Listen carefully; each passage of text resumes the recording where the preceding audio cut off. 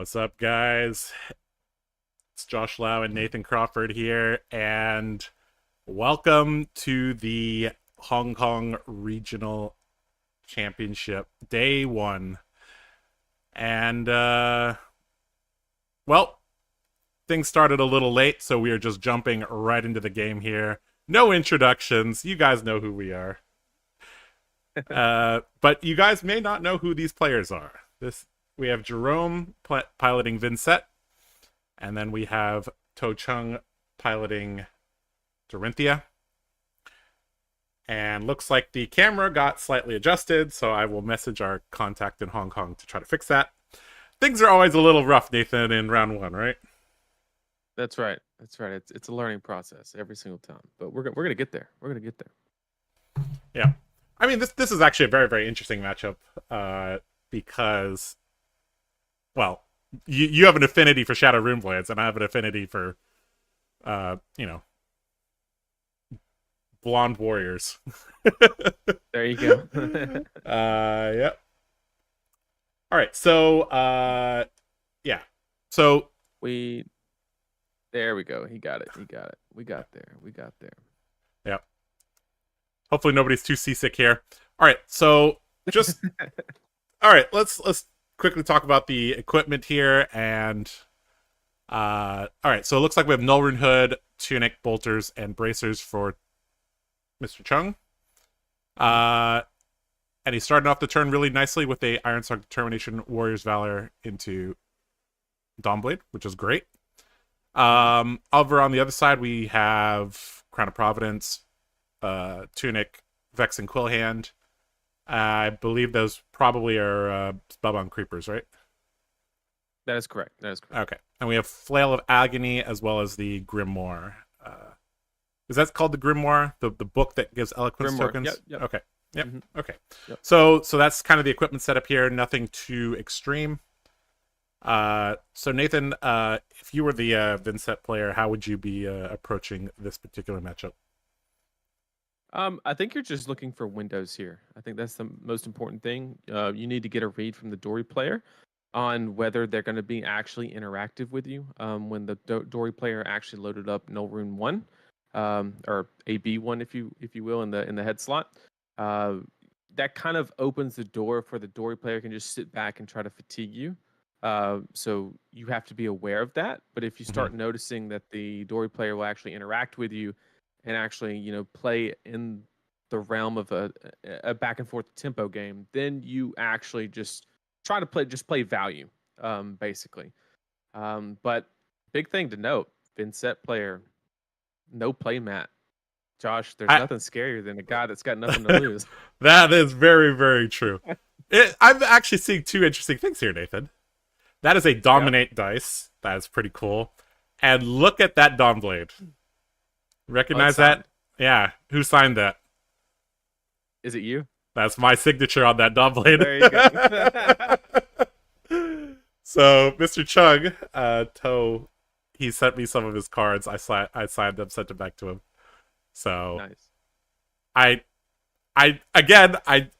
We for those of you who were here for the Battle Hardened or the PTI event, I did not request a Dory. I just said, give us something interesting, and this is what Ken decided to give us.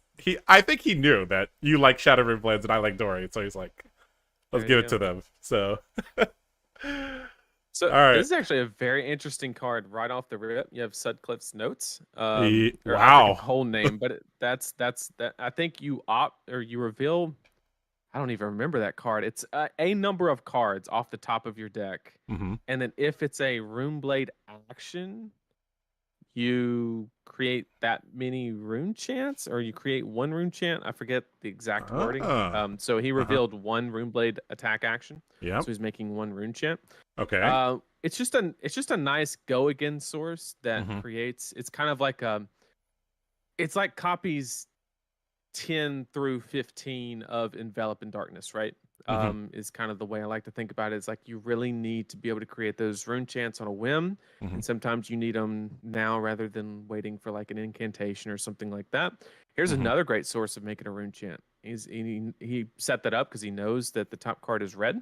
Yeah. So he's just creating that third rune. So this is actually really good. There's so many turns where Vincett just has nothing to do on the first turn when they start with tempo. But being able to make 3 rune chants off the rip and get out of Deathly Well, and then possibly start the next turn with 1 rune chant as well, if any of this deals damage, is a great start. Yeah. I mean, it's normally very difficult to go from 0 to 3 rune chants and still have your action point without using Vexing Quillhand. And Jerome did that very nicely with some new cards that we haven't seen. Very, very cool tech here. Very, very interesting to see. All right, so from the Dory's perspective, I see an E-Pot as well as a Iron Song response. Generally, when you have a counter on the weapon, you don't really want to be giving up cards.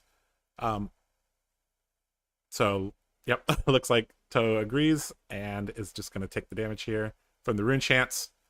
Looks like he also has a Steel Blade Shunt here, so this is a little bit of an awkward hand here. I think this hand is probably just going to try to... looks like he has a Go Again source as well. Okay. So that's quite nice here. So I kind of see what he's trying to set up here. So he's going to go Spoils of War, pitching the Shunt.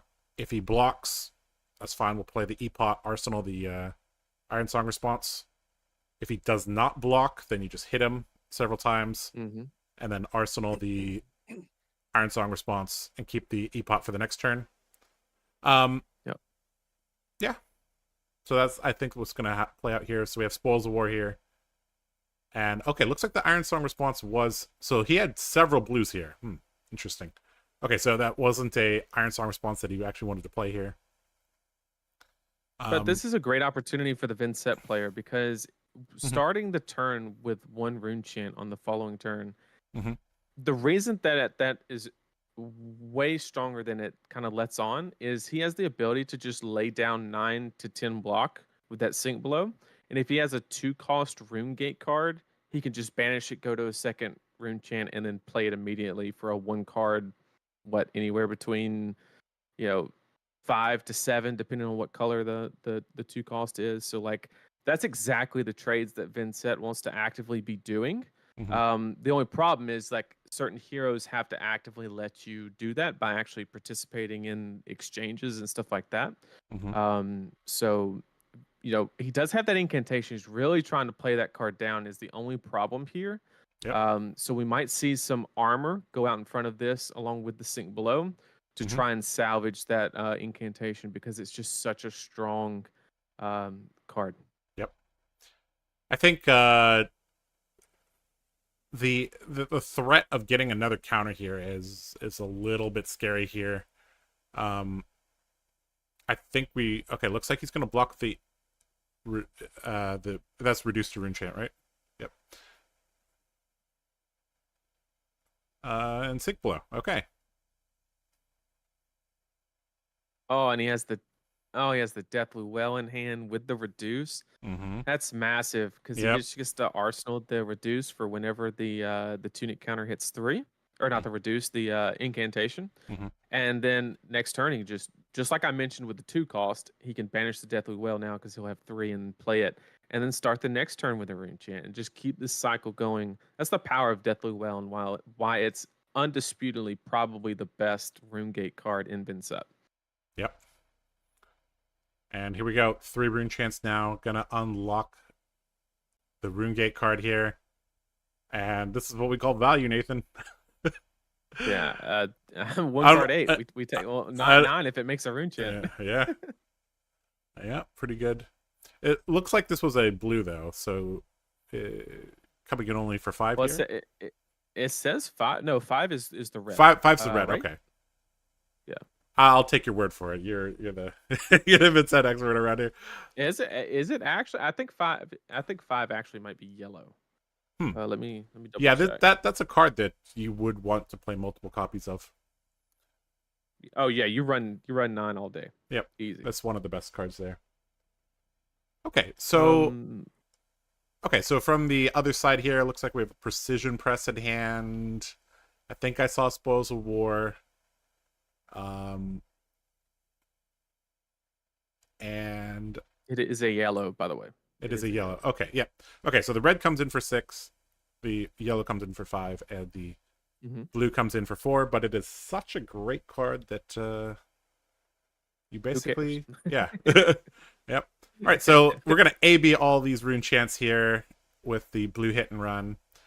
And are we gonna throw 2 cards in front of here to prevent the life loss here? Toe thinking about it here. I think you're kind of priced into, right? Like, Yep. All right, throwing some. because you basically get the bracers to block 3 in that situation because you're not allowing them to create rune chance.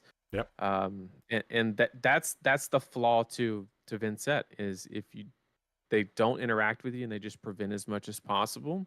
You kind of it's very hard for you to fulfill your game plan sometimes.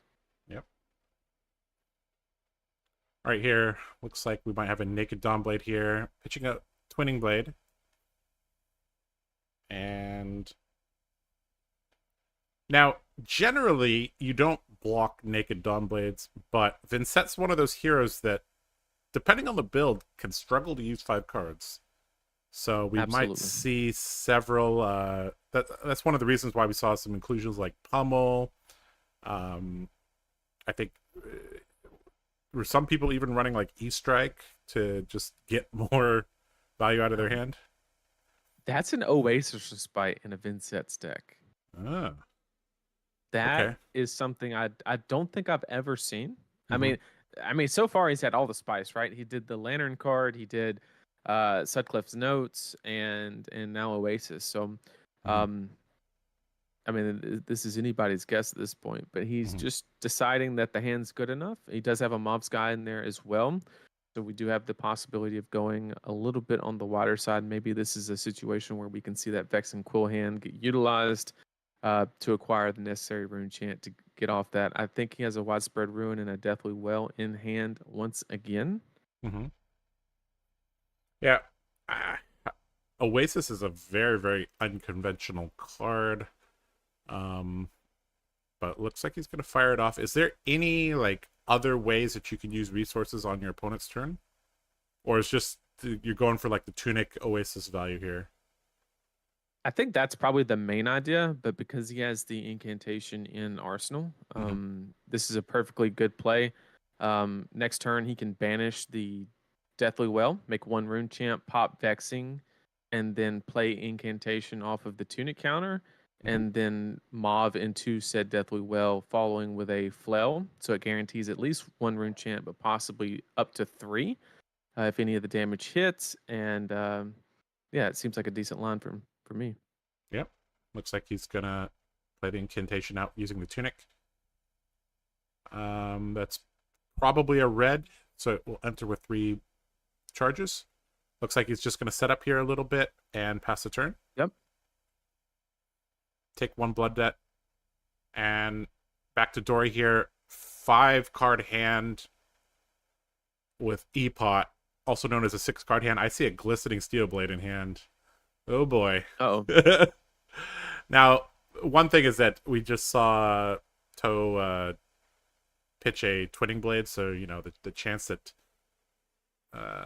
he can go around here is reduced, but this is still a very, very threatening turn. All right, in comes the Dawnblade for 3 here on hit, gets a +1 counter. And you know, something that I've noticed about Jerome is that he's been reading a lot of the Dorinthea's cards, read the hero ability several times. This indicates, you know, he may not be completely aware of what Dorinthea can do, which makes like this is a very innocent looking card. It's just 3 go again with on hit get a counter, but this can snowball pretty quickly if you don't respect this card, and looks like he's going to respect it a little bit. Somewhat. I mean, Josh, the card was in classic battles. It can't be that scary, right? That's true, right? I mean, think of all the classic battles bangers like that club, the Strictly versus Reinhardt club. Yep.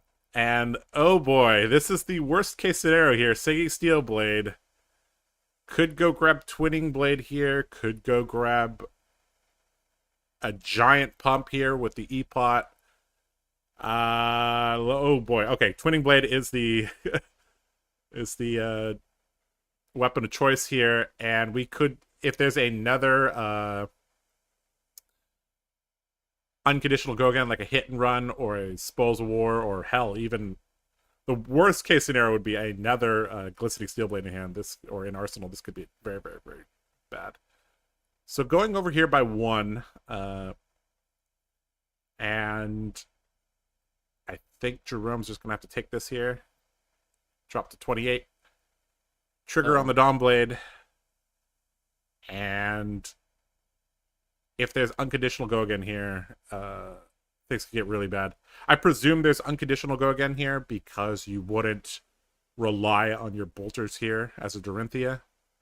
Does Sing Steelblade say turn or combat chain? When you can activate the card.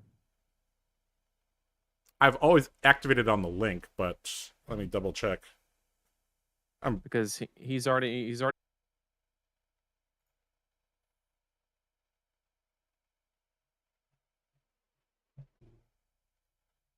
Hopefully I can just continue, but was probably not. It says we're not live anymore. Yeah, let's. So. Definitely gonna have to make a new one. Oh, maybe it. I think it says live. Is it working? Hello? We're back. We're back. Oh. Chat said we're back. Oh my god. Well, we did it. we are very sorry, guys. This is what happens when you live in rural America. Gotta rely on a 5G hotspot here. All right, Nathan. These life totals haven't changed much. What happened? No, they haven't. Okay. So, they also said that they can see us. So, does that mean that we're on the right? Maybe. Yeah, it looks like it's correct. You guys can see the game, right? Okay. And so, what happened with the glistening play? Yeah. So basically, what happened was there was a reducer rune chant that the Vincett player had, and ended up covering the second swing and the third swing, and then crap back with a double rune gate attack on the following turn. However, because the first one hit, he still carried over one counter, I believe. Yeah, the Vincett player had a double rune gate.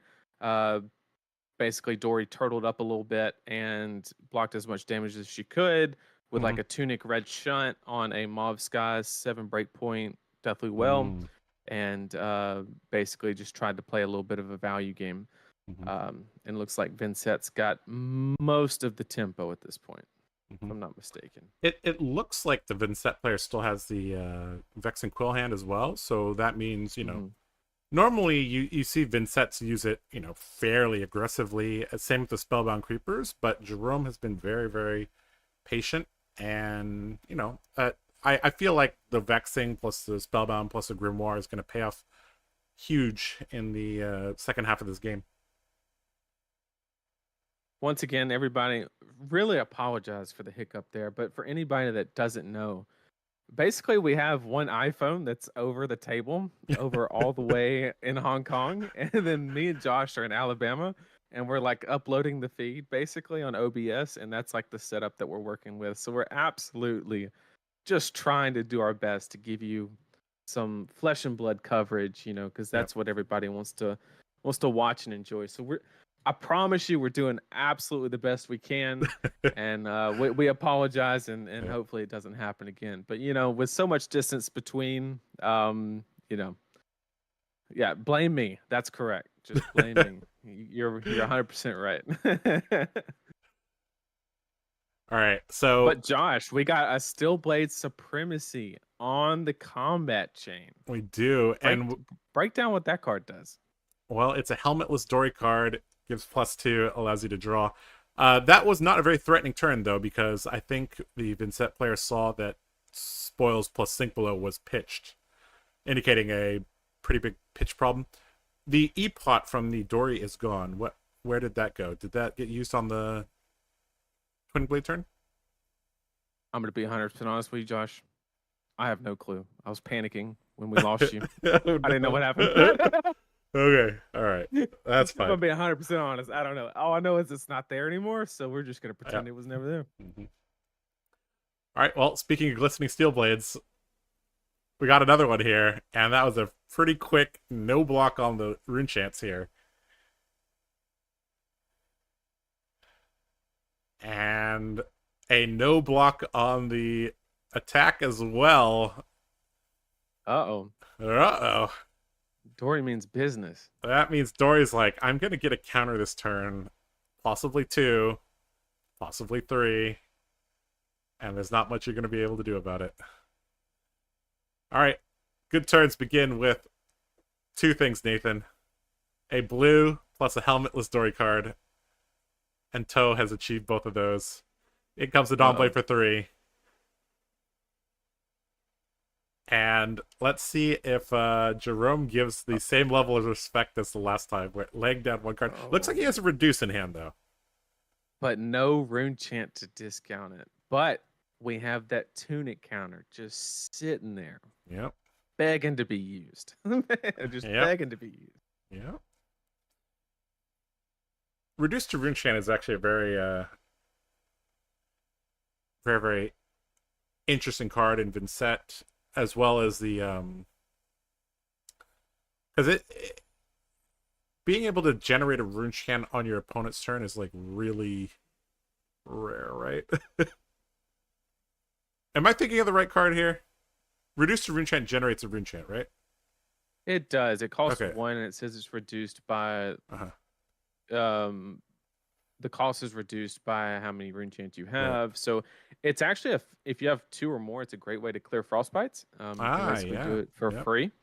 That's a great use of it. The only situation where it becomes a problem is in this situation where you don't have a rune chant and you have to actively pay for it. It's kind of like a less value shunt, if you will, because you're paying 1 resource or 2 cards, if you will, to block and make a rune chant or tunic counter. Yep. All right. So do we have a boots activation here? Why is that on the chain here? Looks like it. Doesn't glistening gives the Dawnblade go again? Yeah, I'm very, very confused here. What's going on here? Okay. And we haven't seen a twinning, so this is not the 3rd swing. Yeah, promise you that. Maybe he's just putting it there because he knows he's about to use it this time. Yep. All right. Looks like we got bracers into swing, and so the Dawnblade base is 3. It got 1 counter from the first attack, and then the bracer. So this is going to come in for 5 here.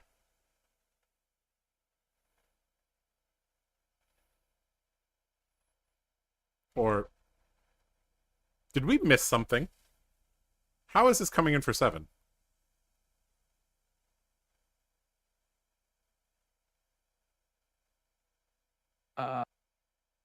He bracered. He had 1 counter. That would be.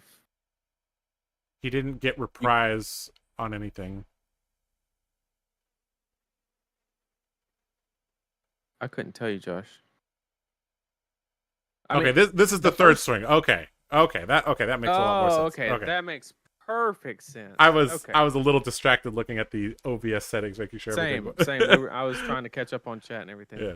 Once again, apologize for that. We're gonna calibrate and we're gonna get this right. Yeah. So we got the CNC coming in. Unfortunately, not utilizing the trick with hit and run, where the plus attack on or plus on the next attack can actually be fulfilled with the CNC. That would be very cheeky to see here, but a CNC for 6 can just be good enough. Yep. Very, very disciplined play from Jerome to hold the Crown of Providence for this long, getting maximum payoff here. So he's going to have a 5-card hand. Let's see if he can utilize it. It's a little bit tough to do so. This turn might involve a Spellbound Creepers. We'll see. So it's going to banish a card, get a Rune Chant. And it's going to reveal the top card. Is it a red? It is. So he's going to make another Rune Chant. I think that one's called Skyfire Lanterns. Is that? That sounds about or right. is that? There's several lanterns. One's for Prism, one's for Runeblade. And okay. So into Shadow Puppetry here. Now, Shadow Puppetry does several things, right? It gives you a buff, gives you go again, and allows you to banish the top card on hit if you want. And conveniently, he knows what the top card is. So we're seeing a lot of, cheeky synergies here. Like when Skyfire Lanterns was originally printed, I think everybody was like, what in the world is this? Why would I want to reveal the top card? Disregarded it. Yeah. And now we're seeing, the grand design of LSS's game design team coming to fruition here. It's very, very beautiful to see.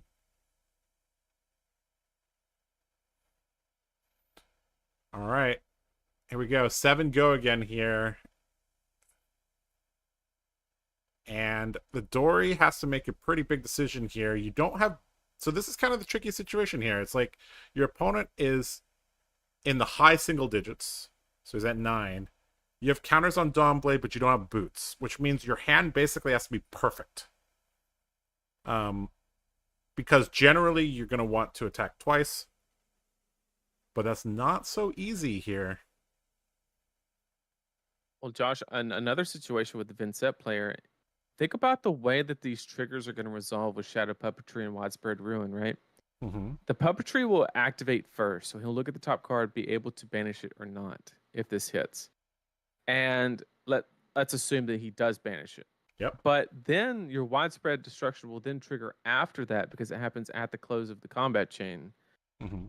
And if you hit 2 RuneGate cards while you're at 9 and your back's against the wall with Dory, I could see a situation where you don't trigger the Shadow Puppetry because it could just be a little bit greedy. The Vincett player should be banished. So the Dory banished a card from the top, but I think the... Oh, he didn't Vincett on the Shadow Puppetry. So that's why we're not seeing it on... Flail of Agony here, going to generate a Rune Chant here. I personally would have liked to see the Bracers jump in front of that whale. Yep, it's so much value. You might be like, oh, well, it's just, blocking for extra 1, but the difference between 0 and 1 Rune Chant is pretty big. Less big considering he still has Vexing Quill Hand, so this is going to get... Well, we know he has a Reduce in Arsenal as well, so it's making that a free card, which we definitely don't hate. Yep. All right, so we're moving to endgame here. This is going to be a very, very... Endgames as Dorinthea are always very intricate, and when you're dealing with arcane users, it becomes even more intricate. You do have AB1, and there's no threat of Rosetta Thorn here, so you can block some of the arcane here, but it's still scary here. Let's see if Toe is going to be able to protect his counter here, or his counters. And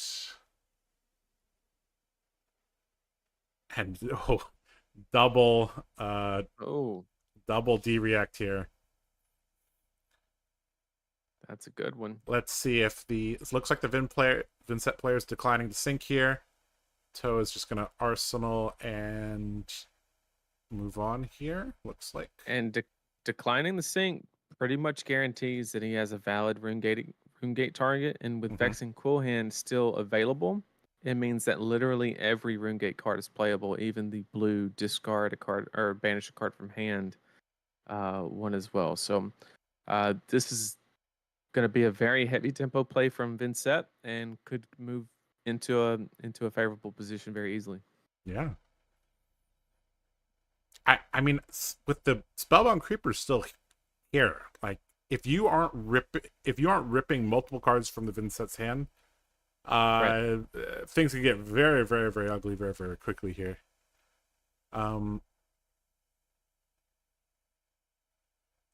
Really, really interesting deck choices and play from Jerome here.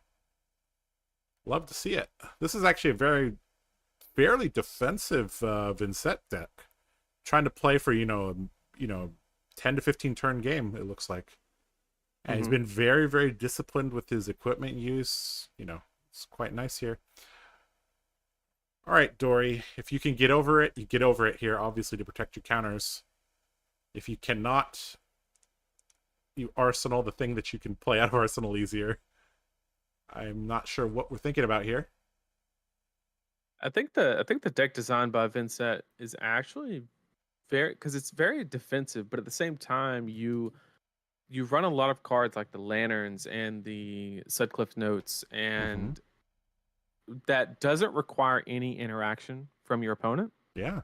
So you avoid those situations where you can't utilize all the cards in your hand. Now, obviously, that's not the case if you draw Sink Blow, Oasis, or Reduce the Rune Champ, but like every other card in your deck is actively proactive in a game plan, right? Yep. So I think it's a very interesting combination. I'm very curious of like how the sideboarding plays out. Is this going to be one of those situations where you go singing into Iron Song response? No, I think this is glint into prey that you draw enough energy to play out the pump in your hand. Because currently he's at 10 against 11, if I'm reading this right. Got you. So securing that go again and hoping for a pump. Yep. Let's see it. Well, I think he has a pump in hand. I think he just needs the resources here. And I think he has an overpowered hand, if I had to guess. And he's like, please be a yellow or blue here. And it's a Sink Below. Okay, he had a puncture. Okay. Interesting. So he doesn't have the resources to swing again unless he pitches to Sink Below, but I think that is a very, very valid play here to do so. Yeah, you're definitely okay with doing that. Yep. All right, so looks like he's going to take resources here and Oasis. Oh, the Oasis. Oh, no. Oh, man. Oh, and he has the widespread destruction to destroy that. Oh, that's so good. Yep, that's pretty good. I mean, thankfully, it's a D-React, right? If I'm not mistaken, the Dory player drew a Sink Blow. Yeah, so he will be able to play the Sink Blow against the widespread destruction. So it won't be total value. Yep. But, I mean, it's still going to be a strong tempo play to swing 9 with split damage. So, but that Oasis was absolutely clutch. Didn't get the life gain, but anytime you deny another swing, it might as well be. Yep. All right, 3 rune chants here, and these shadow heroes coming in with mega value here. So 3 plus 6 here is 9. If you have an extra blue, you'll probably preserve your life here a little bit. Looks like we got a hit and run. And we have a signed card, so that's Route. And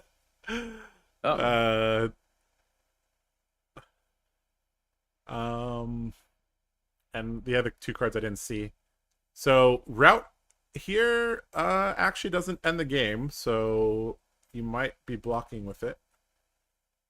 Any card he chooses to block because he's forced to more than likely play the Sink Blow from Arsenal.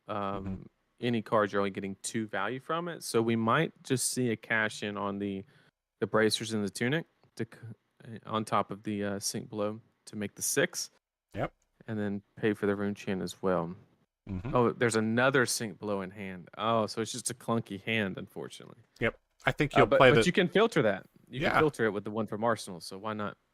Yep. That's why Sink Below is considered one of the greatest cards in the game. We have a Route, Sink Below. Did you see the other card there in the back? It looks like a Warrior's Valor, unsure of the color. Okay.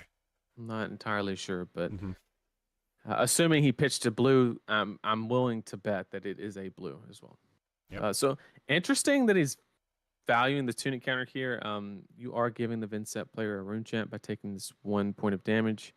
But I mean, or I'm sorry, you're not, because it's not a deathly will. Yep. It is the destruction yeah. one. Yep. Yep, you're not giving a rune chant. So that is 100% the correct play, because I'll give up So- tunic unless you're close yeah. to dying. So in the late games, how do you like to use the grimoire, the eloquence token, and is there a specific combo with spellbound creepers you're looking for, or is it just It's that card in his hand. It's read the runes, basically. Is your grimoire target. Anytime you're in a tough pinch, you can activate it, make the rune chants that you desperately need. It's less so good in this situation because he still has Vexing Quill Hand. Vexing Quill Hand is kind of your get out of jail free for playing a rune gate target.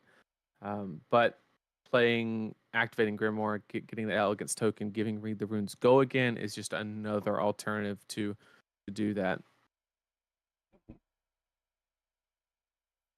With the life totals as low as they are, if I was a betting man, I would say that we're probably not going to see a Creeper's activation this game, unless the Vincett player drops really low in this situation right here, because the Dory player doesn't have that many cards, and then just tries to close the game out on the next turn.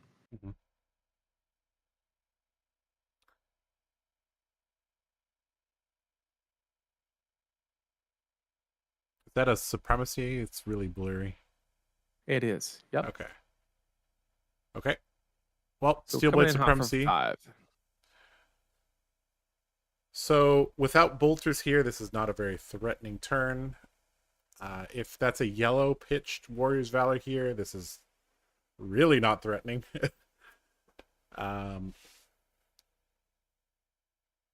Let's see how the Vincett wants to approach. So, sort of a joke that people talk about is like, oh, Runeblade hands, right? So is Vincett liable to draw Runeblade hands? Like, if you don't draw a Rune Gate card, how bad is that? It's catastrophic. Her whole premise operates on that's how she extracts above average value, is by not having to pitch for said cards. And so if you don't utilize that, you're just playing kind of the biggest problem is she has the same lows, but her highs are not quite as high as the other rune blades in most instances. Briar obviously can do Channel My Heroic 7777, and then Viscera can just blow you up out of nowhere.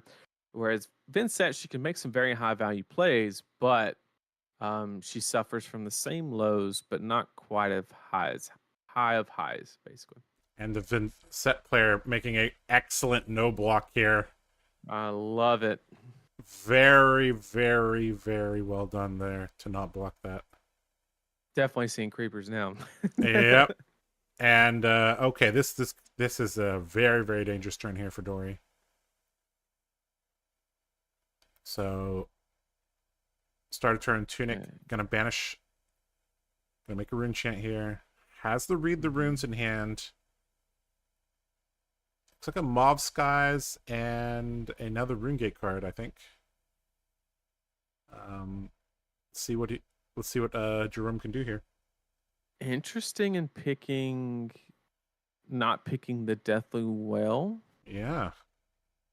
Although if he can activate Vincett and banish a card off at the top and hit a Rune Gate card, then he can go like double, 2 wide basically, because he can always flash in the Read the Runes. Be able to play most Rune Gate cards, depending on what color the Read the Runes is.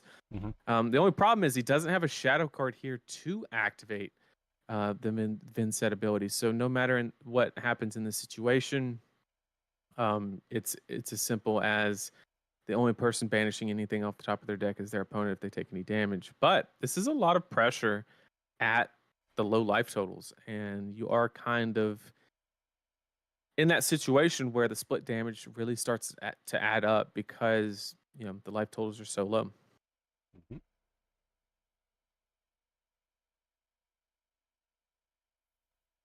Tough decision here.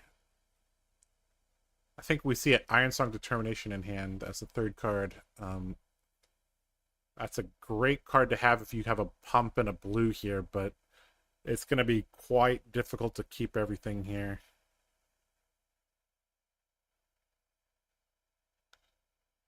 Looks like he's going to take the rune chance here, drop to 4. Still has to contend with this 6 here. We cannot see what the tunic is on. Is the tunic on 3? I'm not sure if the Dory player's tunic is on 3, but Vincett's is on 2. Now, one interesting line is we do have the ability to creepers in that read the runes, but there's a couple different avenues. You can do it before your flail swing, or you could do it after the swing to bank the rune chance for the following turn. But it could be correct in the situation to do it beforehand to really strip those cards from the Dory player's hands to reduce the possibilities, if you will. Struck a fire sight and puncture here, jumping in front here. And a little bit of lag. You're making me scared here. All right. And with the go again, read the runes here. Going to generate 3 rune chance. And I think it's just going to Arsenal pass here. Okay. Leaving no door. creepers activation. That's dangerous. That's dangerous. And this is possibly the end of the game here because he blocked with 2 pumps here. This tells you a lot about the Dory's hand, right? You saw Stroke of Foresight, Puncture blocked. Iron Song Determination played with the Tunic counter to swing the Dawnblade here. Unfortunately, you're going to have to give Reprise here, and I think the card in Arsenal is gonna kill him here. You might have to jam all the armor here and just pray that it's not overpower or route. So he's jamming 2 here and gonna block here for 5. So blocking at +1 here. So if that's like a 1 for 3 pump in the Arsenal, Vincett's gonna go to 1 here. Well, we know the card in hand is an Iron Song response, I believe. So that alone is not enough to close the game out. But the unknown variable is that card in Arsenal, which could be anything from an overpower to 1-cost pump. Mm-hmm. Oh boy, looks like he's gonna play it out. Give it +3 here and put the Vincett at 1. That is the best case scenario, but it does turn off Vincett's weapon. However, she's got 3 rune chance built up, but no creepers. So we might have a situation if she doesn't have a go again card. This could be kind of awkward situation because you can't force any throughput on the RuneGate cards because you can't take the damage yourself being at 1. Yep. I guess you could, but it's not advised. Yes, there are many things you can do in this game, but you shouldn't. All right. We have the blue 4-cost one. Okay, so this is boy. good. Yep. This is real good. Okay. Pitching here and gonna play it out here. This is a very, very large attack, isn't this? Yes, and it's another rune chant as well, but off of the envelop. So depending on what color this envelop is, the base attack is 6, so it's a red envelop. So this will be 9 with 5 arcane. Yeah. And that's oh boy, that's hard to stop here. Yep. And then if any of this leaks, it will banish a card from the Dory player's hand. So basically, okay, they are saying that he missed the trigger on the envelop, so they are making him take that back. So this will be a 9 in 4, and if any of it deals any damage, banish a card from hand. Which, let's just assume that it basically says he's getting the entire hand, no matter how you cut it, which gives Vincett full tempo, and as long as she doesn't brick, which is possible, unfortunately, because the card in Arsenal is not a go-again source. It's a Deathly Well, if I'm not mistaken. But no matter how you cut this is getting every single card from the Dory player's hand. That's a Steelblade Shunt in hand. So that's going to be forced to pitch for... Assuming it's a blue, that's going to have to be pitched for Arcane here. Yep. It's not that bad if that's a red shunt as well. You could pitch a blue, absorb some of the arcane, shunt the attack. But basically, the Dory is not going to be able to keep any cards in hand this turn. We know the Tunic is at 0 at the moment for the Dorinthea player. Mm-hmm. So there is a world where maybe, you can cycle back to the Tunic to regain tempo, but we'll have to see. It's also very, very dangerous for the Dory to drop to 2 here because the Vincett can make... No, he can't. The Vincett cannot make the Rune Chant unpreventable at 1. Correct. So, okay, this is a very, very, very, very weird endgame here between 2, off-meta heroes here. This is interesting. This is quite interesting. I think we're also nearing the time in the round, so I really do hope we do get to see the conclusion of this game. But I do believe we are getting kind of close to the round timer here. Yes, chat. He missed the trigger on the envelope and then put it on the chain, and then the judge stepped in and made him remove it from the chain. So that's all we know. That they did take away, they actively took away the Rune Chant that he tried to put on there after missing it. That is all that we know.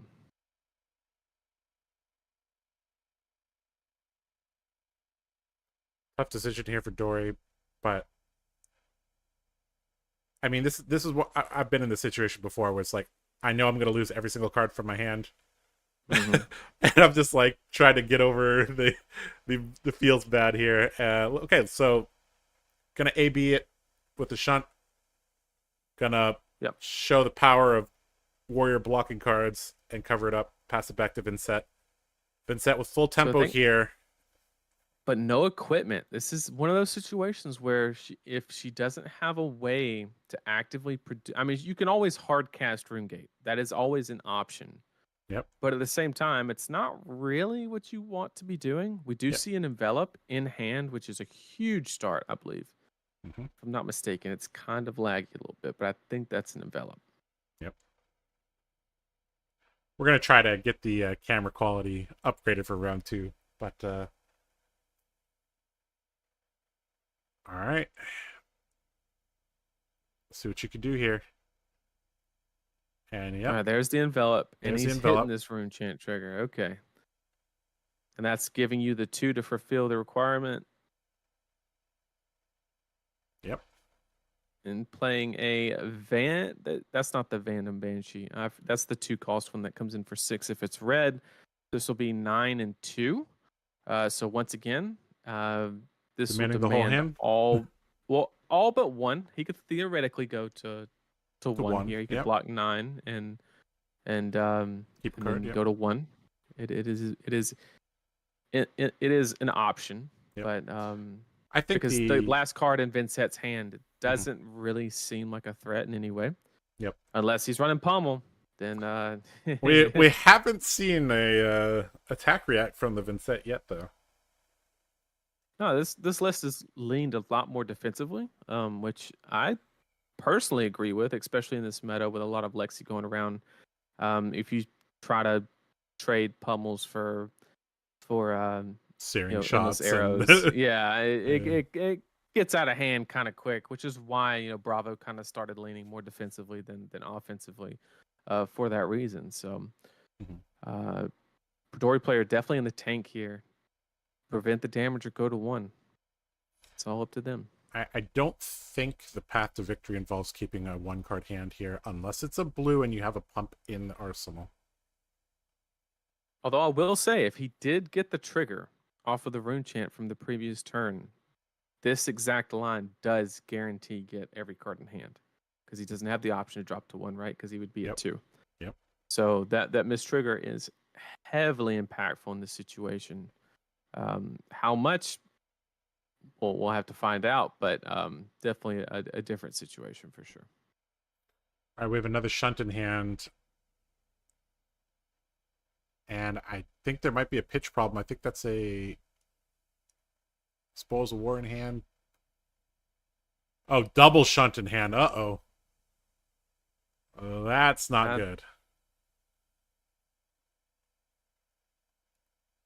Well, that's good. You got one floating. You can cover this one up with Oh, the yeah. shunt and a You're card, right. maybe. Yep. That's actually the ideal situation here.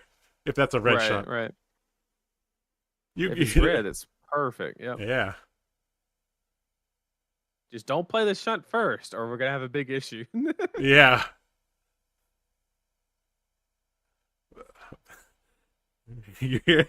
That's an understatement. Regional errata. It's like an exchange rate. Oh my god. Oh man, that's hilarious. Hong Kong does have a stock market, so you know.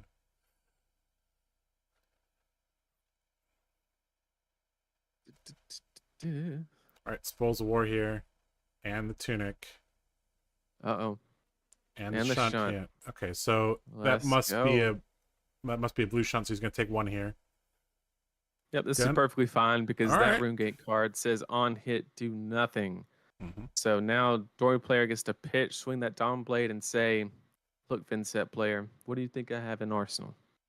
Because if you're wrong, you lose. Yep. But we could have a situation where just blocking, so this is tough. We know the Arsenal is not the best card. It's a Deathly Well, right? Mm-hmm. And so the best situation here is I think you have to just block 3 and kind of pray. Oh, Okay, was that a 9 block? I think that was a concession. Oh, sorry, I was looking at the chat. Yeah. Yeah. He just because so the way that kind of plays out is he has to block 2 Mhm. in that situation, and basically, if all the Vincett player can do at that point is just raw cast the Deathly Will from Arsenal for like 5 or 6 damage, the Dory player blocks 2 cards, and then you're in the exact same situation again next turn, but the Dory player has an extra card. Yep. And so you never escape that loop. Yep. I think oh, that's they what called happened. time. They Is called that- time. Did they? They might have, That's what but you- no. Well, the chat doesn't know. Let me. We don't have access to a clock, so we have no idea if it was time. But that does kind of make sense. All we know is either time was called or The Dorinthea Dory one. player won. I'll ask our contact in Hong Kong. But Okay. yeah, we will get that information. All right, time for our favorite part of the stream, where I have to figure out how to get us back to the webcams without messing up all the frames in it. Let's There see. you go. All right, let's see here. We'll go here. All right, then we click webcams, and then click grid, and then transition. There we go. Hi guys. Look at that. Look at that. Well, this is the first time we're on camera, so hello everybody. Yeah. It's Josh Lau, Nathan Crawford, and we are bringing you guys coverage of the Hong Kong Regional Championship 2023, hosted by Mox Saga in Hong Kong. We have 97 players for this event, and we have 12 rounds, 9 of which will take place today, and the last 3 rounds plus the top 8 will happen tomorrow. So today we have 3 rounds of CC followed by 6 rounds of draft, so 2 drafts. We are still need to confirm, Nathan, about the viewing of drafts. Did we figure out the ruling on that? I couldn't come up with an official ruling, but basically what me and Josh are trying to figure out, we want to record somebody actively drafting, Right. but I've been told by somebody that that's against the rules because theoretically somebody could rewatch the footage and get every card in the opponent's deck. So we're trying to do it the legit way. If anybody has a resource that indicates that that is not allowed or is allowed, hit us up with that. We would really appreciate it. And, because we want to give you guys something to actively watch during that situation or during the draft. But we want to do everything in the most legit manner as we can, and we don't want to violate any policies or anything like that. Yep. So if anybody knows anybody or has access to the judge Discord, if they could just ask that for us real quick and get us an answer by the next 2 rounds, Yep. we'll be in your debt. Yep. I would love to, watch over the shoulder of a talented drafter and watch all 3 rounds with them. That would be a great story, and we would also learn a lot about the cause and effect. Because if you just watch a draft round, you're like, okay, Prism and Chain are battling it out. Okay, some heralds. Okay, some shackles. Okay, that it is what it is, right? But if you saw the deck drafted, you saw the cards coming in, you saw the cards going out, you saw the pick order, and then you followed that player for 3 rounds, I think that would be very, very interesting.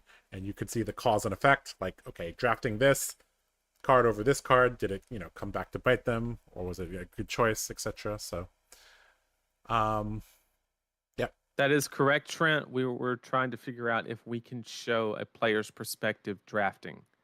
Correct. If that is okay to film and stream.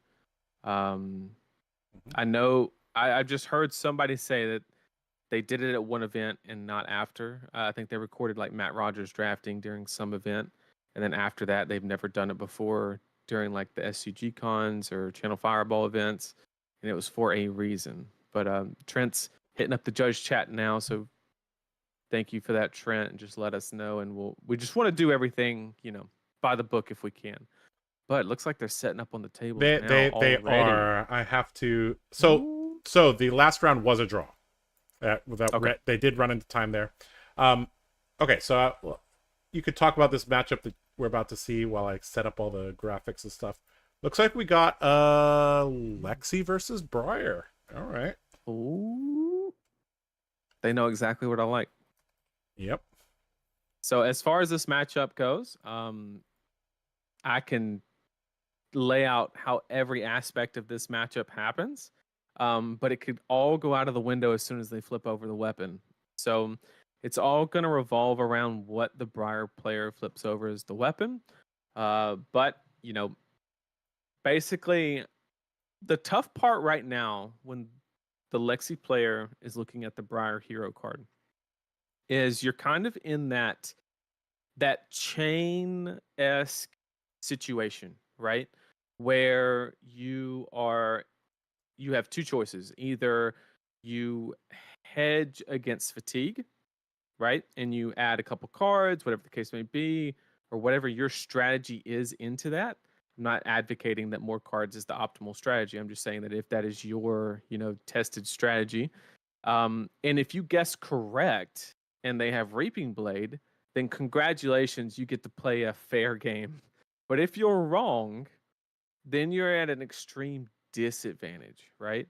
Well, if Lexi flips over Shiver, then we're all lost. So we're all gonna start learning. So but yeah. Let's see. There is no specific policy document that addresses it, but it would certainly require specific care. If your TO wants to do it, they should talk to LSS to put the appropriate policies in place. So it's a TO to LSS thing. Interesting. Okay, so I guess we will just I will message Ken to ask the head judge in Hong Kong if it is allowed or not.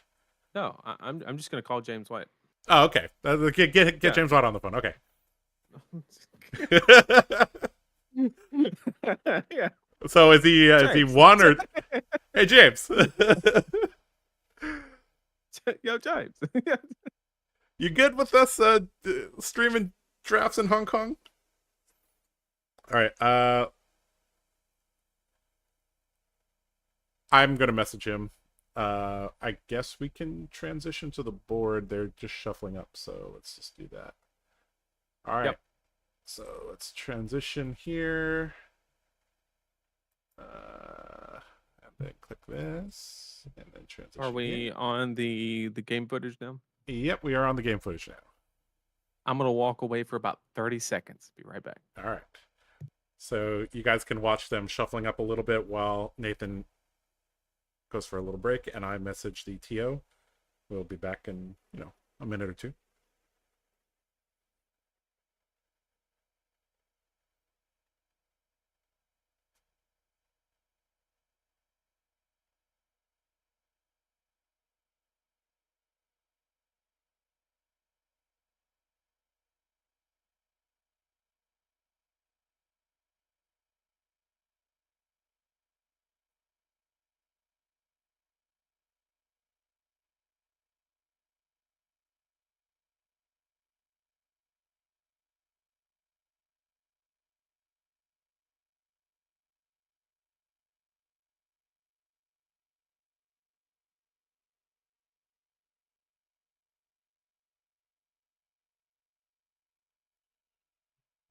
All right, guys. Here we go. Nathan's not back yet, but I'll walk you through the equipment here. Okay, so we have Ringo and Galaxy playing a Briar versus Lexi matchup. One of the things that we talked about, Nathan talked about briefly, was that everything can go out the window once we see the weapon flipped. We see a Rosetta Thorn flipped, so this means that it's not going to be fatigue, most likely. I'm back. You're back. All right, so they just started. It looks like Briar is not running Reaping Blade.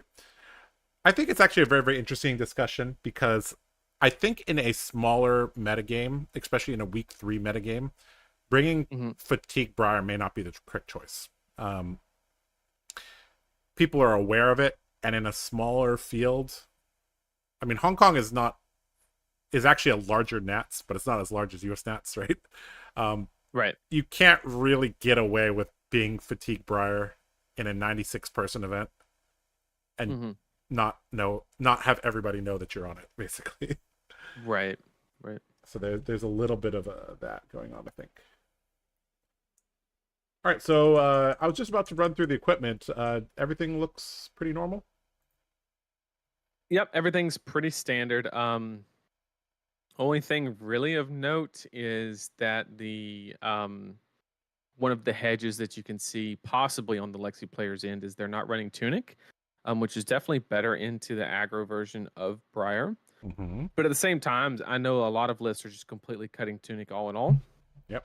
So that might not be a hedge at all. That just might be the way that the list is constructed. But we do have, I think that's a Channel Mount Heroic going into Arsenal, and he has a force of very nature in interesting. Yeah. Well, he gave up the Rosetta swing, right? But then again, he could have tried to trap the Lexi player into loading an arrow, and then decide to make a rune chant swing with Rosetta with that force of nature. But really just depends on whether priority was passed or not. But we do see that the Channel Mount Heroic will be live next turn, drawing that Tome of Harvest. And then having a force of nature for the following turn is actually a pretty good situation here. All right, so Galaxy gonna load up a arrow here. Nathan, you and I have met Galaxy before at the World Championship in San Jose. Very, very nice guy. Yep. And very friendly guy. I used to play a lot with him when I used to live in Hong Kong. So he's an old school player. He's been playing for 2.5 years now. Glad to see that he's still playing, and he's always been a guy that could play several heroes. So but I haven't got the pleasure to see him play Lexi. So let's see how he does with this. And what is the name of the Briar player? Ringo. Yep. Ringo and Galaxy. These names are top notch. Yep. Top notch. Ringo. Yep. All right, Endless Arrow here, gonna come across here, and not the biggest threat here because it goes back to hand. So what? You can only arsenal 1 card, anyways. I think the Briar player is just gonna take this. Looks like he does. I mean, you have Tome of Harvest to fuse the force, and then play CMH into Ravel with Nimblism. I think you're gonna hit. It's actually. This is a ton of damage. I'm not a fan. I'm on team play Channel Mount Heroic and then just play the Rabble and then push the Nimblism.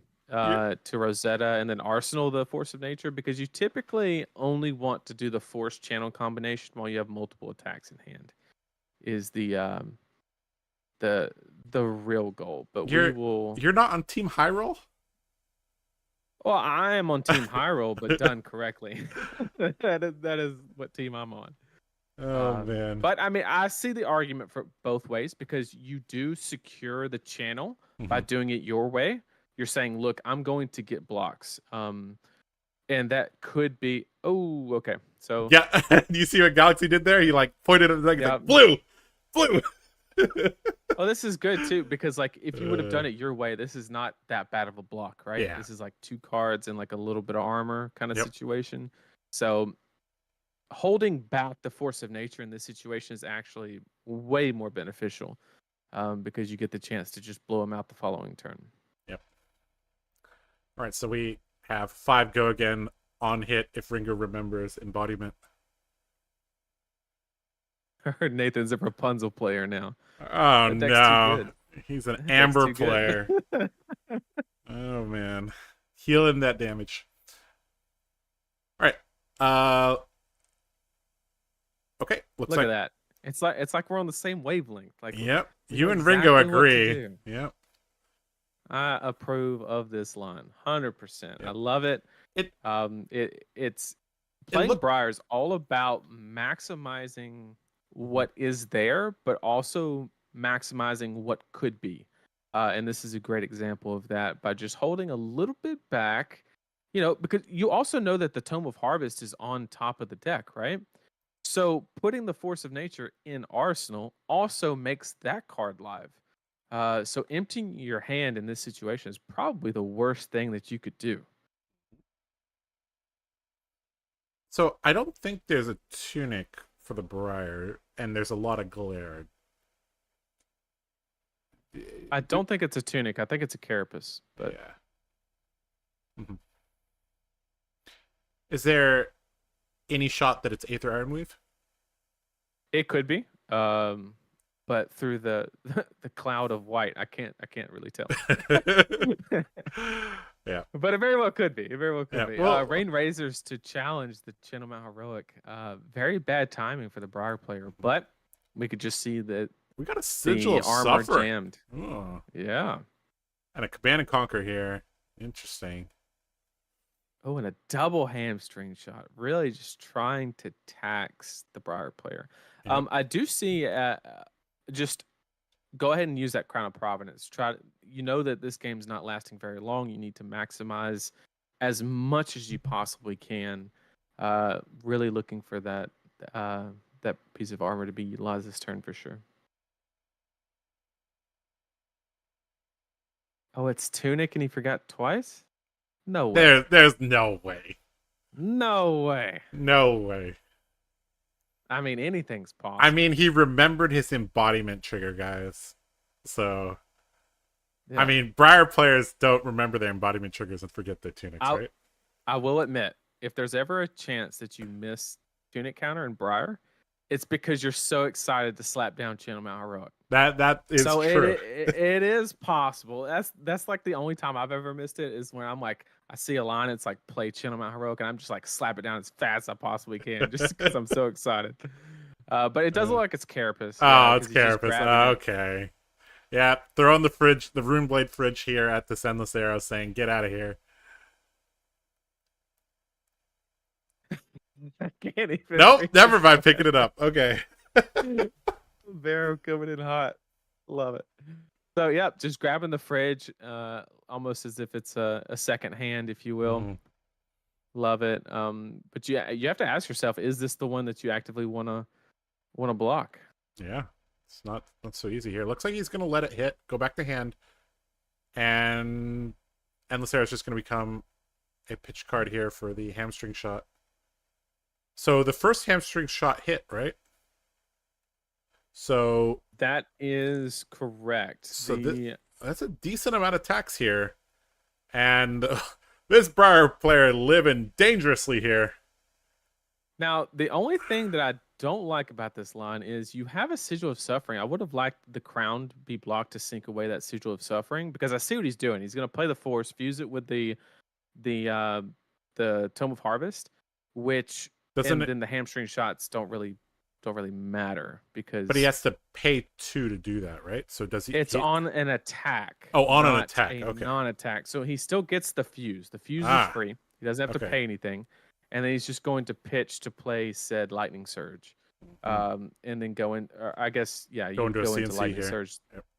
Well, no, you need to be able to snap this. So you're definitely Mhm. going to go pay the 2 resources here. But like I said, if you could have gotten another blue off of, or another non-attack, you could save your snaps here and then just rip the CNC out. Yep. Um, Look at so that. I Galaxy pointing to his hamstring shot saying, hey, remember this? Yeah, Not forgetting his triggers. Good job. And Ringo's like, yeah, I paid for it. Get it out of here. Move to the graveyard.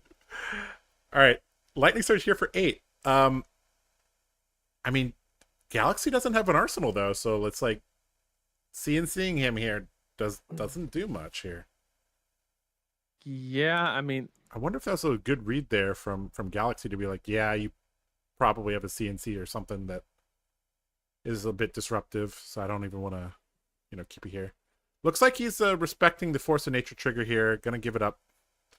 And we got a CNC here for 9. Gonna draw a card on hit here. this is so good from Galaxy because he has the Ardex. So he's just going to basically, literally, just take this 9, give the card draw and the embodiment, and then just play the Ardex Arsenal of the Falcon Wing and go about your day. Yep. And basically, if the Briar player doesn't draw a blue, The game is that's over. just about game on spot. I mean, Yep. it's as simple as that. And even if they do, with Snapdragon already gone and you're still down really heavy on life, and you've played a Channel Mount Heroic, it could be a really rough situation. And he has not secured a blue, so this game just got real bad, real quick. Yep. Seeing the power here of Arctic Incarceration. Not 3 Rune Chance. He wishes it was 3 Rune Chance. 3 Frosty Boys here, and that is a handful of reds. Oh boy. Yep, and that Arctic Incarceration is a 1 card for 3. Yeah. Oh man. Oh.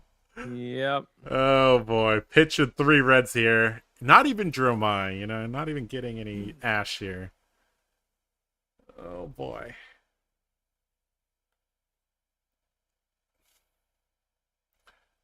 I'm not sure if against Lexi, you gotta pick your spots real carefully. I don't know if fused Force of Nature into Lightning Surge into CNC was good enough. Like, you're banking on your opponent making a mistake, right? You're banking on the fact that they let you draw, and then you draw like Storming Gloomveil, and then they let you draw, and then I think it's fine scar because for you're scar. already so I think it's fine because you're already so far behind in the game already because of the Rain Razors play. However, he really needed to like go all in on the high roll and sync that that D react with the crown. Yeah. Because he would have drawn the Entwine Lightning and literally would have been able to go Entwine fuse with Lightning Surge, play Lightning Surge, snap, and keep going, right? Yeah. And then play the CNC. So he would have gotten a whole nother attack off in that situation. Yeah, using the crown now when you're at 10, like, it's not really... I mean, the only benefit here is that it's going to turn that Lightning Press into something relevant. Lightning Press in Briar against Lexi is probably the greediest thing we've seen in a while. I mean, you have to have a pair on you to be able to do that. All those on hits, it gets dicey real quick. But I mean, if you run like a yellow snatch package, I think it's actually pretty decent. Or maybe Meeps if you're into that type of thing. So, if you have those really aggressive draw and hit effects, I could see Lightning Press as a way to kind of bolster that. Mm-hmm.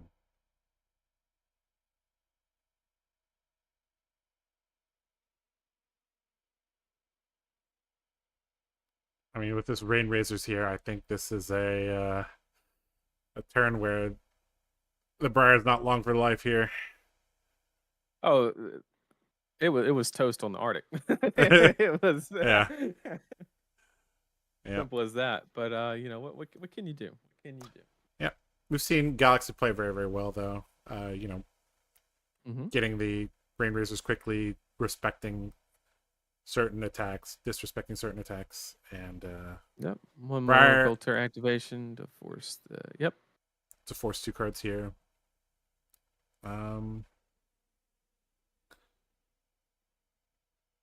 And this is looks like we're gonna throw the armor in front of this plus a card if I had to guess. Swing back with 4 cards, 3 plus an arsenal, and see if you can make the score look a little bit more respectable. Yep, that's a really good play because he has the ability to there's a couple lines because he can bramble into the coax. Mhm. Or he can bramble fuse then play the anthem into coax and then or no, it's a sonata, I'm sorry. So the line's definitely to just bramble fuse pitch 2 into sonata and then make your embodiment and then hope you hit something and go from there. Galaxy's willing the cards again. Let's see a 2 for 2. Let's see a 2 for 2. The Briar player kind of owed it at this point with the value acquired on that Arctic. All right, here we go. Oh, perfect And split with the perfect. again. Let's go. Let's go. All right. This is All right. huge. Okay. So we definitely just slap the coax down here. If he does hit with either the arcane damage or the physical, he creates that embodiment, which will be the second aura this turn, which turns on the +1 from swarming. So we do have like a 7-1 4-4-4 situation here. So that'd be 7 and the 3 4s. That's 12. You're looking at a ballpark of about 20 damage, which is a nice little crackback. Yeah, and you can good. you still have a little bit of armor, and that's not even including the on-hit effect of the coax, right? That's another thing.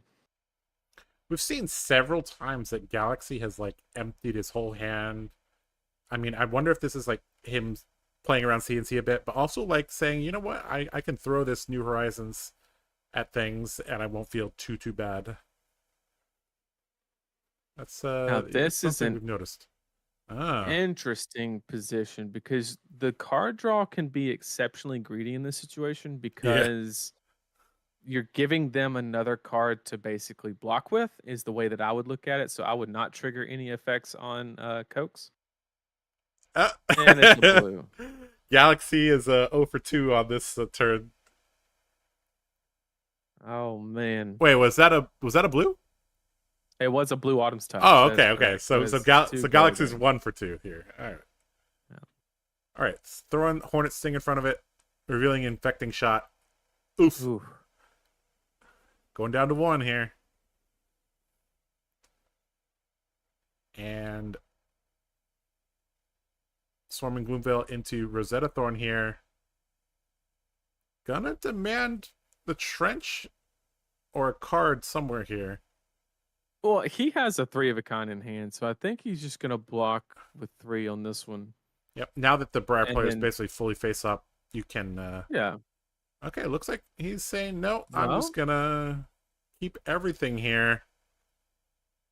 Now, you've seen Sigil of Suffering in this situation, so you can't go to 1. Or I guess that works because being at 1. The Briar player does have some armor though, so this is a comfortable spot because he has a full hand. But we're definitely going to see the Ice Quake played out, and it probably ends here because we're going to see at least 2 arrows. But it really just depends on what he draws off of that 3 of a kind. Oh, they were red. Oh, okay, that's why he kept them. Did he draw a resource card? Is the question. If he did not, there's an opening here. Looks like he did. I can't tell what's in the Briar player's hand, but it doesn't look like a great hand. It looks like a bunch of Earthler Surges and a Channel Mount Heroic.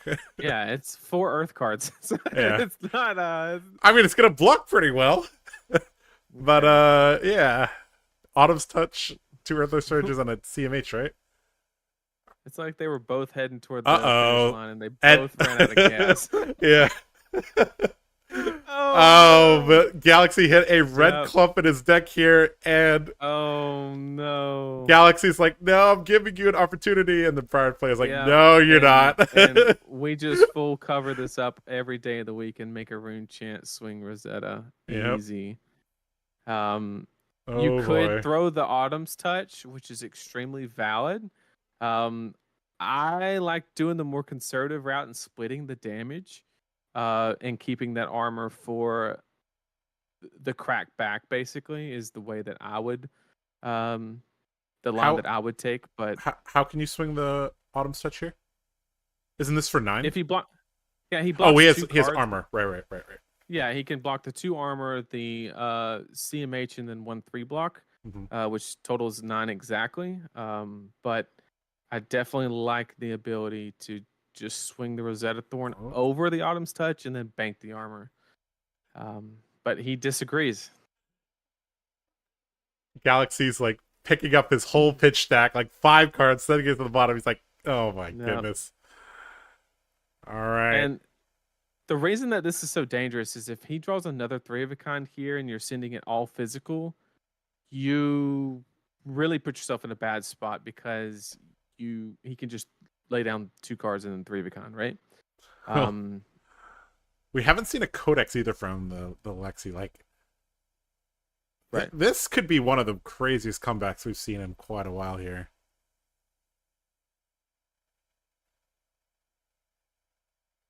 You have to give up 2 cards here. The thing is, you can only send 1 arrow back. That's really not going to cut it, right? Well, he's going to be off of an embodiment, which is kind of why I was kind of favoring keeping the armor and then doing the Rosetta swing to split the damage. Yeah. Because if he sends a 6 here and you don't have 3 blocks, that's 3 cards, and you're right back to the same situation. There's Sigil Suffering. Oh, Sigil Suffering. That's a great way to do it if he doesn't have AB. But if he has AB, he needs to hold it back. Well, he doesn't have... I mean, Trench has AB, but I don't think he has pitch for it. I can't tell if that's a blue infecting or a red one. It is a red one. It is a red one. Yeah. Oh, and he has the Bramble Spark and the 0 for 4. This is huge. It's going to provide 3, essentially 3 breakpoints. It's going to force the Trench and a pitch. I think the Briar player just runs away with the game at this point because this guarantees 2 cards. If the only way he can keep 2 cards is if he gives up Trench and then he just dies to the next instance of arcane damage. So unless you draw 3 of a kind in this situation, I think that's it. Wow. That was a pretty nuts game here. Ringo playing to his outs here.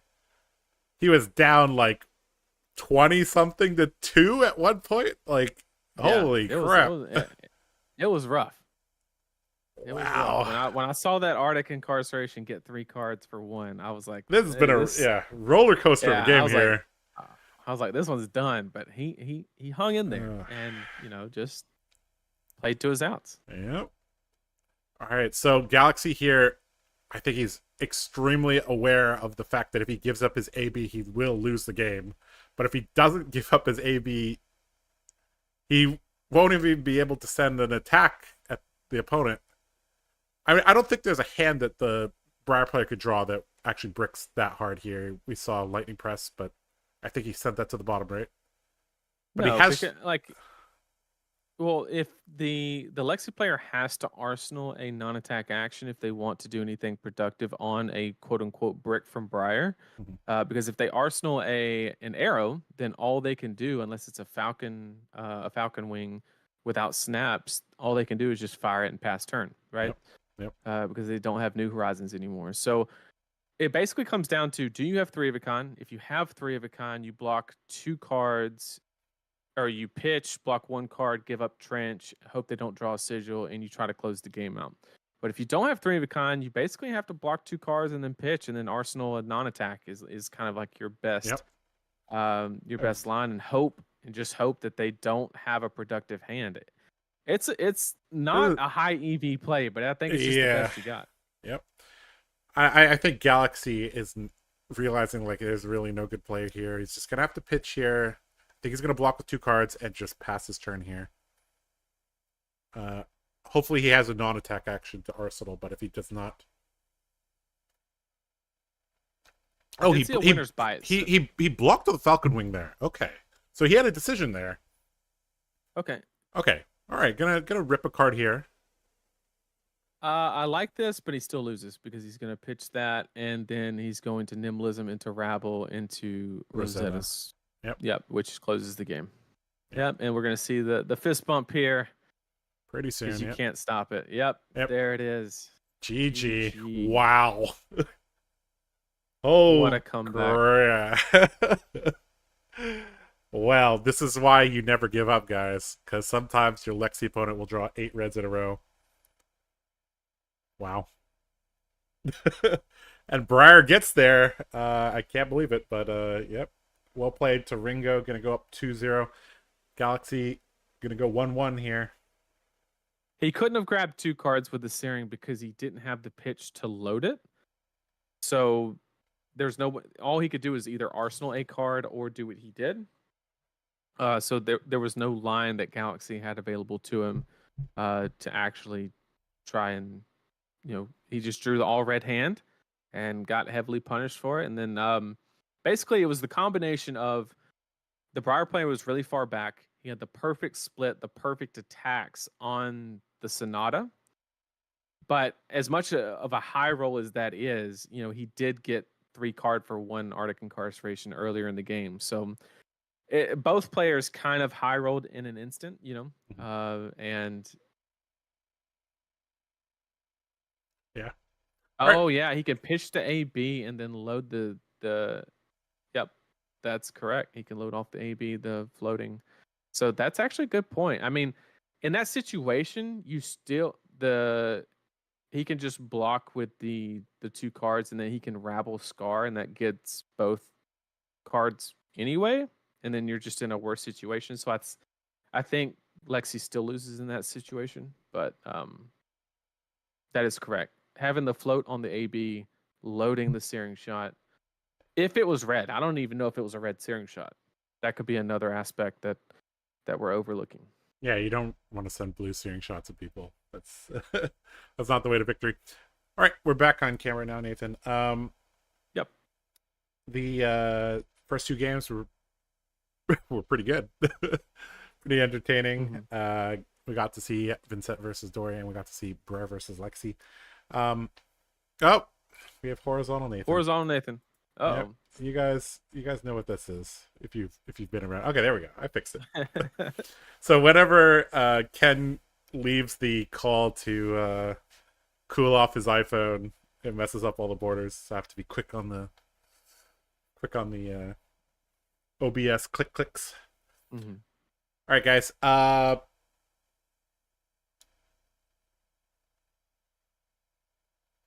What do you want to do in the meantime, Nathan? You want to take a break, or you want to talk to chat, or you want to? I'm good to talk to chat. If all right, let's talk to chat then. So, all right. So for anybody that doesn't know, chat, what we like to do is between the rounds, instead of giving you this like screen that says coming back, answer this question, anything like that, we just like to engage with you guys. You can ask us any question you want. It could be fab related. It could not be fab related, as long as it's appropriate. That's all that we draw the line out. We've never gotten an inappropriate question, actually, but now I'm just baiting chat to ask us one. Yeah, exactly. But yeah. So chat, if you have any questions, just lay them into us right into chat, and we'll answer them in order. And yeah. So just fire away, and we'll get to them. First question up. Nathan, what hero are you going to play after Briar? Well, let me guess. Sure. Let me guess. Okay. Sure. I think the next set is. So the next set is all mechanologists, for those of you who don't know, and this is like the largest increase in a hero's card pool ever. Like going from like 150 class cards to what? Probably like 300. So I think you're the type of guy that's like gonna look at that and be like, all right, I want to maybe not dash, maybe the new hero or Sure. the heroes that are gonna be revealed in a couple days. Mm-hmm. If I had to guess, I would say you're gonna play some mech. So currently, where things stand, because I can't like forecast of what cards come out and how the different mechanologists will play, because that's going to heavily determine whether I go into those classes or not. But right where things stand in the current hero pool, I'm looking at Dromime, Dash, and Azalea, kind of in that order. Um, because I think Dromai should be a solid pick into most mechanologists, and if that's the influx that we're coming in, she should be like the most unfazed theoretically. It's kind of like where my thought process is. And then Azalea is basically Briar, but like your nimblisms have on hit effects, the way that I like to look at it. But my one problem with Azalea is she bricks, and I'm trying to get away from that. So And Warmongers is a card that and Warmongers is a card, absolutely. So there's a possibility in 2 weeks that Warmongers is no longer a card, but we will see. Yeah. But that's what it is, where things stand. But as the new mechanologists come out, of course, I'm always down to start brewing some random decks. All right. Pile shuffling is a good idea, Nick. Yeah. We got one for you, Josh.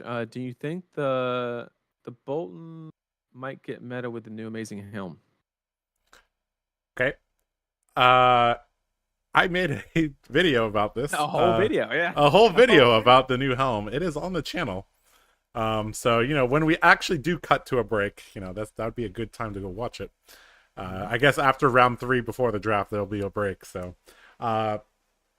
TLDR, that helm is pretty good. Helps both styles of Bolton. I didn't even really look at the banana blade style or hatchets or axe decimator, but the Warband of Bologna is very, very good for the Radiant build because it allows you to run a lower amount of charge cards, higher amount of bannerets, and it allows you to, get off bolting blades more often, and it allows you just to have a more smooth draw, increases your armor and effective health. So it's great in that deck. In the Sabres deck, it allows you to do some really nuts things because it basically allows you to look at the top card of your deck. So you used to only be able to do that with Bolt of Courage. So now, you know what, Nathan? I was thinking, you know what's better than Bolt of Courage? What? So how much damage does Bolt come in for? 3 or 4, if I'm not mistaken, in red. Yep. And Snatch comes in for 4 or 5. So that's fact. Yeah. So, and guess what? With the new headband, you could play your Snatch, charge a card. It's like, it's even better than Bolt of Courage. There you go. Easy. Yep. And so I think literally your deck, so generic cards, I think you run red and yellow Snatch and Oath of Steel. And then you run all the Bolt of Courage, all the Engulfing Light, all the Take Flight, and then your general good stuff cards like V, Soul Shield, Cataclysm, Beacon, Lumina, Valiant Thrust, and all that, right? And then, so now every single time you combo off as Bolton, you're as long as you have a blue, you don't even need a blue technically. As long as you have at least a yellow, you're going to get to have a 5th card.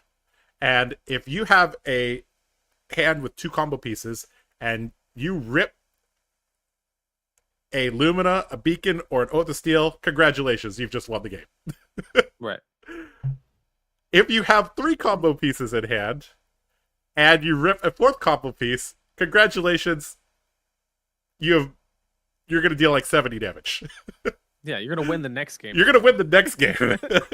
Yeah. So basically having now the great thing is that, okay, the Warband of Bolana is letting you look at a 5th card. Guess what? Snatch hits, Bolt of Courage hits. We're gonna look again. There you go. So now we have 2 chances to just win the game. And what's the worst that could happen? You draw like a yellow engulfing light and a blue Bolt of Courage. That's fine. You just do your saber combo and play out, your engulfing light for 2 extra damage. Right. That's fine. Nothing wrong with that, right? Yep. Yeah. If you TLDR, draw into a Bolton from it takes Bolton from a D+ to a C+. Something like that, yeah. We'll have to play some games to figure it out. But TLDR, Right. We have some increasing it's trending positive, let's say, for Bolton. If you want a full analysis, I also execute a few sample hands. The video is on the TheCardGuyz channel. You can go take a look. Absolutely. So the next question we got is, what do you want to see from the new Briar? That's man, that's a great question. That's a great question. Yeah, and I want to see this text right down here force me to play elemental cards. I think that on a competitive stance, it's very favorable for me to just throw the best generics in my deck and play the game. From like the power of the hero, that's what I want, right? But in a game of Flesh and Blood, when over half of your deck is generics, it kind of feels like, why do I even have a hero card, right? It kind of removes all flavor or identity from the game, kind of. So as much as I enjoy playing all those amazing cards that do really well, at the same time, I think it's better for the game if the new Briar forces you in some way to play the cards that were designed for her. It's okay if you supplement. You just don't want 70% of your deck to be generic. Like, I can't think of a single hero that is even half that. I can't think of one. Like the closest was like Yoji. Yeah, like I mean, and he doesn't even have a talent, right? So to have a talent and run 70% generic, like it just feels kind of bad from like a flavor standpoint. Trust me, I love playing Scar, Snatch, but at the same time, it's like, what hero am I playing kind of situation. So that's the only thing I want from her. I just want her to be more flavorful and force me to engage with said flavor. Next question. How is your weekend going? Well, Josh, how is your weekend going? Hasn't started yet. But I don't know about you, Nathan, but I have kind of prepared for this weekend in that I've like started to adjust my sleep schedule.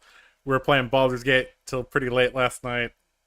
That's right. If you guys have Baldur's Gate questions, ask us. We've been having a great time with that. It's a good game. It's a good game. Yeah, mine's going well. I've been staying up really late the past couple nights, kind of training for this event, if you will. I'm just excited to see what happens next weekend. I'm not expecting any changes on the BNR, but I just enjoy shakeups. Whether they I don't think Briar leaving the format is going to shake anything up. I don't think it the only thing it does is it rewards fatigue strategies, because you don't have this random deck that can just blow you out in one turn. That's the only people who really gain from Briar leaving the format.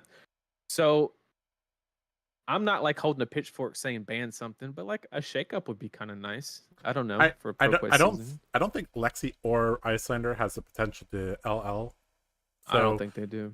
So, it's the only shakeup for Worlds. Well, the major shakeup is going to be the new set, but it's very possible that they just look at this format. I think we've heard rumors that LSS is fairly happy with this format. So definitely could be a situation where there's no changes. If there's any changes, it's going to be to Blitz, because Chain is kind of ridiculous in Blitz if you haven't played against that recently. Right. All right, And let's. that leads us to our next question: who LLs first, Lexi or Icelander? I say they LL at the exact same time after ProQuest season. Yeah. I think both of them will come up just like you mentioned, Josh. Yep. Short at the end of national season. I think both of them will land around Mhm. 900 or so, and then they'll get the Yep. required points during ProQuest season, and then the new set will drop. So we'll have a new set and all ice heroes out of the meta at the exact same moment Yep. in time. That's assuming no bans happen. Bans could obviously, flip that situation. Returning to Fab, how is Katsu doing right now? He's not in a bad spot. A lot of players have seen some success.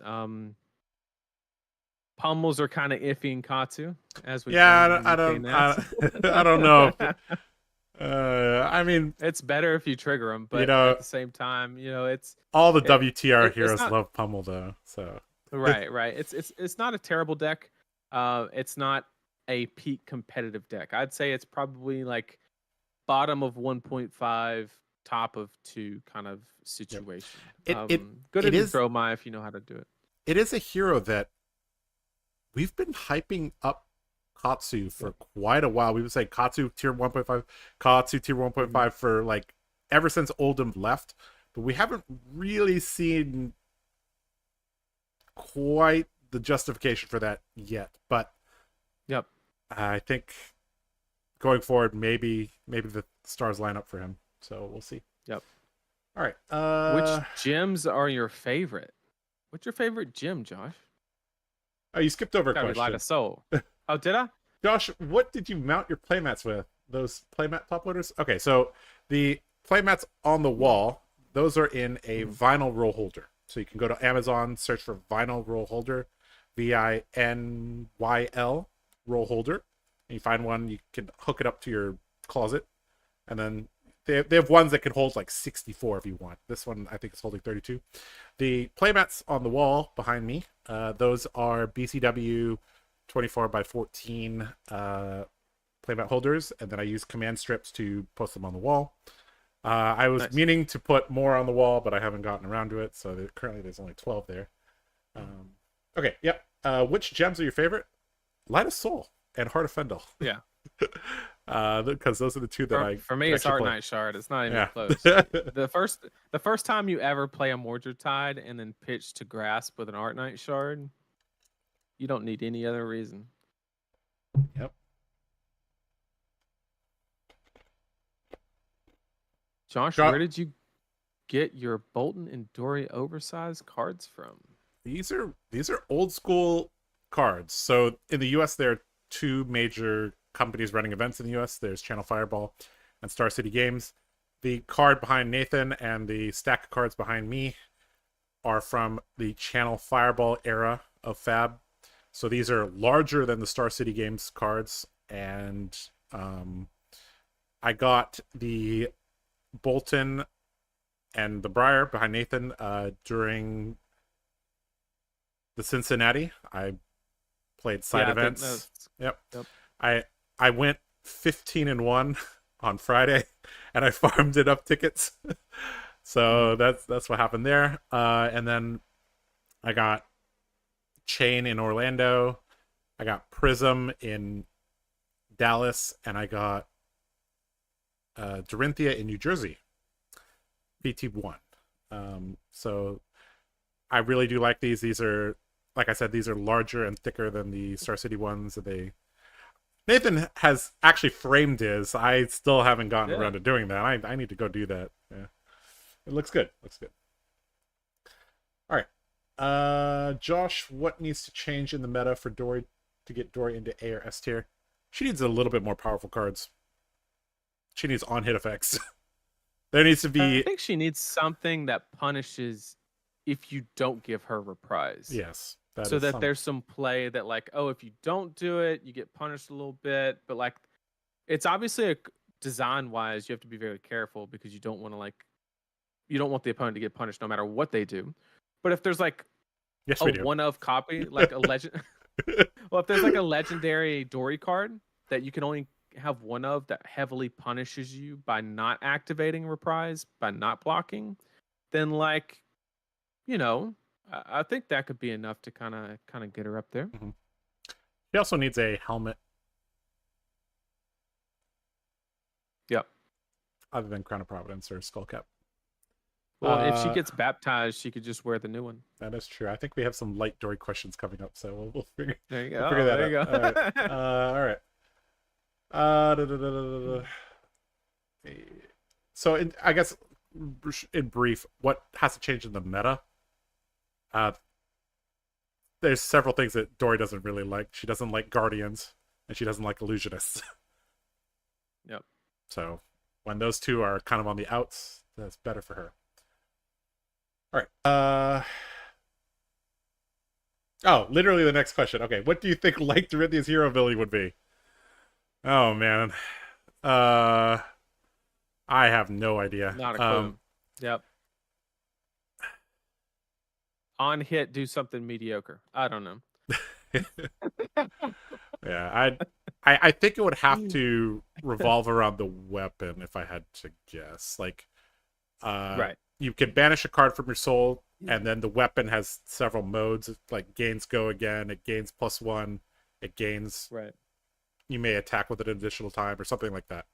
So you can kind of charge up your soul a little bit and then go for a big turn with Dory using all the can activate, give it go again, give it kind of like blood on her hands, sort of. That's probably where they might take inspiration from. Instead of cashing in copper, you cash in cards from soul. Right. That could be a decent idea.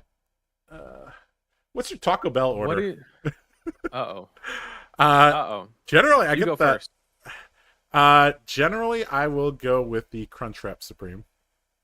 But okay, that's because that's are you a Baja Blast guy or not? I do like Baja Blast, but I try not to have too much of it because it's filled with a lot of caffeine and sugar. So yeah, I will confess, the first time I read Baja, I did say Baja. I will confess. Can I get some Baja Blast? Some Baja Blast? No. So my first Taco Bell, or my favorite Taco Bell order, is to keep on driving past it. But if I do stop at Taco Bell, I'm just like a beefy 5-layer guy. Like, just simple, get like 2 of those, call it a day. Yep. I don't do the box or the specials or anything like that because I got one time. It was like a chalupa or something, and it was horrendous. So I don't take any chances. I just play it safe. Okay. Expectations of the new Bard hero. I have. I'm going to be honest with you. I haven't even read it. I'm going to be 100% honest. Isn't he the one that can sing songs and then? It's like you talking about Lorcana, Josh? No, I'm talking about the new Bard in that PvE set, or the 4-player PvP set. Yeah.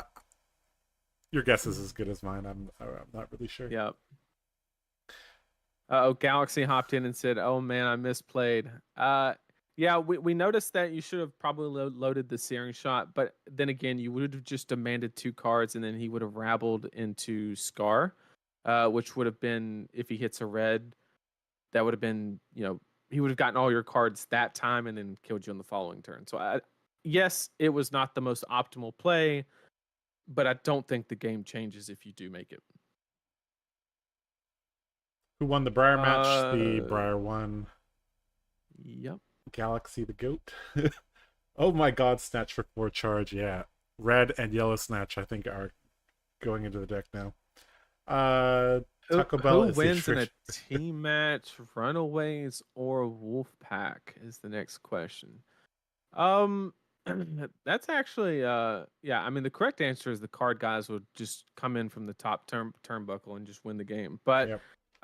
If it was just them two, it would revolve around one aspect of the team match, is how many rounds, right? Yep. If it was like very condensed, like only 4 or 5 matches, I think the Wolfpack would take it, because they could just put in Brody, Michael, and that's like probably 3 of the best players in the game. But if you go farther, I'm not as familiar with the rest of the wolf pack. I know they have a really large team, and typically, the farther you go down the depth chart, is not saying that they're bad or anything. I'm just saying that the Runaways have the talent to compete on a more steadier pace because they're a smaller team, I would assume. The card guys don't know what a depth chart is. It's just us. Nope. We have to play every single week. If there's a team league, it's like, well, hopefully they do a team league though, and that question just gets answered. Like that's the dream, right? I used to love doing those. They haven't done one in quite some time. I think the last time we did it, the winner of the last team league was Team Gold, which is from Hong Kong. And Hong Kong, yep. Team Blue Pitch got very far as well. They met. I think we played them in the round of 8, and then they played Team Gold in the round of 4, and then I think the Runaways played against Team Gold. They finals. They knocked Team Blue Pitch knocked us out of the semis or the quarters. I think it was the quarters. I think because they went on to play Blue Pitch. The bye. Yeah, we got the round 1 bye because we were top seeded. Right. Okay. I think it was a long time ago, but I remember they had to play us. Blue Pitch had to play us, and then Blue Pitch played Team Gold, and then Team Gold played Runaways. So I think that was what happened. All right. Josh, who wins, Kano or Bolton? The answer is neither, because who cared? No, Bolton is pretty good now. Well, first of all, if you come across like fatigue Bolton, I don't think Kano wins that. You have Halo plus AB plus Radiant Flow, like that's pretty difficult. The combo Bolton, it's Spell Void 2 goes a long way, right? When you actually combo off, that's probably preventing at least 8, maybe even 10 damage, something like that. So from my experience, Bolton does fine against Kano because of Halo of Illumination. But Halo of Illumination might not even be part of lists anymore, so right. Yeah. All right. What do we want to see on new elemental wizard? Well, we don't want to see one. I'm just not a fan of wizards. Typically they kind of beat up anything that I typically play. Icelander, Briar, for example. But on a serious note, I want to see Frostbites not be as impactful as they are. I think they're necessary. I think you need to make it where decks can't just run a bunch of 0-cost cards and do what they want, but at the same time, it just punishes everything on a tight resource curve, which you want to do by design because you want to play as efficiently as possible, and it like heavily disrupts that for very minimal cost. So any elemental wizards that come out, I want to see a higher opportunity cost paid to create said Frostbite, not just any time you play something on the opponent's turn. I just want to see a higher opportunity cost. Question from the FABREC. Baldur's Gate 3, what class are you guys playing? And race? Well, we decided to party up with fellow Fab players from our area. Oh. And we made a whole roster of Fab characters. I'll see if I can show this on stream later. I think I have a screenshot. Yep. But basically, we have myself playing Sir Bolton as a Vengeance Paladin who accidentally became a Oathbreaker Paladin.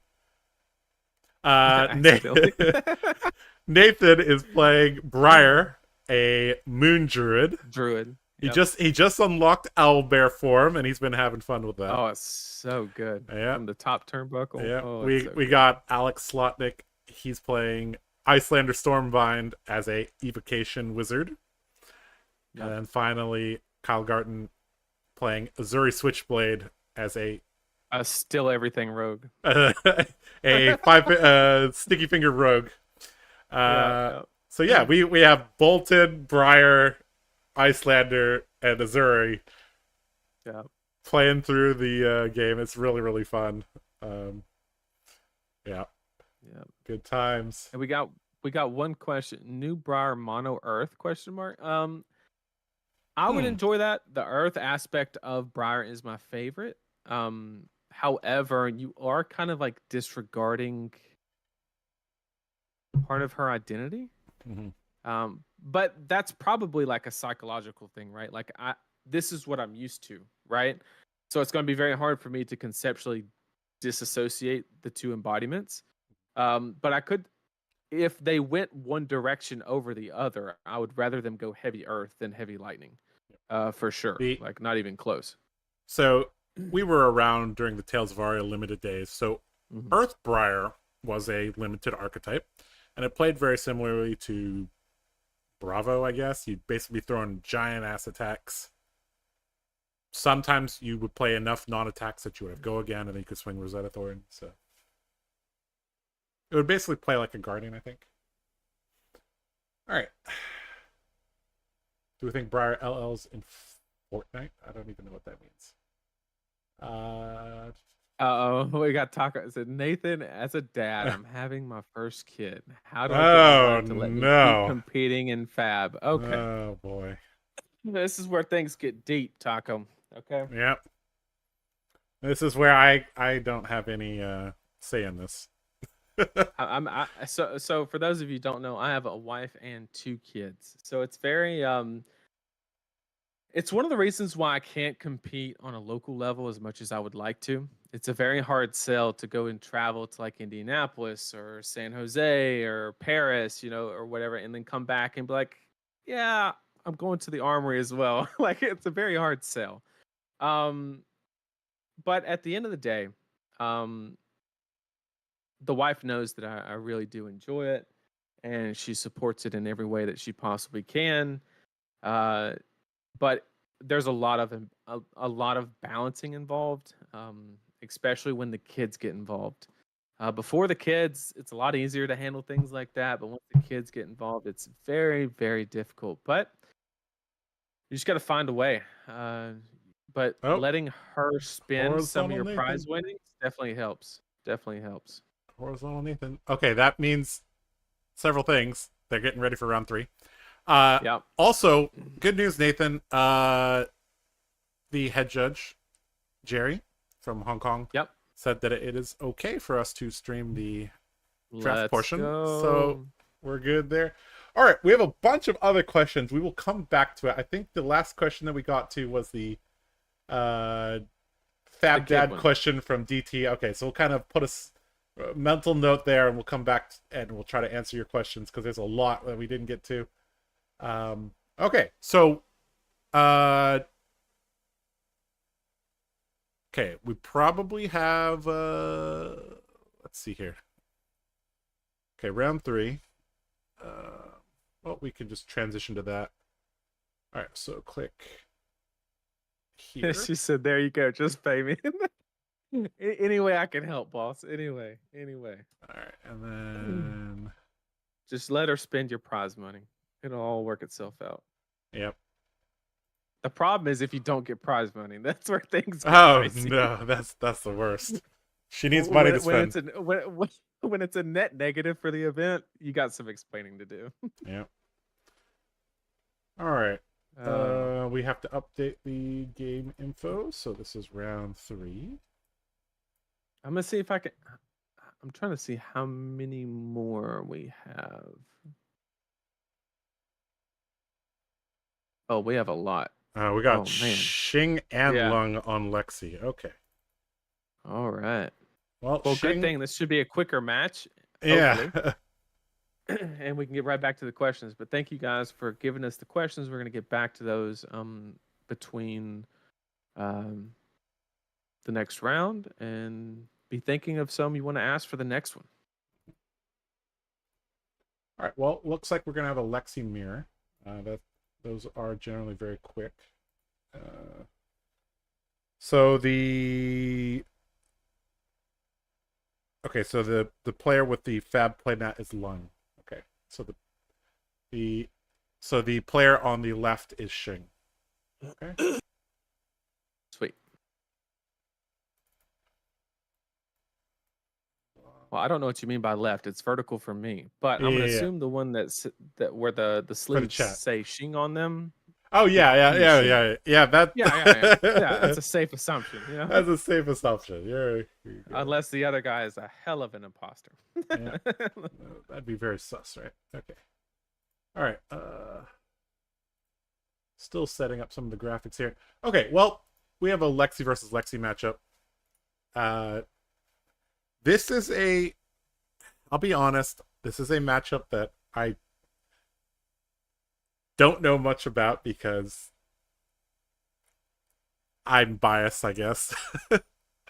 But I've heard that this matchup does have a lot of intricate decision making from our teammates. Our teammates have told us that there's a lot of intricate decision making here. So let's see if we can find some of those intricate decisions, and we'll break them down for you guys. Also, can we get a meta breakdown? Can you request that? Yep. I will ask for that, and I will also ask if they can move the, because sort of some of the board is off to the side. Some of the board is off. Camera, and can we get a break? Okay. Cool. All right. Camera will be fixed shortly, I guess, and we will get a meta breakdown for you guys as soon as we can. All right. Okay, so Nathan, let's talk a little bit about Lexi versus Lexi. Obviously, these are Lexi is considered, the top dog in the moment, earning a ton of LL points. And whenever people build a deck, they're obviously coming into it with the perspective that they have to be able to beat Lexi. And obviously that there's no difference there for Lexi. Lexi obviously will tech for Lexi when they assume that Lexi's going to be the most played deck. Okay, there you go. Great customer service, Ken. Thank you. Look at that. So, getting back to that. Okay, so what are some of the common tech cards that we will see in the Lexi versus Lexi matchup? One of my favorite is one that Yuki kind of coined recently in the calling that she took down in Las Vegas was Tar Pit Trap. And it's what on the surface it looks kind of like an innocent card. And like, why would you ever play that card over Frailty Trap is a valid question. But the lines that Tar Pit Trap allow you to make, Tar Pit Trap, the way you should look at it is, look, they always send the go again attack first, and then they save the bigger on hit effect next. So Tar Pit Trap allows you to just say, look, I don't care what you're throwing at me next. I'm just going to take that damage because the on hit effect will not trigger. So that is extremely powerful in the mirror because anytime but there is counterplay there, right? Maybe you send the Withering Shot out front, right? So that way it doesn't get Tar Pit trapped. Because theoretically, yes, you can give the Tar Pit Trap and then just not cover up the rest of it and it triggers. However, you don't get like absolute full value in that manner because you want to be able to disrespect an entire attack, not just part of it, is kind of the goal of the card. But it's a very interesting piece of tech from Yuki. I think it's extremely good. All right. I think we just saw a load from Lung and a single load from Xing.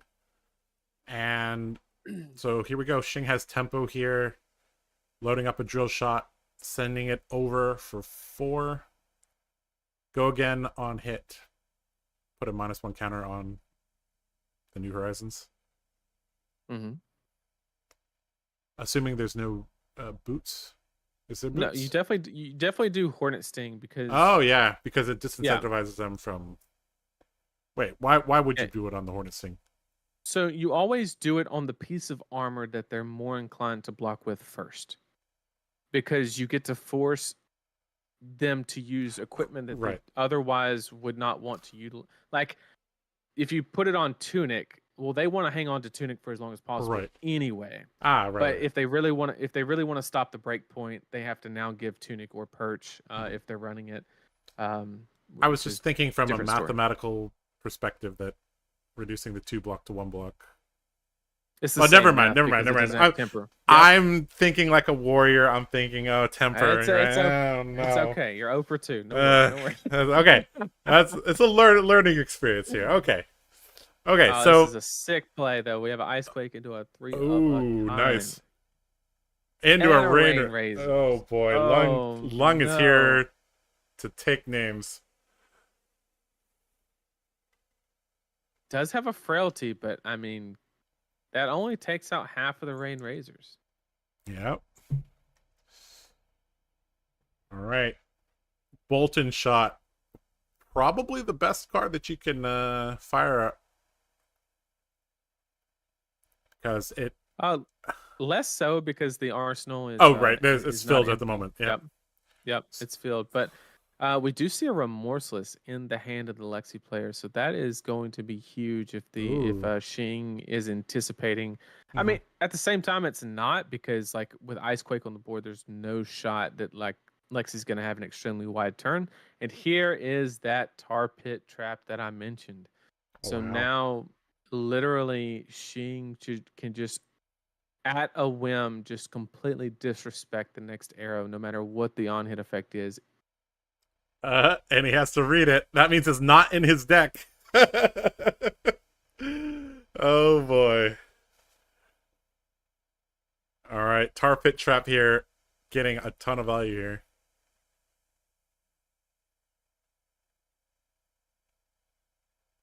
All right, gonna pitch an endless arrow here. Gonna load up another Bolton shot, send it over.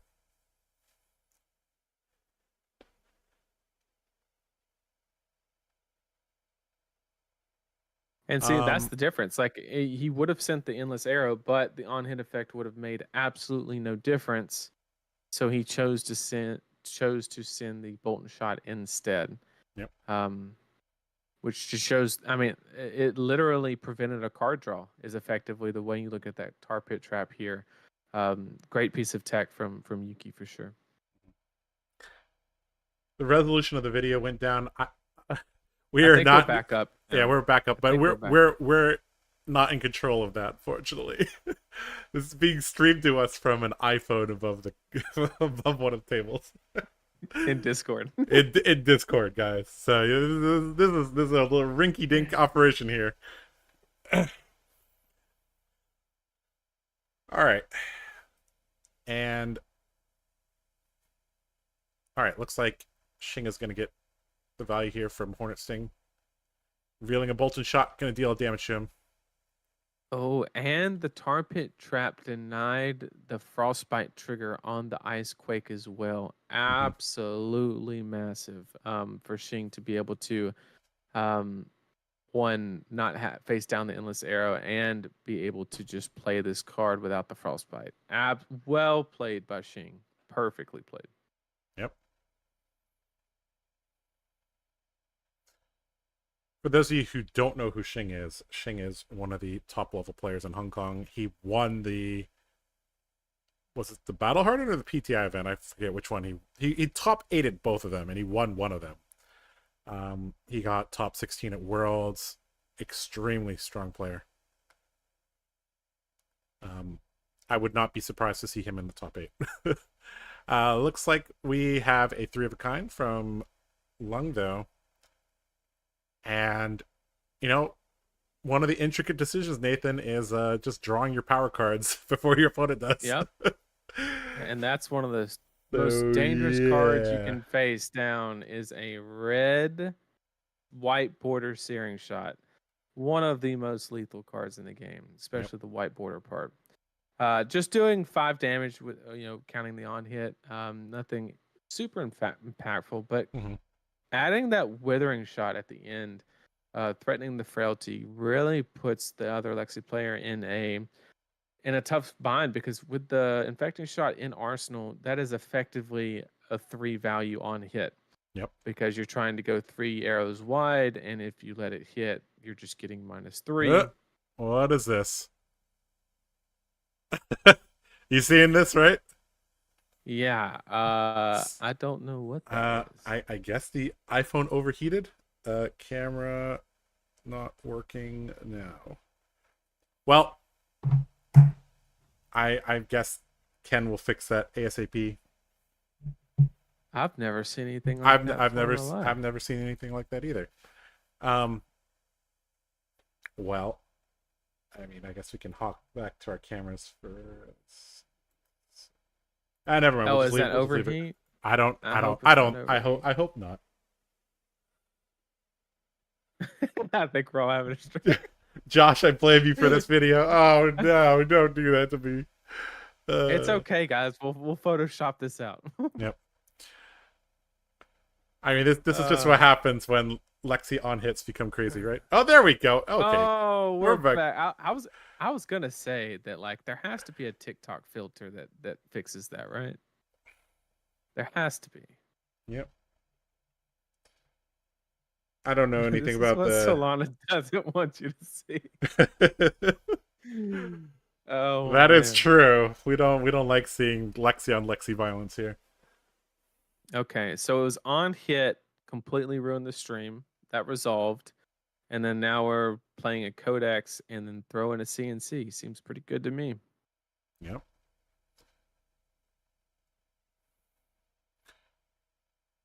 I'm gonna see if we can get the camera a little closer to the battlefield and then maybe make it a little higher quality in the next round.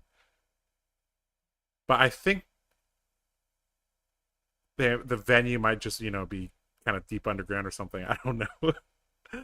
Actually, it probably is not deep underground, because if it was, I think we found the diagnosis, right? Like as soon as Taylor hopped into chat, just our recording just destroyed itself, right? That could be it. I think Taco's onto something. All Taylor's fault. So we're gonna chop that up as an L for Taylor joining us. But we are back. We are back, whether Taylor's still here or not. And we got an endless arrow coming in, threatening the Rain Razors to kind of bounce it back into hand if that is viable in this situation. We do have the 2 floating, so as long as there's not too many activations on Voltaire already. It's raining in Hong Kong for what it's worth. That could have something to do with it. Yeah. It was the storm of like the century happened on Thursday in Hong Kong. Like literally the most rain that has ever been recorded in Hong Kong happened on Thursday. So they were like, well, put your cards in your waterproof backpack and let's go. All right, looks like Xing decided to two card block that. I actually agree with that. I think with the extra float there, that was just too threatening there. That was basically the combustible courier thing all over again, right? All right. Codex of Frailty here. Grabbing Command and Conquer. Xing pointing at Lung saying, hey, you gotta do the thing too. Codex of Frailty. Hell of a card. Hell of a card.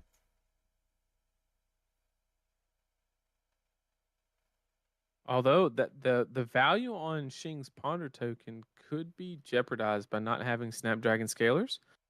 He does have the out of paying into Perch Grapplers to do the all face up cards get go again when coming from Arsenal, but at the same time you are deleting 2 life when you do that because you can't block with them.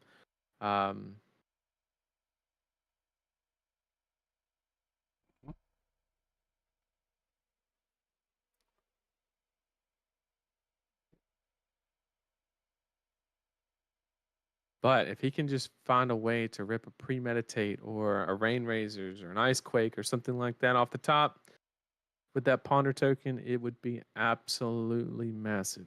I think we have is that a Codex from Lung as well? So we could see a little bit of back and forth here on the Codexes. And Taylor in chat made a great point. This is where Trench really shines, is those misses on Ponder tokens. You just slap it down in Arsenal anyway, and you just trench it away, right? And you just get a free you convert your missed Ponder token into 1 resource, which obviously isn't like what you're looking for, but like it is, some value rather than absolutely wasting it.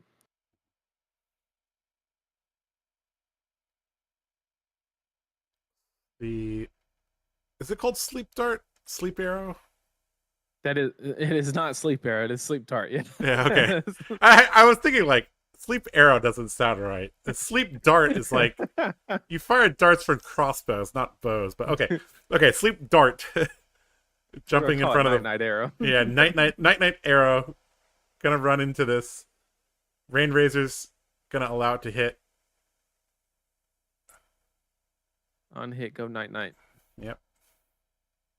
So we have a codex in return saying, I'm tired of all these fealty tokens. Here is yours. Now, this is why you play Infectious Host. You just get to like slide it to them, and it's the best feeling in the world. Yep.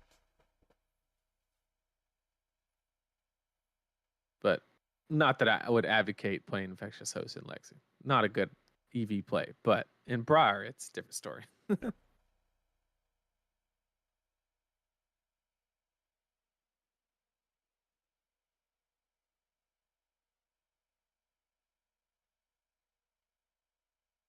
All right, Sheng thinking about what he wants to bring back with the Codex. Looks like he's going to bring back the Command and Conquer, discarding a Heat Seeker.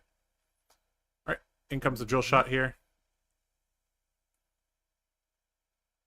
And Lung is going to put a -1 counter probably on the Perch Grapplers. Yep, looks like it is. Going to trigger his Ponder and Arsenal that card, and it's going to be Shing's turn. All right, so we know that Shing has a Command and Conquer in Arsenal, and that he has a Infecting Shot as well, but can't do much with it. I think he's just trying to set up something big here. Maybe as a Rain Razors or something, he's going to put an Arsenal and then really try to get off that 3-arrow turn, and try to close the game out. We haven't really seen a big turn here from Shing, and the life totals kind of reflect that, because even though Shing started with tempo, he has a couple life points behind, and but yeah, I do think I do agree with you. I think he is setting up a big turn here if he can. Well, the other Lexi player has played 2 Rain Razors, 2 3-of-a-kinds, has gone through a lot of the power cards to kind of put Shing on the back foot. But I mean, Shing's got to draw his eventually, and I think that's just what he's playing to, trying to get to those really high value targets. Yep. Infecting Shot into Remorseless here is, I mean, Remorseless is a card that basically just says take more damage. Same with Infecting Shot. So if he has a good hand here, this might be one of those times to just take it here. Looks like it is not go time yet, and Shing just gonna block with 2 cards there. And is he gonna block with another 2 cards and just say, you know what? I don't want to play this hand. Let me move on. Or is he gonna take this? I think it does kind of telegraph what Shing's intentions are, because if you were trying to 3-of-a-kind into a heavier turn, then you definitely favor blocking the Remorseless over the Infecting Shot. So and it's not like it was hidden information, right? The Remorseless was pretty heads up. So by him blocking the Infecting Shot, kind of just forfeits Shing's ability to have a super wide or effective turn. Mm-hmm.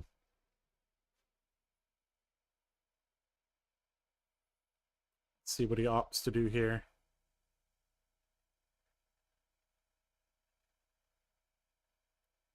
Looks like he's just gonna block, take up his tunic, and pass the turn over.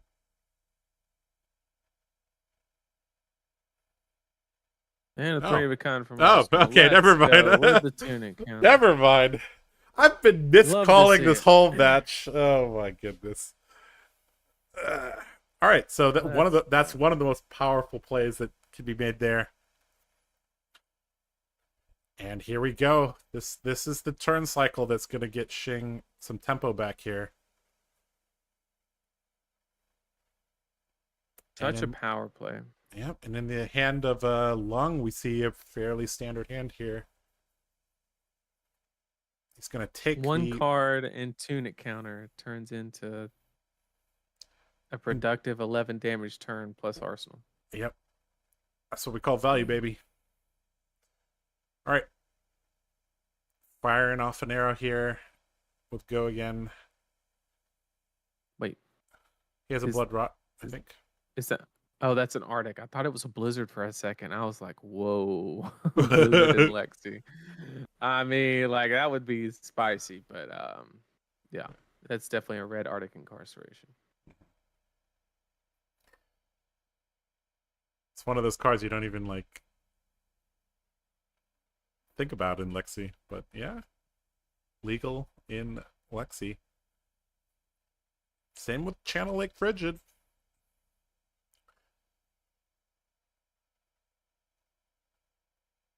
Coming at him again with the white border searing shot. Yep.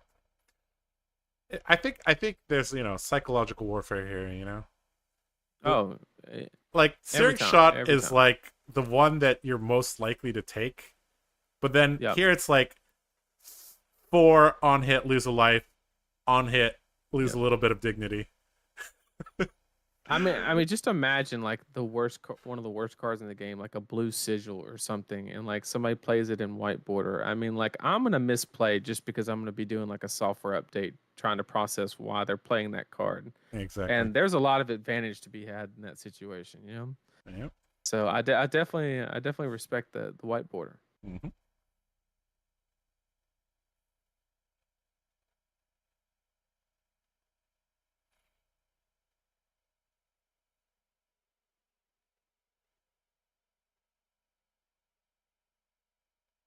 I say that, and like blue sigil is gonna like break the next meta or something. That's usually it's the next raging onslaught or man, a wounded bull. That's how it always works, right? All right, so Shing working with I think a 3-card hand here plus an arsenal. Gonna, you know, tax him a little bit here with Winter's Bite. Ooh, tax him a little bit more. A little bit more. Gonna say, I hope you drew a blue. Uh-oh. Before it resolves, though, we could see some loading here. Using the power of the Voltaire.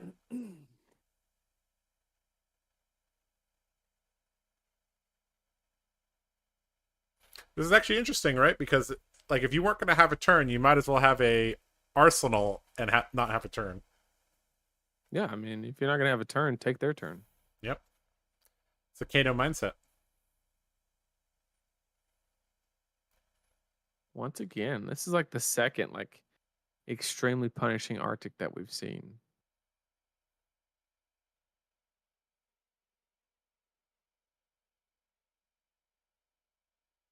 Yeah, he already has 1 frostbite, so he's having to pitch 2 cards here to load, which basically means he's completely forfeiting the next turn. Yep, because that's a 1-cost arrow, so with 3 frostbites, it's completely uncastable. So he's just going to arsenal and pass. We're seeing, you know, the clever tech choices here from Shing, you know, getting him tempo. Even though I would say that Lung has drawn better, Shing has his deck building has rewarded him here with you know, a relatively even game here, because even though Shing is down on life, he is up on tempo here, and he's gonna flip over Rain Razors, and this is gonna be a pretty good turn.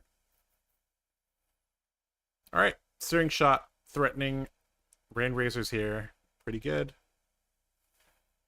This is a tricky situation because the only way he can go 3 arrows wide is with a load from a Bolton shot or running the or just do that. That works too.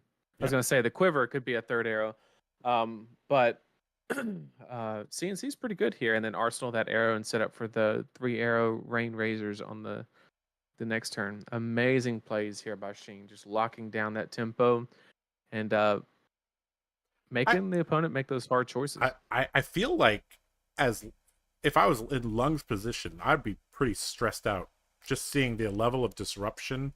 Plus, like, you don't know if he's going to throw a CNC at you or an arrow or you know, Winter's Bite. You know, it's pretty hard to predict what's going to come next.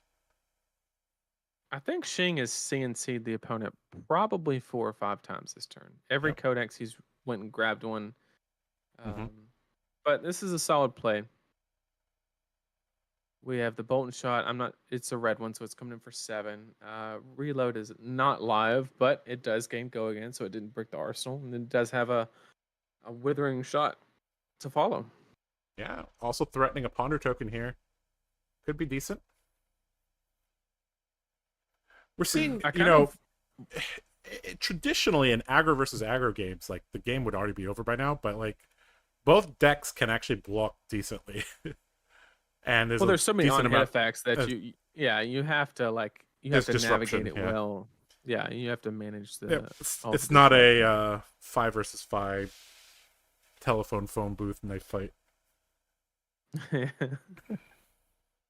Oh, I remember that one. Smash is gonna be over quicker than a knife fight in a phone booth. Mm-hmm.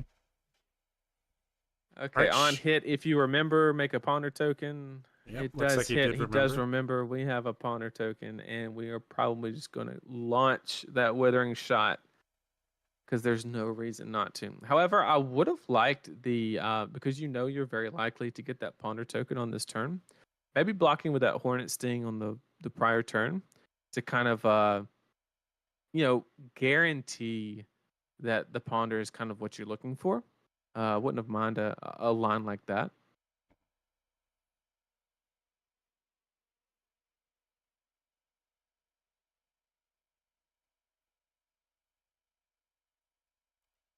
Okay, gonna grab a searing shot here of the white border variety. Maybe he does that so he can find them quicker in his graveyard. There you go. That might be it.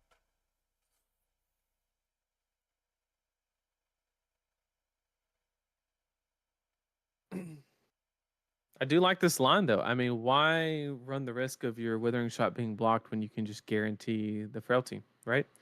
Obviously, in a perfect world, he would like to do both, but obviously during the constraints, that's not an option. But hopefully, he gets something viable off of that random pondered. Well, he has 2 options, so I guess knowing that blocking with the Hornet Sting probably isn't necessary.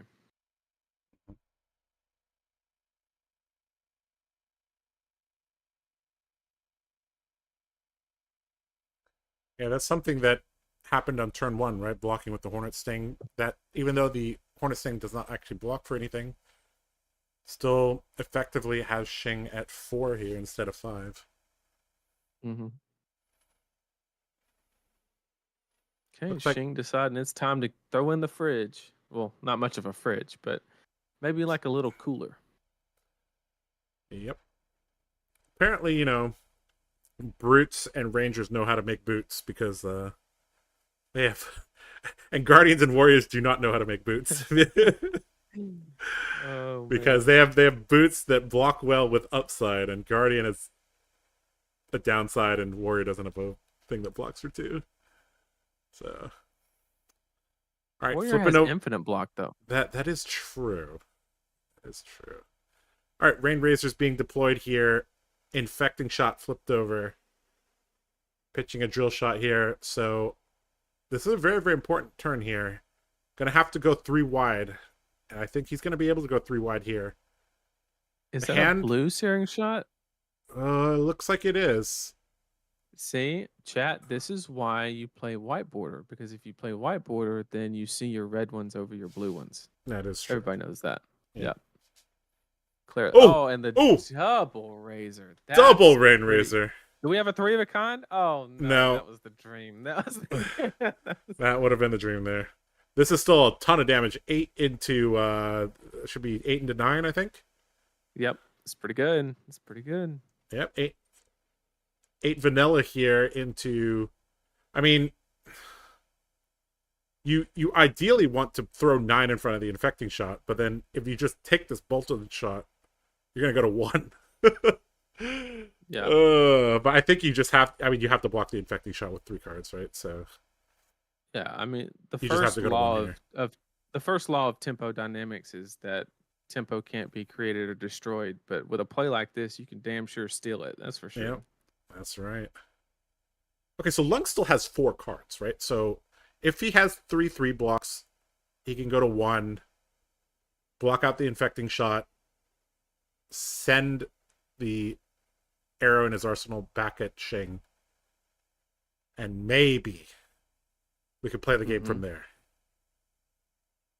Looks like he agrees. He's gonna drop to 1 here. Does he have the 3/3 blocks? Was that? Oh, was that only a blue? It could have been a blue one. It could have been a blue one. He only had to give. It's not white border, Josh. It's not white border, Josh. So it's a blue. there you go. Okay, so he got to keep. So he blocked with 2 cards last turn, or 3. He only has 1 card to pitch right now, right? So I think he blocked for 3 cards. Correct. Yes. Yeah, because the Withering Shot was already in Arsenal. Okay. So anyways, he doesn't have a Blood Rot Box token. That is the main takeaway here.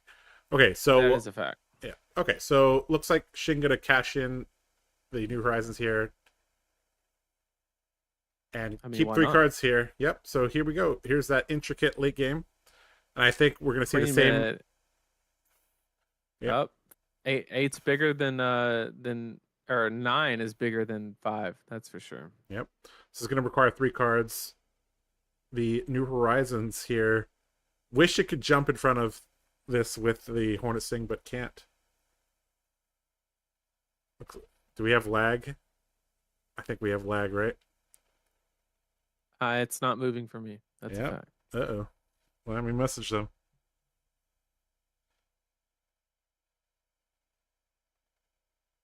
What a climactic ending. Oh, no. Come on. Not like this, guys. Oh, boy.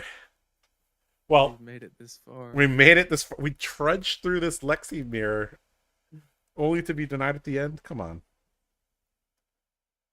All right. Well, I mean, I'm 90% sure that Shing takes it down from this point because this demands a 3-card block with or without New Horizons.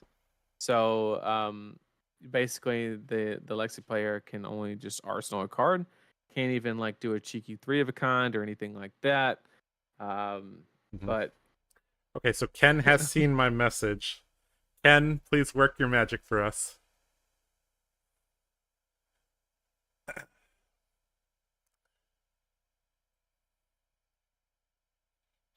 Typing to us. Let's see. Nope.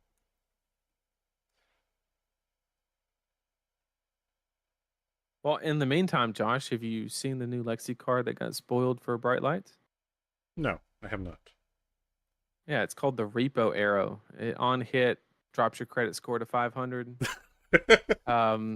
It's alternatively you can like force the opponent to make an additional rent payment.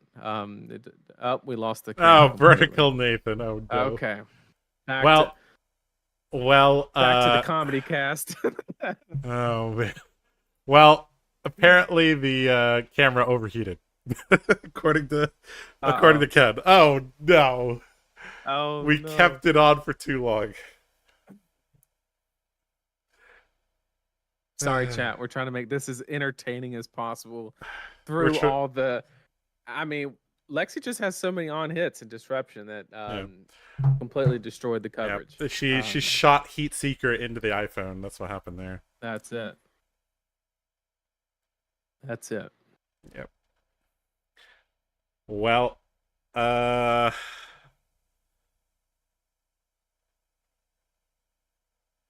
mean, I guess he's back. Let's see. Joke's on you. That's a strict upgrade from up 468. Here we go. That's a good one. Oh, here we go. Oh, the camera fell. Uh-oh, he dropped it. Oh, no. Pick the camera back up. There we go. The authentic... Simon says, don't make a play yet. Yep. Yeah, I think the judge and the Just cameraman made him freeze. are Yeah. like, hey, hold on. All right, here we go. All right, we're back, guys. And okay, so it looks like he dropped to 1, shot an arrow back at Shing. Shing blocked with the New Horizons plus a card, and now has a. You do have it back on the game, right? Yes, I do. Okay. It's back on the Just game. make sure. Okay, so. Okay, so we're back in the game. We have an infecting shot. So it looks like Shing has a pitch problem here. Because he pitched 2 cards just to load the infecting shot and fire it. That is correct. However, It's yeah, dropping the camera trigger. because the opponent still has the New Horizon, this is actually a huge opportunity here because, you know, It's for 6. because he still has New Horizons, he can block 2 cards, flip the arrow, and send 2.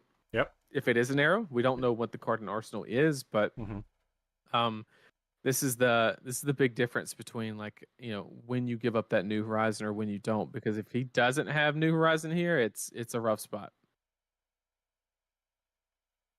Oh, we need to mute.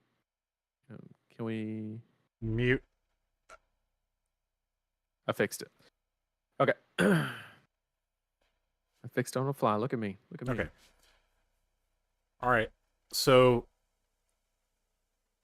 2-card block here from Lung should allow him to have a decent turn. Bagel TCG. What up, friends? I'm about to cast live games for the first time. Any tips? Have a good time. Don't take it too serious. Make jokes. I just fake spoiled a Lexi arrow that dropped your credit score to 500 on hit. I mean, you know, just have a good time. You know, like we're all here to watch games that we enjoy. Is the reason that we're all here. But yeah. Yep. And bring a buddy if you can. It's much more fun to have a buddy. Good, yeah, good contrast as well. Like have somebody that's like, you know, I mean, me and Josh are kind of an exception because we're like the exact same human being. But at the same time, you know, it's the gold standard is like have one person really analytical, one person kind of like comic relief.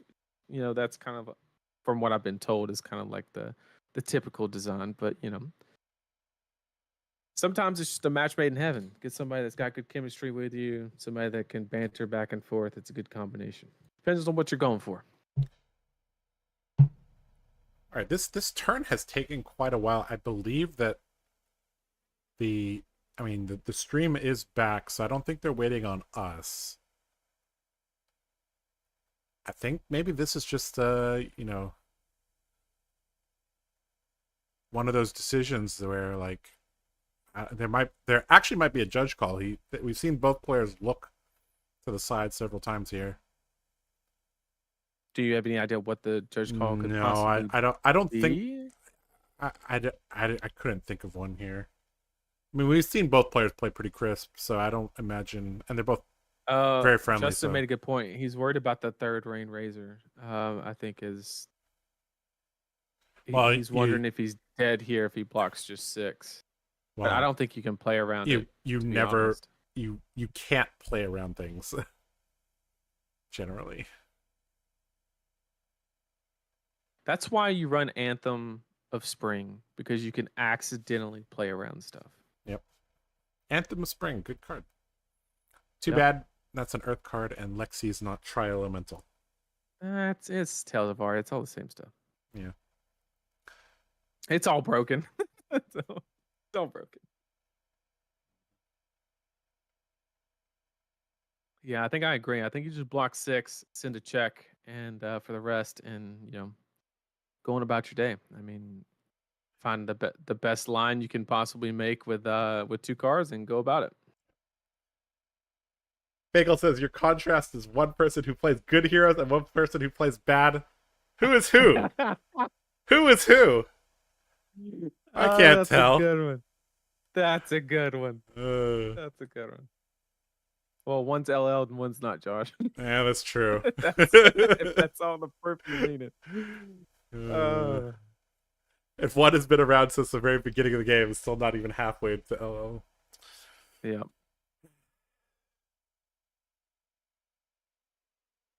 This right here is the only eroded hero card in the game. That is true. They couldn't handle her true form. Nope. Oh, Chain could, but you know. That's beside the point. That's beside the point. I think Lung is agonizing over this decision here. Lay down 2 cards. Giving he up the New Horizons. Maybe he doesn't Does he have 2 3-blocks. Yeah, that's the only reason that I can think of off the rip. Unless he has a three of a kind in his hand that he's trying to play. Yep. I know he's already played 2 of them though, so the chances of that unlikely. Looks like the size of the deck is almost equal to the size of the graveyard, so approximately. There's no way we're okay. Rain Razors. That's pretty good though, because like he would have to flip it up and kind of show it. There's no way that he can surprise with it, so there's no actual value in that situation. So I think that that's actually halfway decent. Endless Arrow here, gonna demand 2 cards. Not technically. Actually, use that 2. Demanding 1 card here. With Hornet Sting Live, that is a 2-card block. That is no matter how you cut it. Oh, you're right. That is Hornet Sting. Right. Unless you just, this tournament is not in Vegas, so nope. I don't think they're gonna roll the dice that heavy. So, nope. Definitely a 2-card block here, but you never know. You never know. Gorg Tome, good morning from Germany. Good morning. Amazing job on the videos. Really enjoy the stuff. Good morning, Jodrick. We see as soon as our California crowd starts going to bed, we have our European crowd to keep us up. And our Asian crowd, is always there. Do we have anybody left on the East Coast in the US? If so, you guys are the goats, because it's 2:00 in the morning over there. Yep. That is true. All right. Pre-med Boulder Trap. Or sorry, Tar Pit Trap. Boulder Trap. My bad. Not Boulder Trap. Tar Pit Trap. Okay, so we have a situation where we could just go to fatigue until somebody sees a 3 of a kind, because it's just 2-card block, 2-card block, 2-card block. I think that's why Lung checked his deck thickness a little bit ago. Yeah. This could get into that situation. Oh. Yep. Wow. Codex is what breaks the mold, or 3 of a kind right here. So he needs to not draw his Codex here, and that is a good hand. That is a 2/5 arrow here to still full tempo. This kind of shifts the advantage. Yep. And he can't leak any damage here.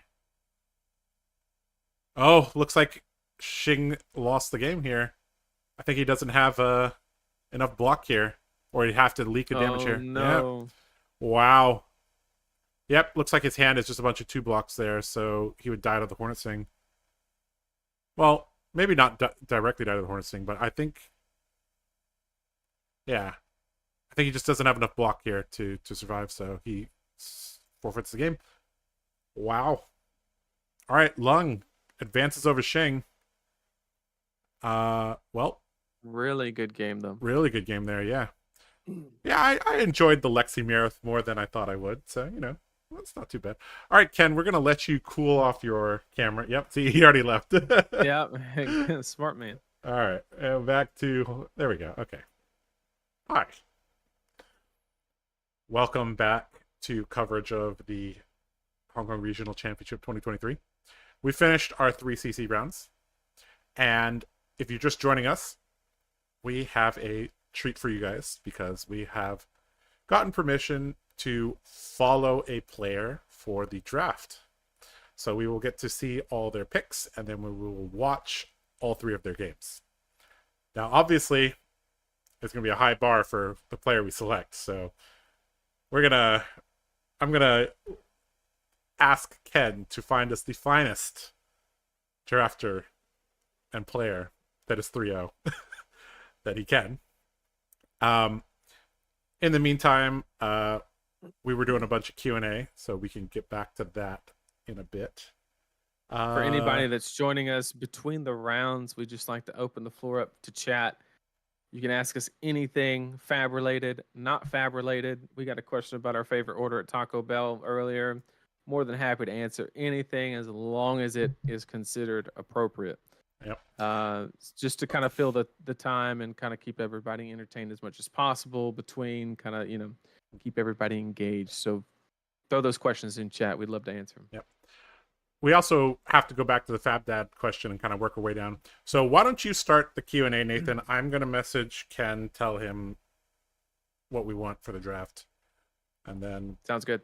I'll come back and help you. Yep. So after the Fab Dad question, we had one that says thoughts on round the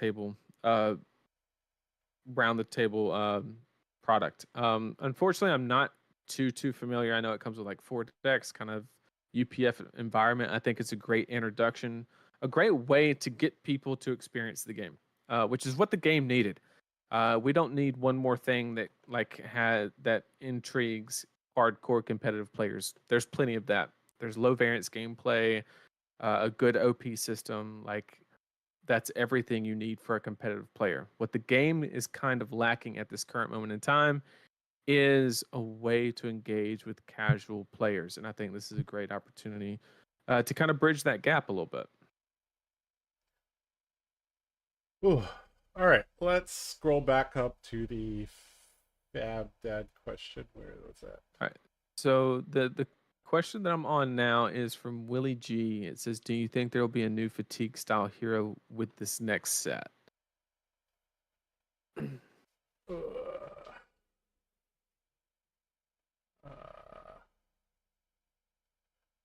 I don't think I don't think they're trying to put mechanologists to be fatigue style.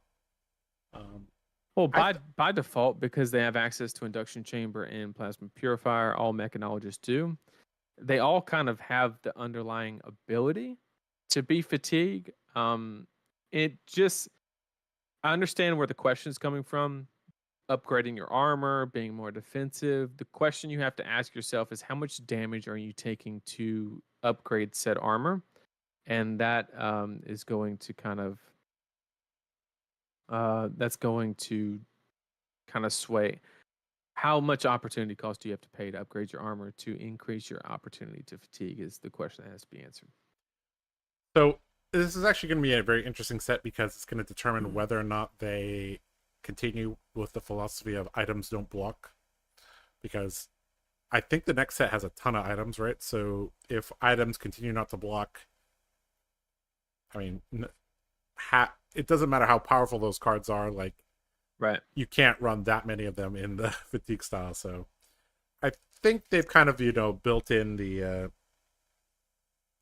through their game philosophy, like that mech won't fatigue too often. All right, we have a question that says, what do you think of overrate attack reactions for warrior that have negative reprise effects? So a 0 for I like it. 4. If they block, it becomes a 0 for 1. -2. Or for something like that. It would have to be -2 because then it would just be copies 4 through 6 of Iron Song Response, right? Yeah. So it would you have to pay some opportunity cost for the card being above quote unquote rate for that classification of card. So I could see like a 0 for 4 in reactions, but if they do trigger a prize, it would be -2. I like that. You know what card that synergizes with? Route. There you go. That's right. Route their defending card back to hand, then play this. Oh, look at that. There you go. You did not defend from hand. Look at that. LSS, if you're looking to expand the dev team, just give us a call. Yeah. Give us a call. What do you mean? James White has your phone number. Or you have James White's phone number, right? Yeah. I'll just call him up. No worries. Yeah, you got him on speed dial. Is there a Cantonese stream for the event? Unfortunately, it is us or nada. Unfortunately, the people in Hong Kong have very, very good English, so especially the younger generation. So they should be fine. Yep. Plus, because so I like to talk. I like to give some stories about TCG culture in Hong Kong. Players in Hong Kong love to play Japanese card games, and guess what? They don't really know how to read all the cards. So they just, look at the pictures, they do a little translating, they remember. So I think they should be able to just walk. That's basically what Nathan and I do, right? We can't see the text on any of the cards. All we see is the blurry picture, and then we tell you what. Yeah, go from there. Go. Yeah.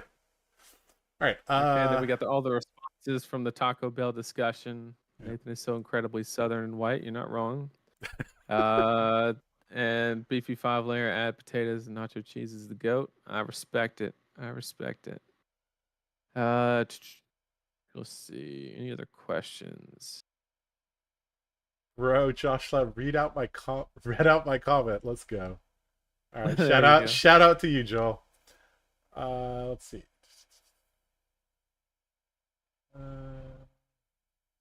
It's a chart for them later. Oh. Are we gonna have a chart guys video on like Taco Bell? Is that what he's talking about? I mean, if anybody's gonna do it, it's us. I mean, if any, right? We got to do that. Okay.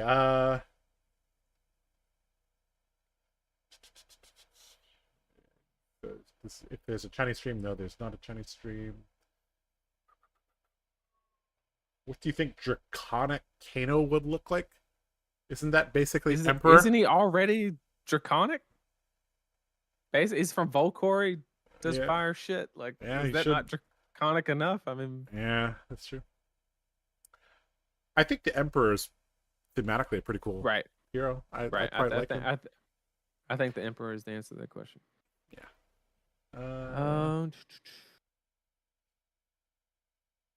You can play an Elemental Fire Monk and play Fi in Baldur's Gate 3.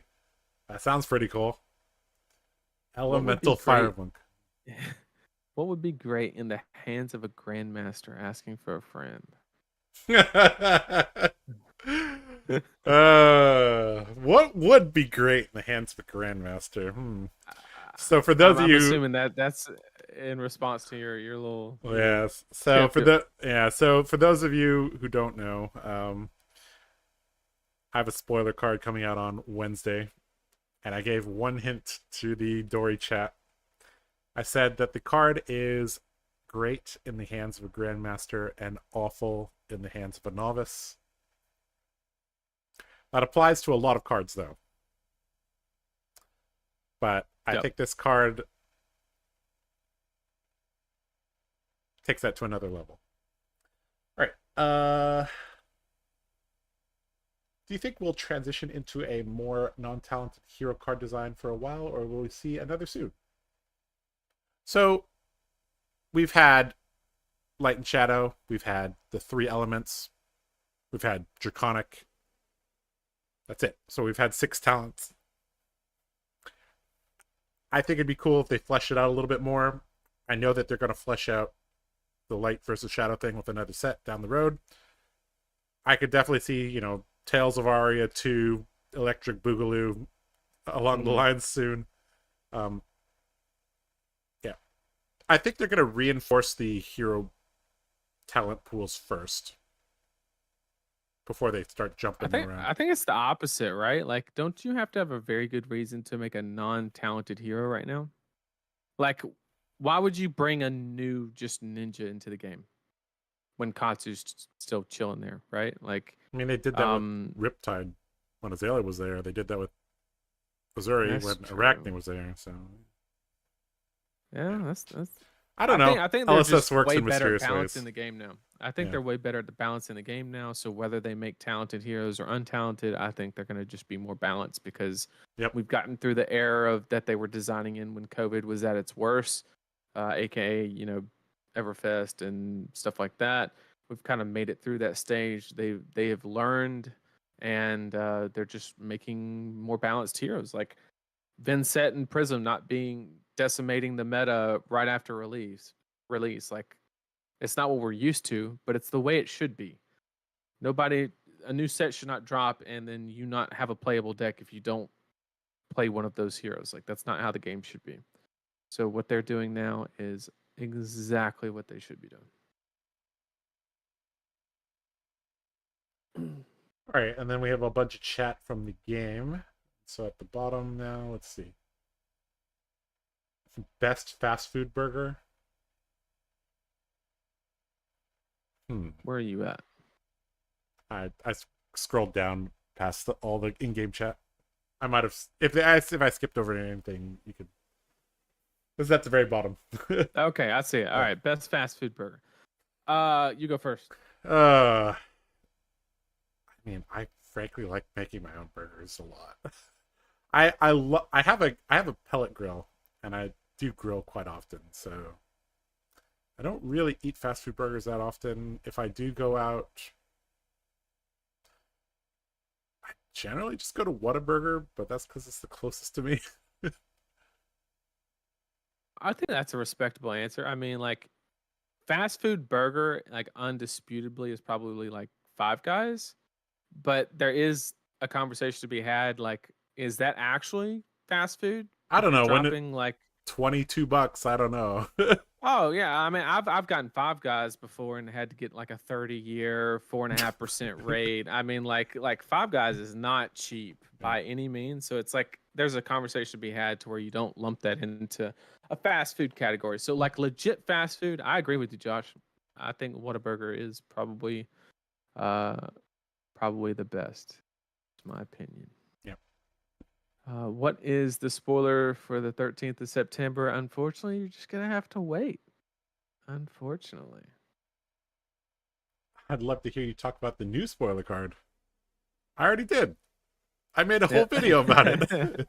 There you Uh, go. Five Guys is fast casual. It counts. Okay. Well, then Five Guys, I guess, is the answer. You got a duplicate question, Nathan. Somebody asked who you're gonna play now that Briar L'd. He's gonna try his hand just at quick Dash review. Azalea. Yeah, it'd be Dromai, Dash, and Azalea in that order. Not assume. See, I've never had In and Out, so I would love to say that, but I've never had it. So that's just a misplay on my end. I need to get it next I time. had it I in have the opportunity. Texas. I don't know if that counts. Does that count? I mean, that's the only place they expanded to outside of the West Coast, right? It's probably not as good because it's farther from the supply chain, but like it's somebody that's very hesitant to expand outside of a certain area probably keeps. This is a great question. Which city would you choose to host a yearly major fab tournament? This is gonna make a lot of people mad. Will it? You mean like not worlds, but like a consistent Pro Tour location? There's not a correct, because all right, if you took all of the population in America and you like weighed how far east or how far west, I think, what is it, like 40% of the US population is in like the Pennsylvania northeast part. Like that is a heavily populated area as far as like people per square mile or whatever. So like if you were to say where is the fairest spot to place an event as far as like geographically, it would land somewhere in the Midwest, I believe. Like Ohio, somewhere like that. But like then everybody in the West Coast gets mad, and like that's justifiable. But like the problem is that like 13 people live from Utah to Kansas, right? And so yes, you have to fly over those states, but like that's just how it is, Not actually 13 people, maybe 14 and a half, but I think because it is 1:30 in the US, I think we should throw away our American mindset, Nathan. Let's bring in our European mindset here, all right? Okay. All right. So I think hosting events in America is fine, but a little boring. Mm-hmm. So if we're gonna host something in Europe, yeah. All right. So we know there's major player bases in Spain, France, Germany, Poland, Italy. I mean, it correlates very heavily with population, obviously, but so generally people are like, okay, we got to host things in the southern part of Europe because it's not freezing. Yep. And I mean, I know that there's a Greek community, and I've been to Greece. I love Greece. The Hmm. Greek the Greek people are like my they have the same life philosophy as me. They're very chill and like Yep. they're like, yeah, let's have dinner at like 8 and just chill for 2 hours. Why not? uh, Yep. so yeah, you know what? Wasn't there like a cruise, Fab cruise? Oh man, Fab cruise all over Southern Europe. Yeah, Now I've been that's a to tour, Athens. pro tours. I've been to Athens. I've been to Sicily, and I've been to like Naples, Rome, Italy. So if I had to like put a, I would say my ideal location in Europe would actually be like Florence, Italy, Mhm. which is kind of north of Rome. It's like it's outside enough to like lower the cost of the venue. It's an amazingly beautiful place as far as like old buildings, if you like that whole thing, which is like what people go to Europe for mainly, other than the amazing food. You have amazing food because it's Italy. I mean, that's probably where I would vote. I don't know the economy situation in Greece and how that, you know, is going on. I know a couple years back it was kind of rough, but If we want like very classic, like European plus, I think Amsterdam would be way up there in terms of locations. yeah, Like that's yeah, very very well connected city. You know, the Dutch people speak English at literally the highest level of a non-native speak or non-native country. Like yep, like in the UK, like 95% of people can hold a conversation in English, and like the Netherlands is like yep. 94. So it's like, that's There you go. that's kind of like Singapore is to Asia, like, you know, Amsterdam is to Europe in terms of English there. Just has to be in the summer. Amsterdam gets really damn cold, I heard. So if it's in Asia, I think my personal opinion, I love Thailand, Bangkok, for sure. If I had to choose Yeah. a location in Southeast Asia. Um, okay. Where was our next question? Uh,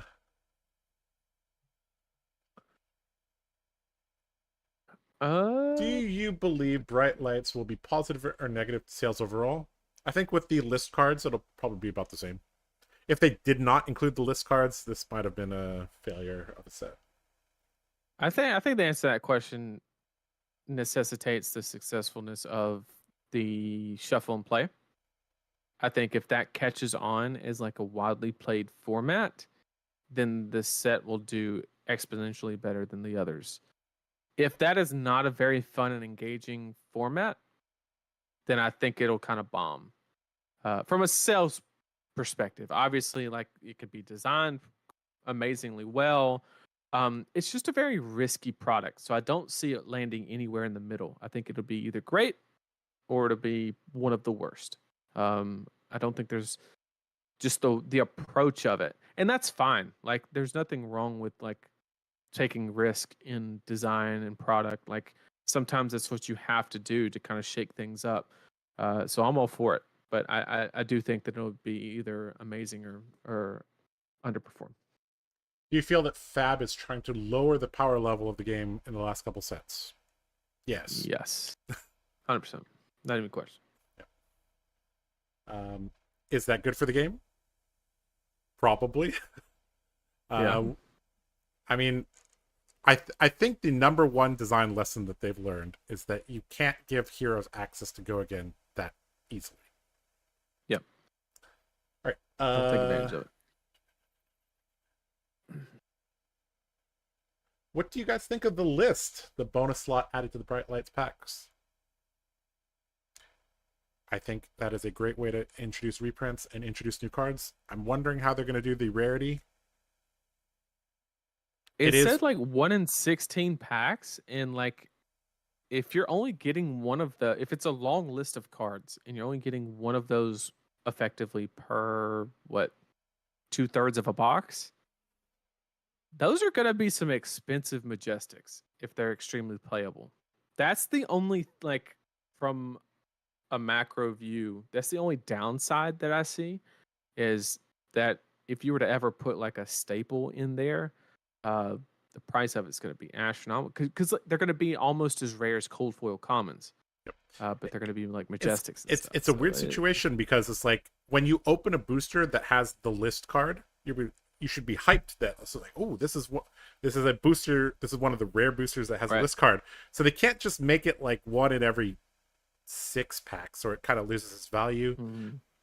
So I think they carefully considered that 1 in 16 thing, and I just trust that they did it correctly and that it'll be all right. Okay. Do you guys think we will see a rise in Levia making top cuts at major events with the help of Dusk Till Dawn? Nope. No. It's been 2 months already. We've seen Yep. some of the issues with that hero show its head. She's gotten better, but not amazing. Yep. She's still bound by variants, and that's part of it. All right.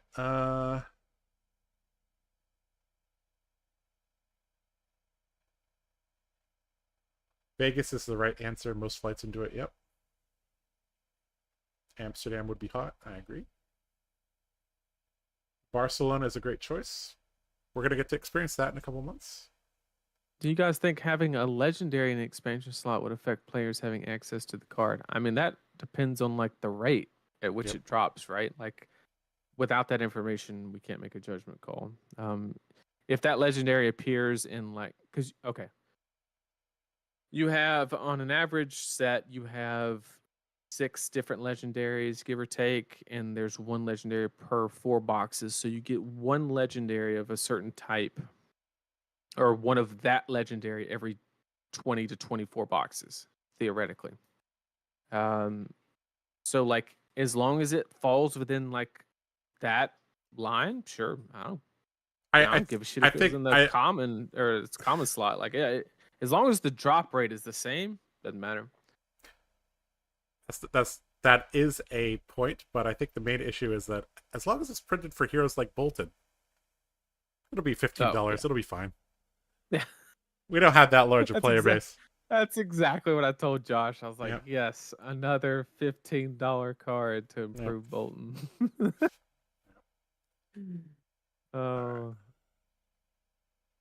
What else do we got? Do you think not having an official online client will eventually become something detrimental for LSS once the game grows to a certain point? No. That's an amazing, deep question. And it also it's kind of delineated on what you mean by detrimental. If your definition of being detrimental to the game is hindering profits, then 100%. They will make more money if they have an online client, period. From a business standpoint, that's the whole reason why Wizard of the Coast has doubled down in Arena, is because it is simply more profitable from a business perspective. However, I don't know about the rest of the people that play Flesh and Blood, but the reason that I have gotten so vested in this game is because that is not the company's number one,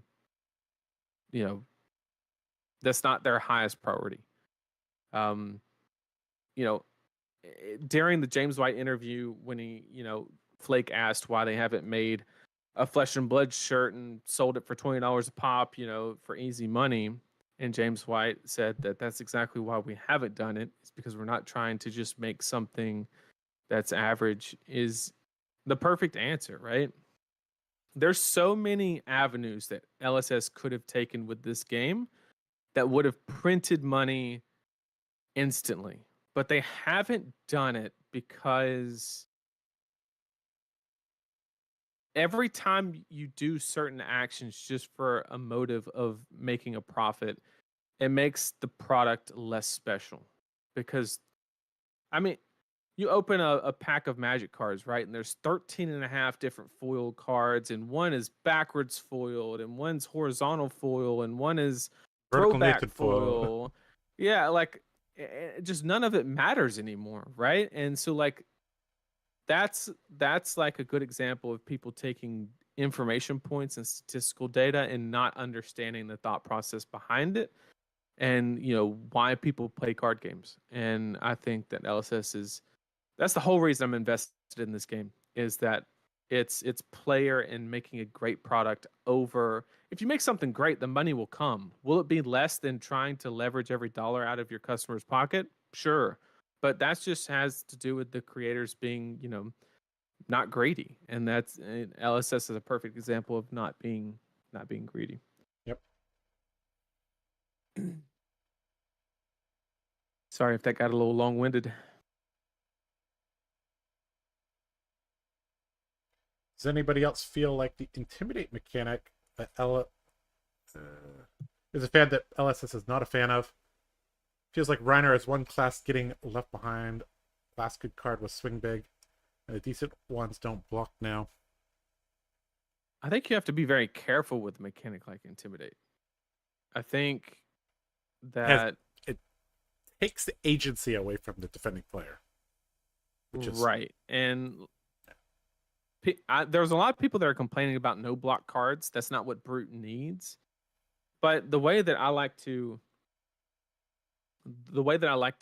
think about that thought process is LSS spends so much time on thematically gearing their heroes, right?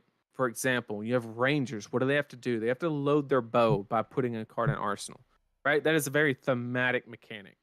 And it's amazing, right? That you get to feel that interaction on that level. When I think of a Brute, I don't think of somebody that is just stonewalling and, waiting for the opportune time to attack. That doesn't make any fucking sense. I think of a Brute as somebody that's charging in, being reckless, rampaging. Like that it's a barbarian from Baldur's Gate. Right. Like that's what they're we have somebody joined us doing. All right. Okay. Well, let's switch over here to this. Transition this. Okay, guys. We have for you guys a treat. We have Nova Chan. You may know him from the guy that tried to LL Briar in the PTI event. We followed him all in the top 8. We followed him for 3 rounds, and he almost got there. He couldn't quite do it. We're gonna follow Nova again for 3 rounds here. And okay, so let me see if I can make this a little bit better here for you guys. I'm gonna do this on the fly here. Let's see here. We rotate it like this.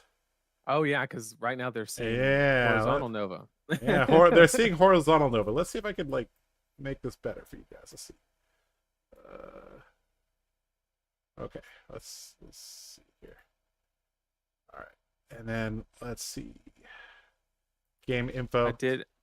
I did draft practice with Nova for Pro Tour Baltimore. That was Pro Tour Baltimore. Yeah, we practiced with Nova, Shing, Bun, and Allen.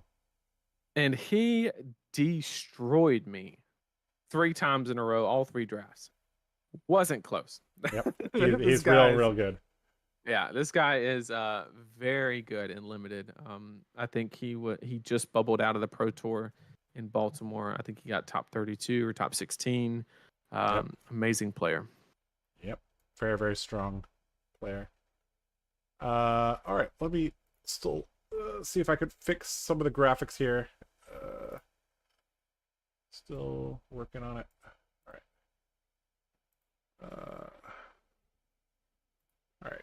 And then we'll turn off this, turn off this, turn off this, turn off this. Just to segue into finishing David's question real quick while they're setting that up. He said not so much profit, but like matchmaking and MMR. I think it would be very beneficial to have some type of matchmaking in the client like Talishar, so that way new players aren't constantly just getting destroyed.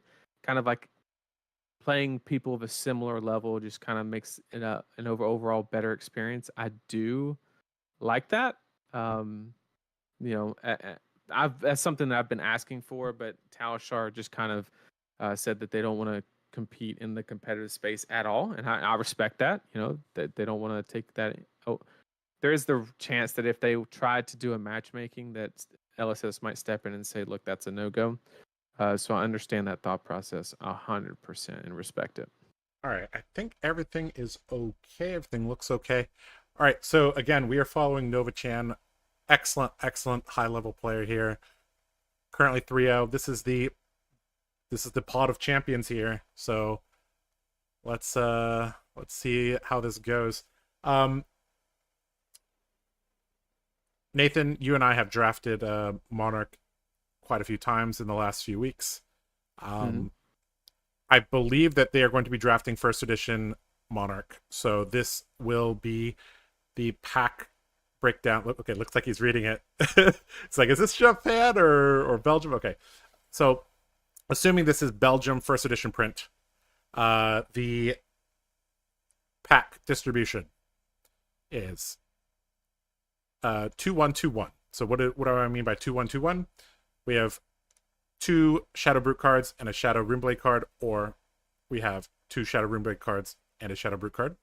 And then we have the same thing for Warrior and Illusionist. So that's the first 6 cards are broken down 2-1-2-1. Then we have 5 generic or talented cards. Then we have a equipment slot. And then we have the foil slot, and then we have the rare slot, and then we have the rare plus slot. Okay, here we go. So obviously this is a called draft, right? So we will have, there will be a judge giving instructions here. So you need to, I guess Nova is trusting that this pack has the correct amount of cards. There's 15 cards in the pack. And let's see how it goes. This is kind of cool, Nathan. We've never really done this before. Shadow Averser there.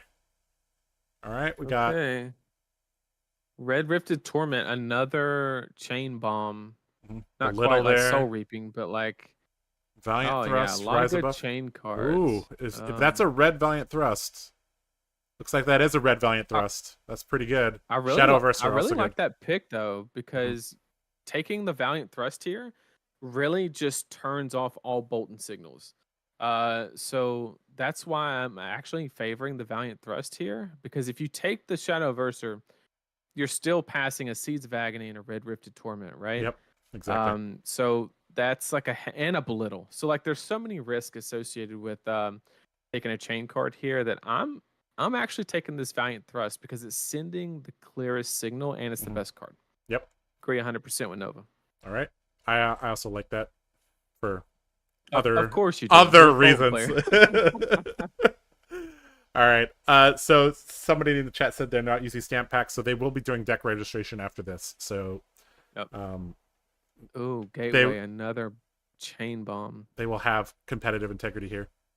All right, so the card here, the Warrior card here is Cross the Line. That's not a great card, but it is something. We have a Herald of Rebirth there. This is where the panic actually starts to set in, because from a Bolton perspective here, that's 2 packs in a row where you're getting nothing on the wheel.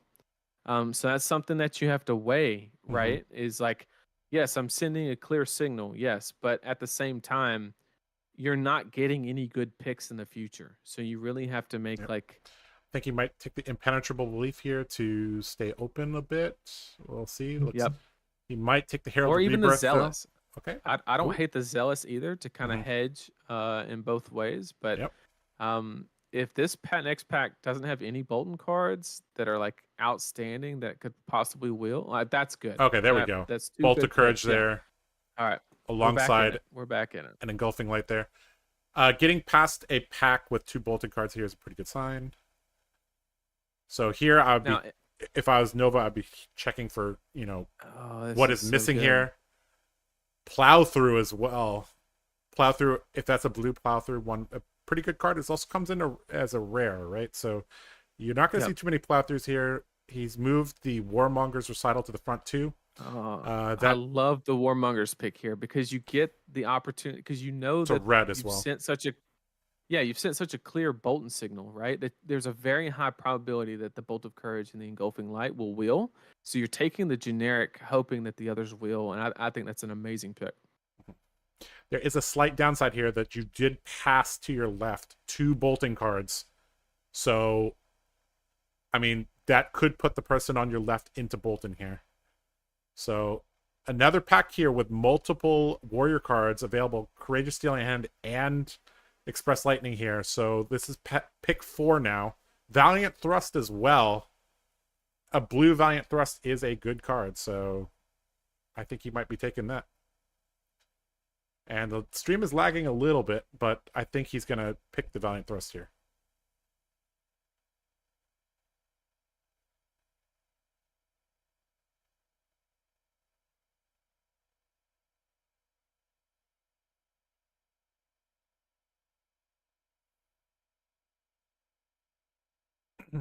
All right. Looks like he did pick the Valiant Thrust.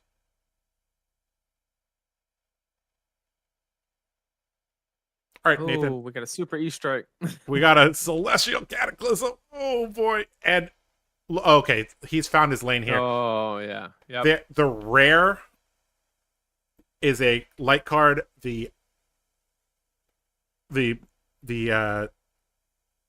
foil is Celestial Cataclysm, is a...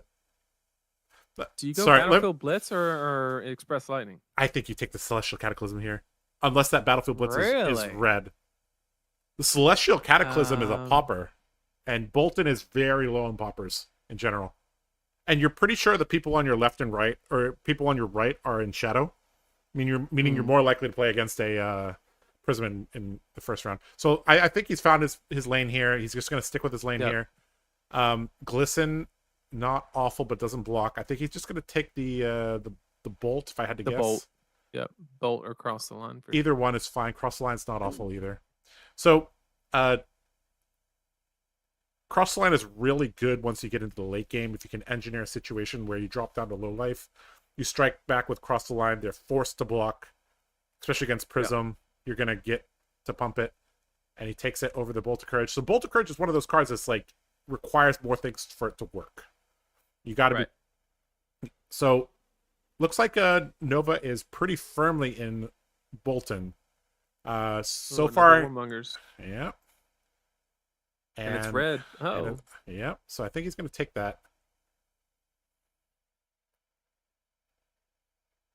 Now, for those of you who don't know, if you have enough pumps, Tremor of Irathi, or whatever it's called, is actually a good Bolton card because you can apply a pump, and then the second you banish to give it go again, so you have to have the pump, it'll then gain the +2 or +3, whatever it says on the card, because you have banished a card. But it does require pre-pumps. So it's a great card if you can secure those. And that's a third Warmonger's Recital. I'm not sure if it's red or not, but he does need charge cards. Look at how many... There's multiple Bolton cards in this pack, and we're already like 8 or 9 picks in now. Or 7 picks in now. So... his next pick is going to be the wheel pick. So, I mean, he might be the only... Well, the first two didn't have anything. Well, the first two didn't have anything. So, but I mean, right now, okay, there's the Courageous Steel Hand. I mean, that's courageous. I think you're going to take that. Yeah. And red Rise Above. It's not an amazing card, but in certain situations, it could be decent, maybe. I've never been a huge fan of Rise Above, unless I can't even really think of a situation where you'd want it. Yeah. I mean, it's only good against dominated overloads, dominated pound for pounds. Like, Right, right. erudition, like yeah. I guess Herald of Tenacities as well. Tenacity, yeah. Here I would take the equipment there if I were Nova. Yeah. The boots are, I mean, you're not going to find better boots than iron hide boots generally. Plow through, blue plow through here, wheeling is really good. Plow through, excellent against every single deck because, especially in the Bolton mirror, if he has to play that, looks like he's going to get a cringe steel hand here. Blue, it's fine. You generally want at least 8 blues as Bolton, but you know if you could get, you'd be fine with 10. Like you don't mind having 10, right? And he got the battlefield blitz. and the with blitz 3 came picks back. left. That is really good for him. Jeez. All right, so this draft going real well for Nova-chan. Found his seat, settled into it quickly, and based on the signals he's been getting and giving, I think he's in a good shot to at least 2-1 this draft, if the next 2 packs are not a disaster here. Right. I guess they are pausing here. There are 2 cards still to be passed. There might be, so for smaller nationals, I think if there's a pod that falls behind or has an issue, they'll stop the whole drafting process. Whereas at US Nats, that's never going to happen, right? They would have the draft and then let people catch up. There's theoretically 12 pods, right? Because 96. Yes. 96 players. Yep. So I think, yeah, so far I like Nova's draft quite a bit. And so a couple things he needs to be looking out for is just increasing his popper count, maintaining a good blue count, and then trying to grab a gallantry gold and a halo. Those would obviously help quite a bit. And I think pick 2 and 3 is a good example of not getting completely discouraged on your lane just because of a couple packs, because the makeup of the pack can give the illusion that something may not be completely open. And you know, we saw that, you know, he was tempted to take the zealous belting or something like that as a hedge in pick 2, but he kind of stayed on course with the impenetrable belief and really get rewarded for that. All right, so Ken has told me that there's some other tables that are having problems. The head judge is checking the rule book to determine if there's some penalties that may or may not need to be issued. So at US Nats, I saw people get disqualified during the first draft. Really? Yeah. For passing the incorrect amount of cards. Really? Because you can't determine. TLDR, I think they weren't sure whether he took like 2 cards, and then they couldn't determine which of those 2 cards it was. So at a competitive, or I'm not sure if it was running at competitive or professional, but I think the penalty for drafting incorrectly is the same. That's it's not a disqualification from the tournament. It is a round loss, which is pretty bad, obviously. But yeah, the guy that was filling out my deck registration, like, he got pulled away by the judges. So, yeah. So this is why in a competitive environment there is somebody calling the draft. When they say draft, pass 8 cards to your left, you need to lay it out. You gotta count. Generally, I like to lay it out in groups of 4, groups of 5. So if it's like, okay, passing 8, I'll lay 4, and then I'll lay 4, right? And every single time you get cards from your person to your right, you need to count them, obviously. Preferably they lay them out. If they lay them out, obviously it's easier to see them.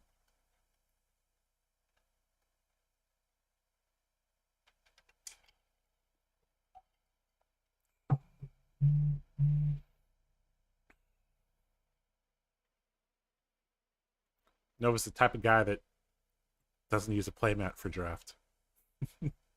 Nothing scarier than a man that's got nothing to lose. Yeah.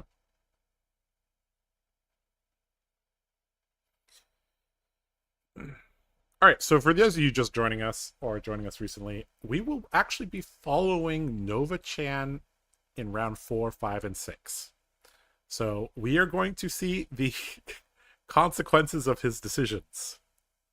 So it's not just going to be a random deck that we follow, you know, in the draft rounds. We're setting up a story and we're going to, you know, hopefully hit it out of the park. Nova's no stranger to being on camera multiple rounds. For those of you who watched the PTI event, Nova was the Briar that almost LL'd Briar. So close. So close. One life away. Mm-hmm. Yeah. And you think about the ripple effect of that. There's a possibility that, I mean, if there's some Briar players that started working on Briar late, they might have not brought Briar to Nats. Mm-hmm. Maybe.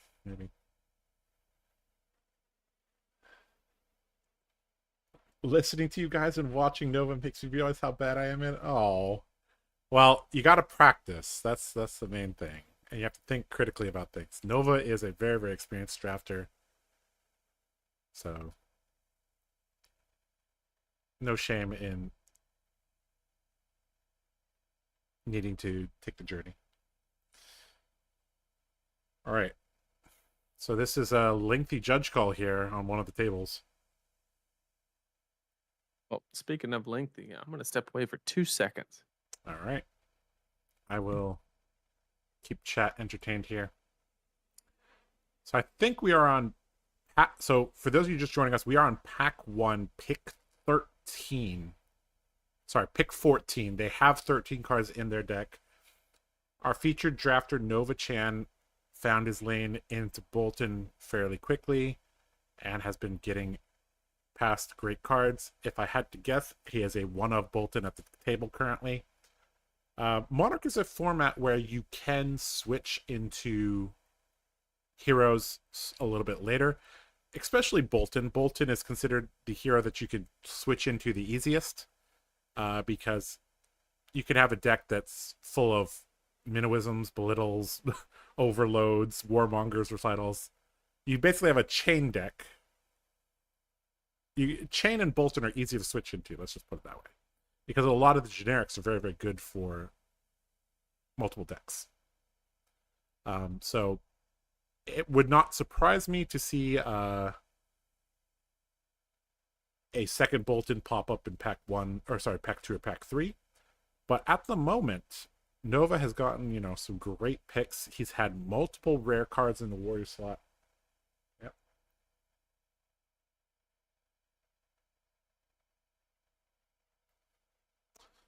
And we are waiting on one of the other tables here to resolve a judge call. Look at that. I didn't miss nothing. You did not miss anything. I just told the chat that this is pick 14 in pack 1. Wait, what happened?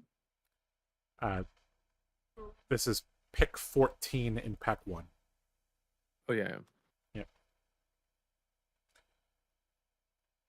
All right, so overall, Nathan, did you if you had to like rank your draft experiences, which one would you say is the best?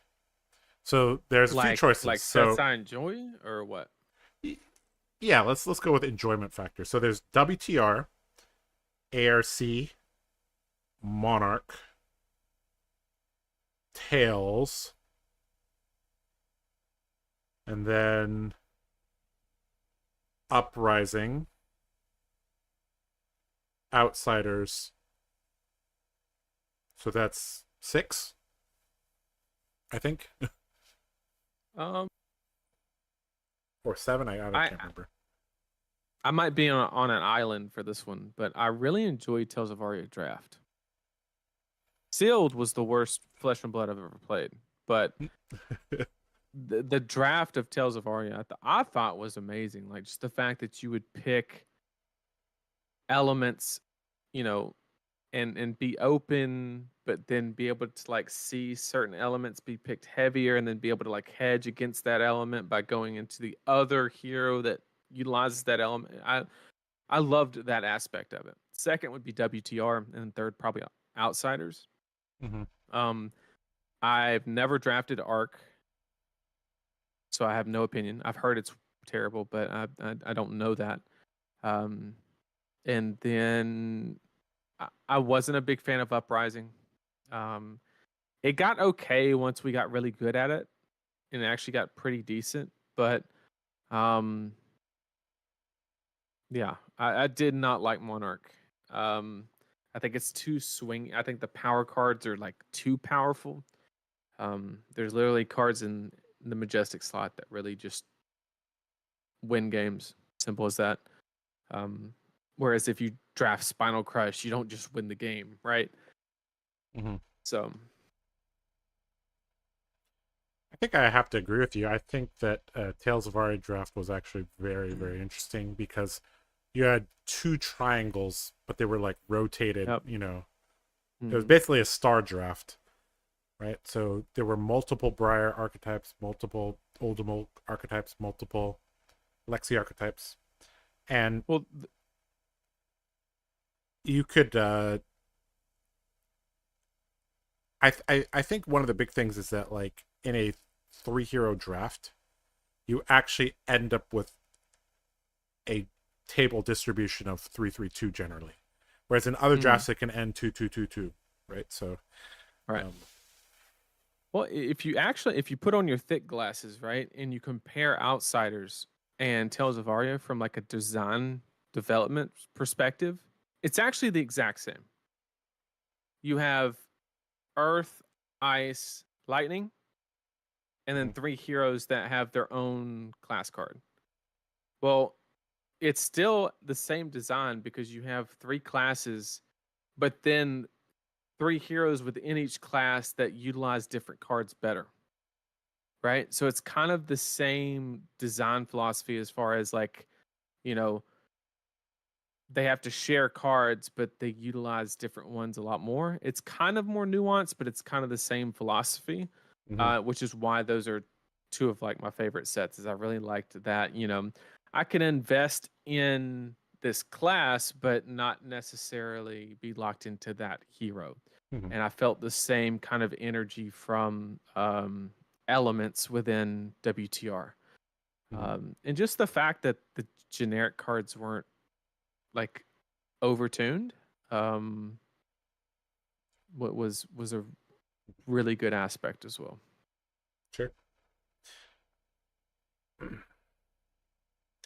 The only issue I had with Tales of Aria was that arcane damage was like basically unpreventable in that set. So yeah, but it was very hard to pull off, right? Like swing Rosetta for 2 and 2. You kind of have to have a balance in your deck, right? There wasn't that many, you know, you had to Earth or Surge and then find a way to have go again, right? I do agree that it, you know, is difficult, but at the same time, I mean, it, you know. Do you think if we went back to Tales of Aria draft with the revised Briar, things would change? Yes, I think Oldham would be undisputedly the best pick. I think in every single draft on the planet there would not be an Earth card left in by pick 4 if we went back. Earth was just the strongest element by a mile. Ken said that they have resolved the issue and they're going to continue. Sure. So we're going to continue the draft here following Nova. So there are 2 cards left to draft in pack 1. We saw that Nova is clearly on Bolton. And, getting across the line, pick 15. That's not bad. Go. All right. Double Valiant Thrust there. Couple charge cards. Even a Battlefield Blitz plow through. The fact that he's getting all these Warrior rares is a very good sign. Several Warmongers recitals. Pretty good. Currently doesn't have a Pauper, but the deck does look pretty solid here. I mean, there looks to be a little bit of a go again problem as well, but you know, cards like Warmongers can kind of get around that. So we'll see. Pack 2 is really where we're going to develop, and whether, you know, so the range of this deck right now is probably like 6 to 10, depending on like what Pack 2 is. Well, he's got a solid foundation on Yeah. blues. Yeah. Like he's got all the blues that he needs, just about, maybe a couple more. Yep. He really just needs to hunker down and really secure some charge cards and then poppers. So when I look at the pack, that's the first thing I'm looking for, is just any popper I can get my hands on, plus any charge cards. Yep. All right, here. 3, 6, 9, 10. Okay, 15 cards there. All right, let's see what Pack 2 has in store for our friend Nova Chan. Let's see if Lumina can go Boomina, maybe. That would be great. If he drafts a Lumina Ascension, I'm gonna love Extended art, maybe. Could be. Extended art. Oh my god. Valiant Threat. And a Battlefield Blitz. And it has a Take Flight. Oh man. And an Overload. Goodness. Oh man, what a... Okay, all right. So it's really in September. It depends what color. I think those are both blues in the rare slot, so he's gonna wheel them. So I think the highest pick here is actually the Take Flight. Express. Both are. Oh, the Red Express. The Red Express is good too. Well, the Take Flight. I think you take Red Express. Like the blue Take Flight is not bad, but Red Express is allows you to get, you know, minimum 13 value from your hand generally. So that's not too bad. I think, oh, it's close. It's close. He also doesn't have a chest piece, but that's not really the one you want. I mean, it's okay. What do you think? Blood Drop Brocade here? I mean, the pack. Okay, he's going with Valiant Thrust. Okay, that he's very likely a one of one, at worst a one of two Bolton. Yep. The chances of the Express Lightning wheeling is actually pretty high. Take Flight here, getting past to him. Multiple light cards. Seek Enlightenment's also good. Second swing there. Rising Solar Tide. Okay, so this is another pack where he's basically guaranteed to wheel a blue here. So he knows that in pick 9, pick 10, he's going to get a blue from... I think it's Take Flight to secure the positive soul. He has a go again problem, and yes, that's one of the important things about Take Flight, that is soul positive. Yellow Take Flight here, I think, is perfectly serviceable. I don't think there's a better card other than the red Rising Solar Tide, but I think you got to go with the Take Flight. You don't have any in the deck yet, so... All right. What deck size are you typically targeting in Bolton draft? Tight 30 or more? I mean, you could go a little higher than 30. I think it's mainly... I mean, if it's a 3-block, you put it in. If it's a playable 2-block, you put it in.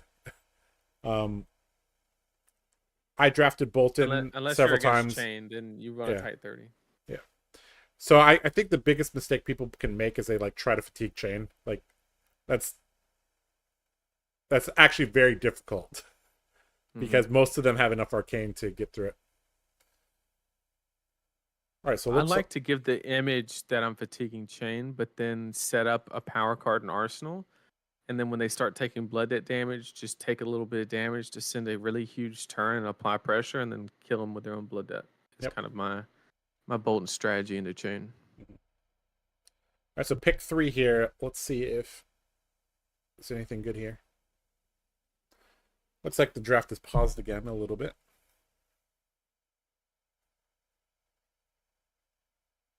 All right, looks like we're looking now. Okay. Pound for pound there. Soul Shield. Slap it down. Slap it down. Yeah. That's a red Herald as well. Interesting. Red Bolt. You gotta take the Soul Shield. It's not close. Yeah, you take the Soul Shield here. Soul Shield's really, really good value. Also, Bolton is pretty dependent on his soul for bigger turns. No, it's not even close. Don't even keep shuffling, Nova. Just put it in your Red Bolt of Courage looks like he's gonna. It don't matter. Soul Shield. The Red Bolt of Courage might actually wheel, so that's another thing. Yeah, exactly. So, that Soul Shield will not. The Soul Shield will not wheel. All right, cross the line. So he's guaranteed another. So his wheel is going to be so good. It has 3 playable picks he knows he's going to have. All right. Courageous Steel Hand. Illuminate? Yeah, blue Illuminate. Blue Blue's not that great. I mean, it blocks 3. Yeah. It's pretty good. The only other contention would be the Courageous Steel Hand, but... Seek Enlightenment? Oh, red Adrenaline Rush. Oh, that's solid. That's real good in Bolton.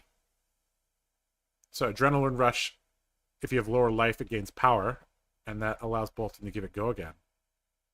Very, very spicy. However, we're going to see him take this Adrenaline Rush, and then he's taken 2 Warmonger's Recitals, and he's taken, Trimmer and cards like...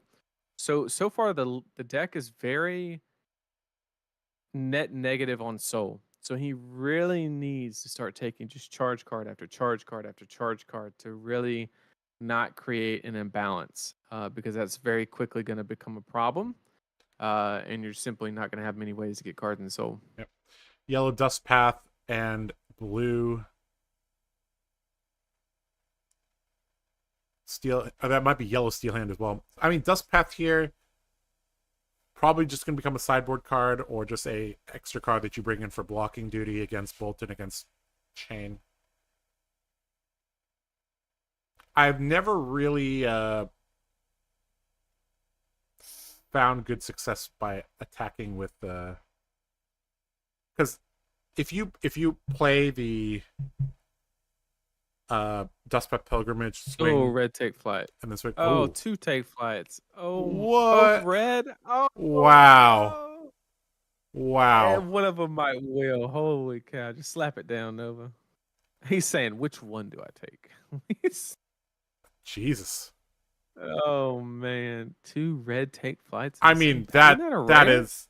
No, take flight's a common, but like... Oh, it's a common. Okay. That is ridiculous. I mean, this is like pick 6. That means there's no Boltons at this table. Holy crap. Jeez. Oh, man. Huh. Well, I mean, the chance of Nova winning this pod just went up. Yep. Hey, Sam, thanks for joining us. What we're doing is we're showing the draft live from Nova's perspective, and then we're going to follow him all the way down through the pod. We're going to show all 3 of his games to kind of show a story and kind of, see how making certain draft decisions kind of impact how the games play out instead of bouncing around a lot, just to kind of like really give the best draft experience that we possibly can. That's our idea anyway. Mm-hmm. All right. Red Engulfing Light. Red Engulfing Light. So thinking good. about the armor as well. He hasn't seen a Gallantry Gold yet. That's okay. I mean, the chance... I mean, you have a good signal that you are the only Bolton at this table, so... Unless people hate draft Gallantry Gold, which is a valid strategy, I think he's almost certain. So right now he does not have any equipment. So that is the only thing not going for him. Other than that, the quality of his deck, outstanding here. Oh, blood drop. Slap it down. Wow, Let's blood go. Drop Brocade wheeled here. Let's go. Unless you want more block here. No, just... You need equipment, bro. There you go. There you go. No. All right. Well, he pulled him to the front. Looks like he's going with... Okay. That's the only time I've disagreed with Nova right there. I think he's going for like... He's like, you know what? I'm going to find Ironhide chest pack 3. Easy. Isn't Brocade better than Ironhide chest, though? Oh, look at that. 3 warrior cards wheel. Oh man. I mean... What color? Oh, the Battlefield Blitz is blue, so it's not as ideal. But Red Express Lightning is huge. Yeah, all 3 of those cards are good. And if I'm at this table and I see this many Bolton cards wheeling, I'm like, uh-oh. I'm not 3-0ing this draft. Yeah. Second swing here, pretty good. Non-attack blocks. I mean, I don't even think he needs to prioritize non-attack blocks here, but... it's just nice to have. It's just a 3 block. Yeah, Glisten is decent too, but I think he's just going to say, you know what? My deck quality is better. I don't need to rely on cheap tricks like Glisten to win the game. And Red Bolt of Courage. Oh, Willed. Oh, not like all that. right. Well, this is pretty good. And there you go. 2 warrior cards Oh, there. no. Blue And plow through. Yeah. Blue plow through. Excellent card there. So we've seen Nova prioritize 3 blocks over 2 blocks, and we've seen him prioritize like cards over equipment. So interesting. he's one gallantry gold, or yeah, gallantry gold away from 3-0 in the spot. That right there, pack 2 pick 14 was his first dead card. Yep. Wow. All right. So in terms of blues, I think he's at 10 or near 10, and his deck blocks really, really well. Really good. Yep. Yeah. Okay, So maybe he's he only has got 2 unplayables. Yep, 2 unplayables. Okay. Wow. All right. Oh, this list is cracked. Yep. Yep. This He list just needs equipment. I think he should have taken the brocade, but that's my opinion. That's the only decision I've really disagreed with. But I mean, he's done good so far, so maybe just when in doubt. Yep. If there's any Bolton bomb card in pack 3, he's gonna get it. If there was 2 red take flights and picked like 7. If there's a Via the Vanguard, it's gonna get passed to him, I think. Because I think at this point you don't try to hate draft because you're like, well,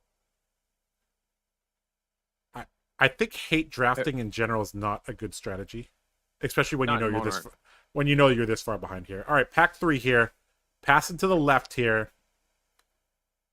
Pick 31 to 45 here for Nova. Let's see how his deck ends up here.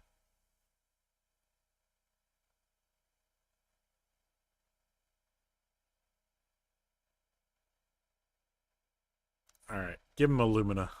He's been drafting so well. Give him a gallantry gold. Just give him a gallantry gold. Give him a Lumina. One of those. Only Lumina if it's extended art. All right. We have a deal. Aether Ironweave there. Oh, a prismatic. Okay. Oh, no, Blue Bolt of Courage, not a great pack here. Yeah, this is kind of doo-doo for Bolton, but Yep. All right, Tremors. Red Tremor. Red Tremor's good enough here. Okay, so there's 2 weaknesses right now for his deck. He does not have a popper, and he doesn't have equipment. Other than that, it's all good. It's all gravy here. So gonna go with Tremors here. Unfortunately, this is a very weak pack 3, but I think him being the only Bolton at the table is going to reward him here. Yep. Unfortunately, he's going to have to pass a Prismatic Shield as well, but it is what it is. Spill Blood would also be good, yep.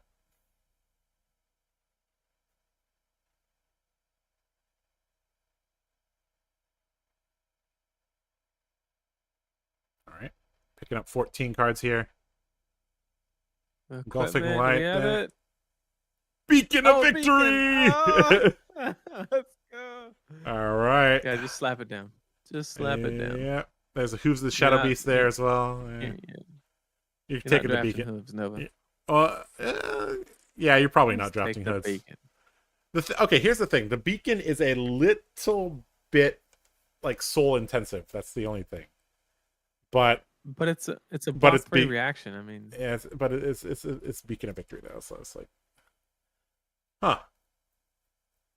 He's trolling us. He pushed it to the back, pulled it to the front. Yeah, I think you just gotta take that. Yep. Herald of Tenacity here, getting past, indicating that the people to his left and his right from pack 2 and pack 3 are on Shadow, which means he has navigated this very well. Express Lightning. No gallantry steal. Holy cow. Red Illuminate, though, going to be the pick here. That's a huge pick. Yeah, Red Illuminate all day. Yep, Red Illuminate. You're going to get the cross the line on the wheel here. Yep.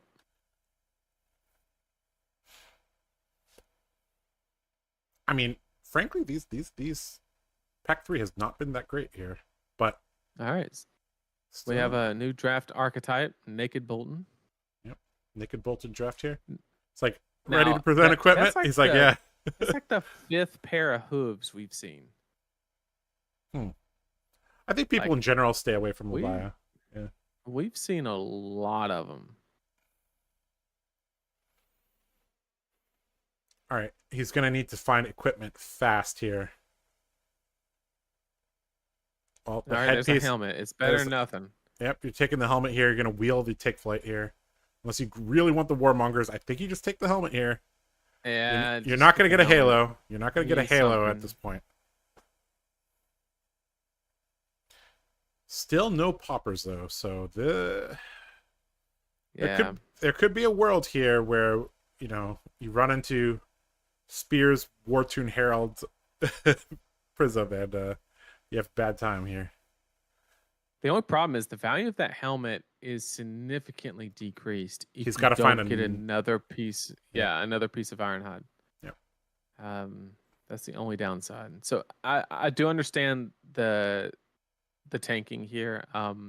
If you don't think you'll get another piece, then you definitely take the red warmongers. But I think you just have to get it just to have to, you know, be respectable, right? It's like right. it's like you drafted 45 cards and didn't pick a single Red equipment, Battlefield Blitz. Oh, let's and a go. red Courageous Steel Hand, and a red Cross the Line, and a red And I think Captain's this Call. pack- yeah, this pack's gonna wheel too, so he'll get the red Courageous or the Cross the Line too. Yep. Oh, that's so good. But you take Blitz here every time.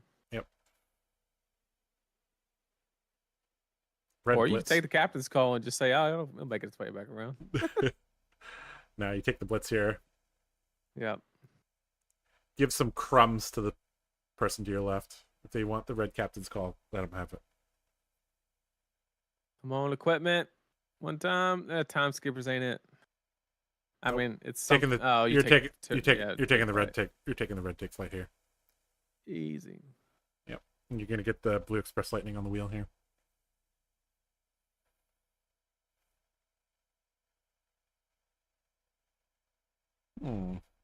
Okay.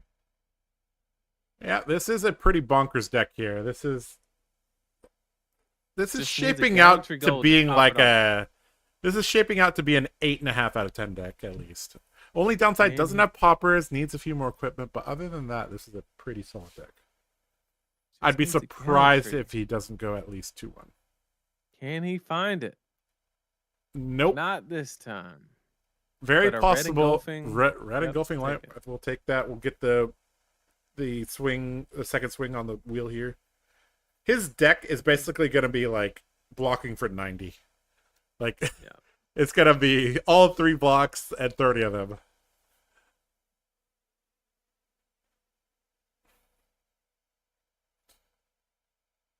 And a soul shield just to spice it up.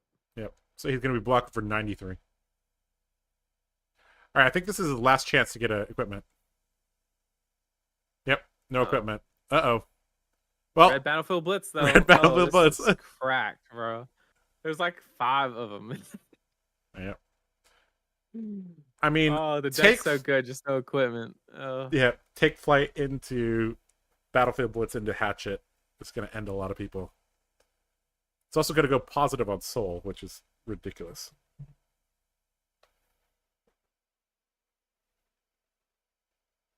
Wrong piece of equipment. Unfortunate.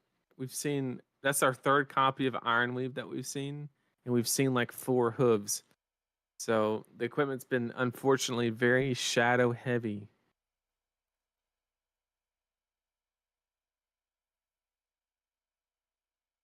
All right, taking the Impenetrable Belief there. All right. There's yeah, it's probably the same one, but I mean, Yep. You're just going to pass that. The person on Levia already has Shadow Hooves, obviously.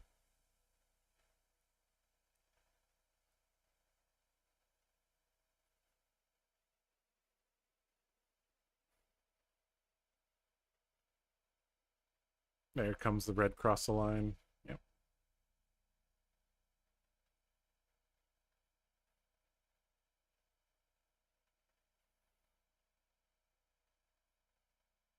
And the blue take flight. Foil blue take flight. Yep.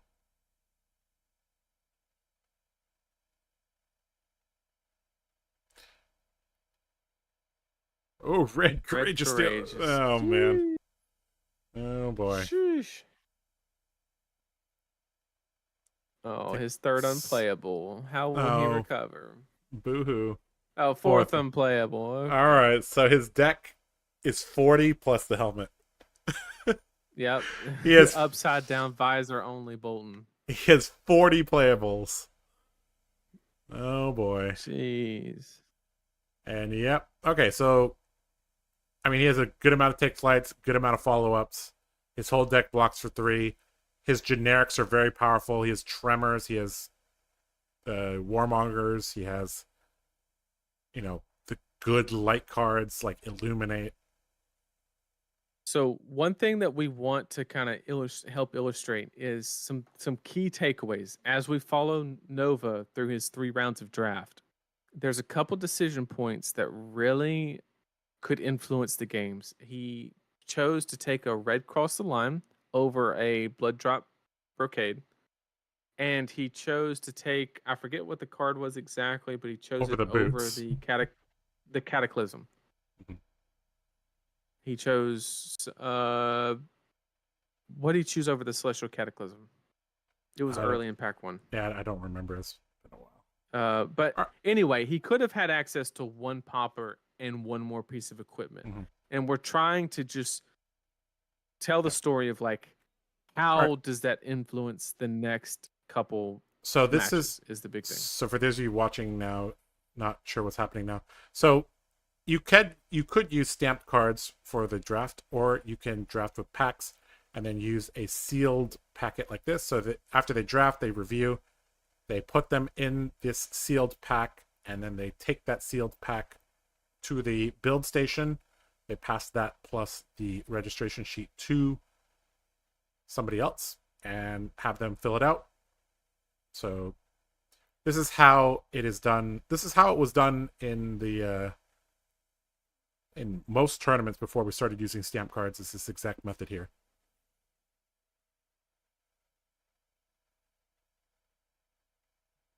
All right. Predictions on his draft, Nathan. Let's take it. Let's interact with our chat. Is this a 2-1 draft or is this a 3-0 draft from Nova? Let's see. If I think it could be either one. I think if he runs into the wrong Prism deck, I think that's what it's going to factor in, is if it's 3 Prisms in the pod, then he has a good chance at 3-0. If there's only 2 Prisms, I think it's going to be very difficult to go 3-0 because without having the poppers and with little equipment. You know what? We'll add all the options here. Oh, it's literally horizontal everything. Uh-oh. All right, hold on. Uh-oh. Okay, there we go. Okay. All right. 1, 2, and 3. All right.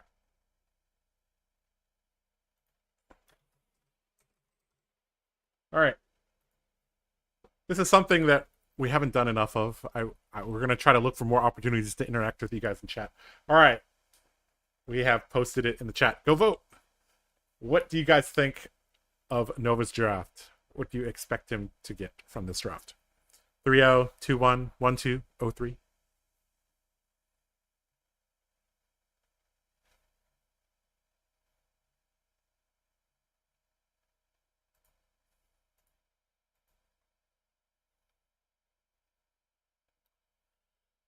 All right, Nathan. It's going to be about 30 minutes, I would say, for them to do their deck registration plus build. Mm-hmm. So we have not taken a break all day, so I think this is a good time for us to take a break. Yeah, I gotta read something. Yep. Okay, so keep voting in chat, and we'll see which ones of you guys are right. Okay, so we will be back with all 3 rounds with Nova Chan, the guy you just saw draft that Bolton deck. We're going to follow him round 4, round 5, round 6. We're going to see the consequences of his decisions. It'll be very interesting. We will be back in about 30 minutes. So go get your snack, go get your energy drink. If you're in Europe, go get your, your I don't know. They probably having breakfast there, brunch. Go get something for brunch. And we will be back.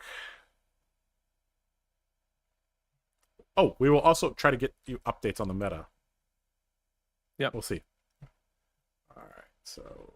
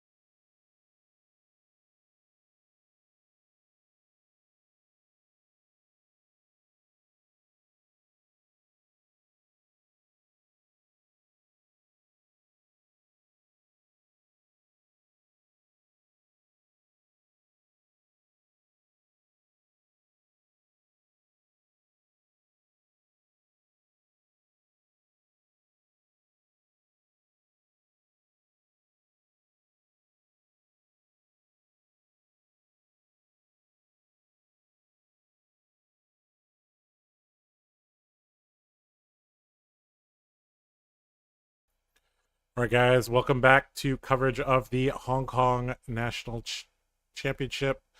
Nathan, why don't you introduce this game while I still finish the setup here? Yep. So we have Bolton versus Prism, with the Bolton player electing to go first. I don't know if he chose to go first, but that's just the way it boiled down. We don't know who won the die roll.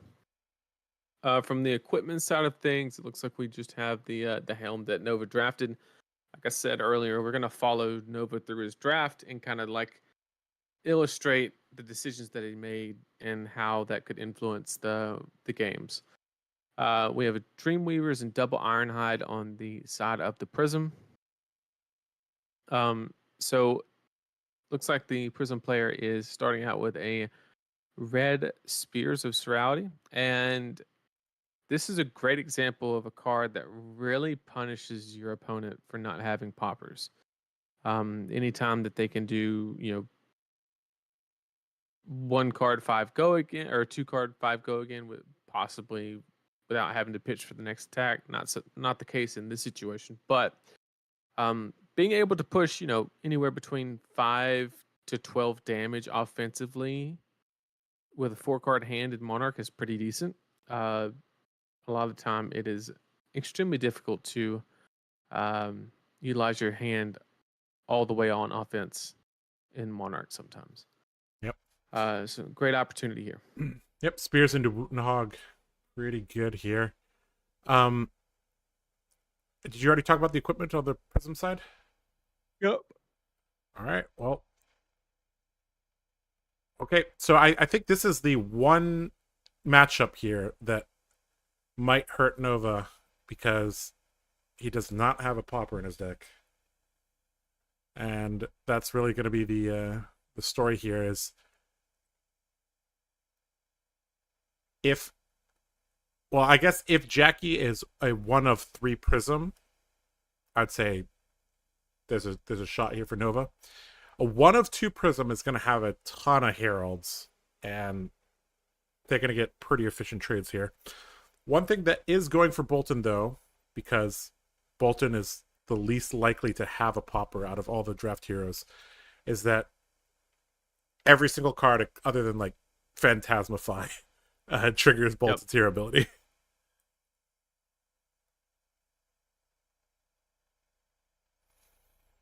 So it looks like we have just judging from the hand of the Prism player, I mean, I don't know any 2 of 2 Prism players that would play cards like Frontline Scout and Adrenaline Rush. So I'm gonna go ahead. I mean, draft is one of those things where there's a lot of sway between sample sizes. So I'm not saying that this is for sure a 1 of 3 Prism. I'm just saying that with those cards, it's a fairly decent assumption.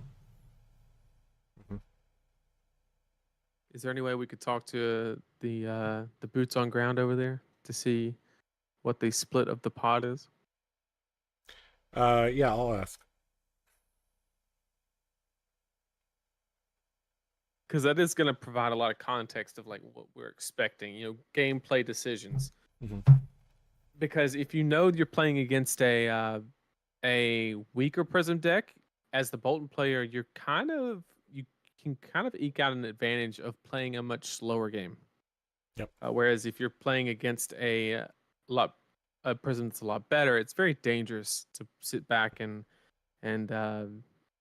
play a value-oriented game because you're probably going to get grinded out. Yeah. The one redeeming thing here is that Nova's deck does block extremely well, but he's going to have to utilize turn cycles here, possibly blocking. Oh, geez, he took that real fast. Sheesh. Whew, that was quick. Here we go. He's got that hand. Yeah. That hand starts with Red Take Flight. And you saw him pitch a Battlefield Blitz. So and that means a red charge card. I can't think of anything scarier. Yep. So that means there's another Battlefield Blitz almost assuredly in his hand, or a Valiant Thrust. And I guess we're gonna. So you know what? There's actually another card in the Prism's deck that doesn't turn on all the Bolton things, and it's Rise Above. Yeah, you could say that. I mean, it's not amazing, but you know, at least it doesn't give Bolton free go again. That's true. Unless you use it on a take flight. And here comes the Battlefield Blitz, which has go again because you've charged, and throw a hatchet on it. Yep. Okay, so we're just That seeing a real is slog tempo. here. Yep. That is value and tempo here, but all right, Dreamweaver's being activated here. Phantasmify into a Wootenhog. All right. So for those of you who don't understand this reaction, or this interaction between Dreamweavers and Phantasmify, it's kind of a unique one because one says give a card Phantasm and then a buff as well, and Dreamweavers says to take it away. And basically, anytime you're in that situation, I think the take away always supersedes the give, if I'm not mistaken. Yep. So therefore, you can give Phantasm a million times, but if you have one instance of taking it away, I believe um, it just overrides it. Oh boy, we have spears here into something else, and this is where not having a popper is gonna Yep. suck here. So I think from Nova's perspective, he just needs to block out here, play a little Be patient. patient. Yep, Be be patient, patient. yep. Wait for the Prism player to draw a hand that doesn't really block that well, or doesn't really attack that well. Monarch is one of those formats where, like, if you draw the wrong hand, you can't actually utilize all 4 cards. Rising Solar Tide here, just for 3. Good example of one of those turns where it's not that bad. This comes in for 4, right? Oh, the 4. yellow one. The other one, okay. Yep. Now this is important because if I'm not mistaken, that it's on hit going to soul. Yep, it is. Which will turn on the Prism ability. So this is a very important one to block. However, it also would have been turns a on the armor. decent time to cash in the Ironhide helm as well if Yep. you wanted to save a card, but it could not be necessary and just save it for a dominate situation. Yep. I like this play here from Nova, just pushing damage here. The Prism player's deck doesn't block as well, and if they get greedy here, trying to keep a full hand, you basically can you can turn Bolton's hero ability on permanently for the rest of the game, because they're going to have to start blocking. Chunky Herald here, going to meet 3 cards from Bolton here, and I think he's just going to arsenal the Soul Shield. A great long-term plan here from Nova here. That Soul Shield is going to allow him to turn the corner here. Especially considering that hand looks like it can't be utilized very well. As a captain's call? A captain's call. So, okay. It can. Oh, brandish. My bad. So yep. Brandish kind of adds on to anything. So that's, not bad. Doesn't really bad. affect Nova. Okay. With his we got word that there were 4 prisms in this pot. That makes sense. So if Nova as a 1 of Bolton, I think he's a 1 of Bolton. Let me confirm.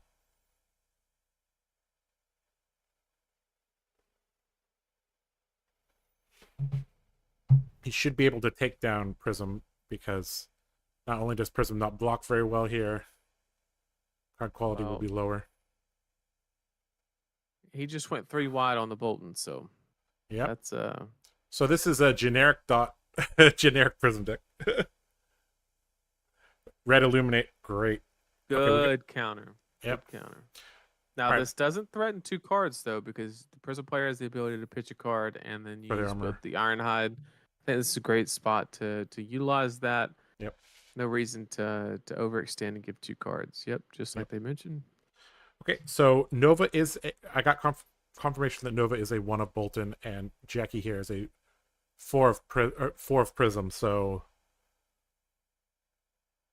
I'd be a little shocked here if Jackie could pull this off, but we'll see. Jackie's a very, very talented player. I've played against him quite a bit as well. All right, so is this the time to turn the corner here, or are we just going to block 5, maybe send 6 back at them?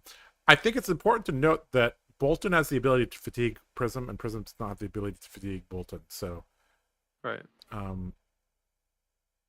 I think you just play as long of a game as possible and keep your life total as high as possible, and Yep. just try to outvalue. Because if you know that they're a 1 of 4 prism, they don't have that many red heralds, and those are the ones that you're only really concerned with because of the breakpoint.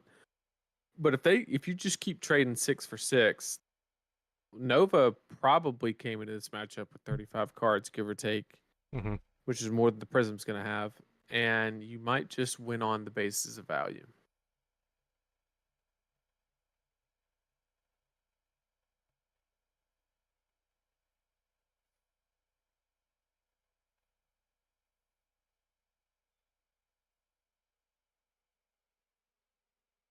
It's the first If he time has a we've good seen. enough hand, he could just block one here, give the soul, and then just make one heavy push. This is going to soul automatically. Invigorating Light says when you play it, if you have no cards of soul, it goes to soul. Oh, right. That's right. Yep. So Nova might be thinking about blocking or 1 card for 3, and then taking 2 down to 3, and then pushing with a 4-card hand, counting the arsenal. Mm-hmm. Is a possibility. Yep. So the pod breakdown was 4 Prism, 2 Chain, 1 Levia, 1 Bolton. So we're going to be, on the lookout for that Levia deck, because we saw those Who's the Shadow Beast wheeling around. That Levia deck is probably going to be pretty nuts here. And if I had to guess, that is realistically, that Levia deck is going to be the toughest challenge here for Nova. He's going to make it out of this game first. Yeah, you got to make it. It's not that easy. The Prism's a strong hero. Jackie's a strong player. But I have faith that Sir Bolton here. Sorry, he's not Sir. He's not. He's a young Bolton. Bolton will make it out of here. Looks like we got a plow through. Plow through at this life total is pretty good. But I don't think that's a red. So I think you just got to get rid of it here. Courageous Steel Hand. And plow through here. Going to jump in front of this. Take no damage here. And I think he's just going to send Cross the Line back and move on with life. Beacon of Victory being pitched here. Is it a yellow one? So it's only coming in for 4? Yep, I think so. Looks like an Enigma Chimera. I think that's an Adrenaline Rush in Jackie's hand.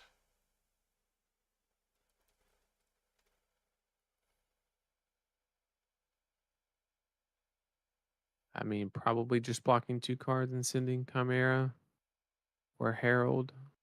Yep. Herald of Ravages, I think it's in this hand. Yep. Oh, he's taking it. Or just take it. Yeah, all right, so this Soul Shield here is going to be huge. Here we go. It's going to start off by making a shield. It's going to pitch a blue to send the shield for 4. And then end on the Herald. Okay. Yep. I respect it. It demands a 3-card block here. Take 1 down to 4, and then Soul Shield, still 2 cards in hand. Mm-hmm. With the opponent now at effective 2. Yep. Not going to be able to pressure too hard here. Ooh, drop into 1. He'll die to Arcane Pings here. Possibly. There's the Dominate shut down by the Soul Shield. Wow! Big shutdown there. It's like Herald of Tenacity. Nope. And he gets to crack back with the 4-card hand, right? 3-card hand. 3. 3-card hand. 3-card. Oh no, he. This should 3-card hand. 3-card hand. And I think Jackie didn't get to use his whole hand, right? So he actually IP penalty himself basically. And here we go. This is okay. So this is going to get a block if he's brave with just the Phantasmify. How brave are you, Jackie? Let's find out. Well, he did flash the Warmongers, did he not? I think he almost did. I don't know if Jackie saw that. Yeah, because if he did, then that's a very easy, just if you have a hand that you can actually utilize. He might not have a hand that he can actually utilize, but yeah, blocking I 2 think here. And I think the main thing here is just to not allow Bolton to swing hatchet here.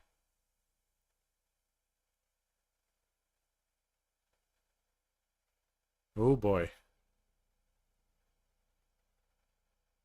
speaking of victory, we saw Nova draw it, did we not? Did he pitch it? He pitched it last turn. So that is a win con that we have to keep in our back pocket, but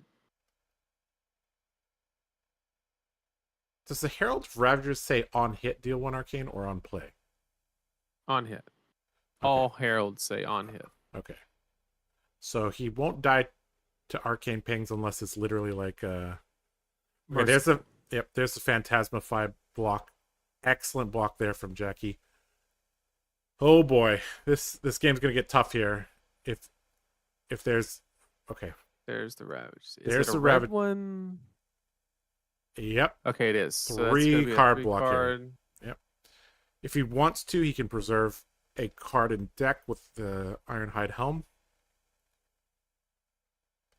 He does have an Express Lightning. If it's a I'd like to point out this is where having a second piece of armor would save him big time here, because he'd be able to block with a 3-block, pitch a yellow or blue, and then block with his armor, and then crack back with 2 cards.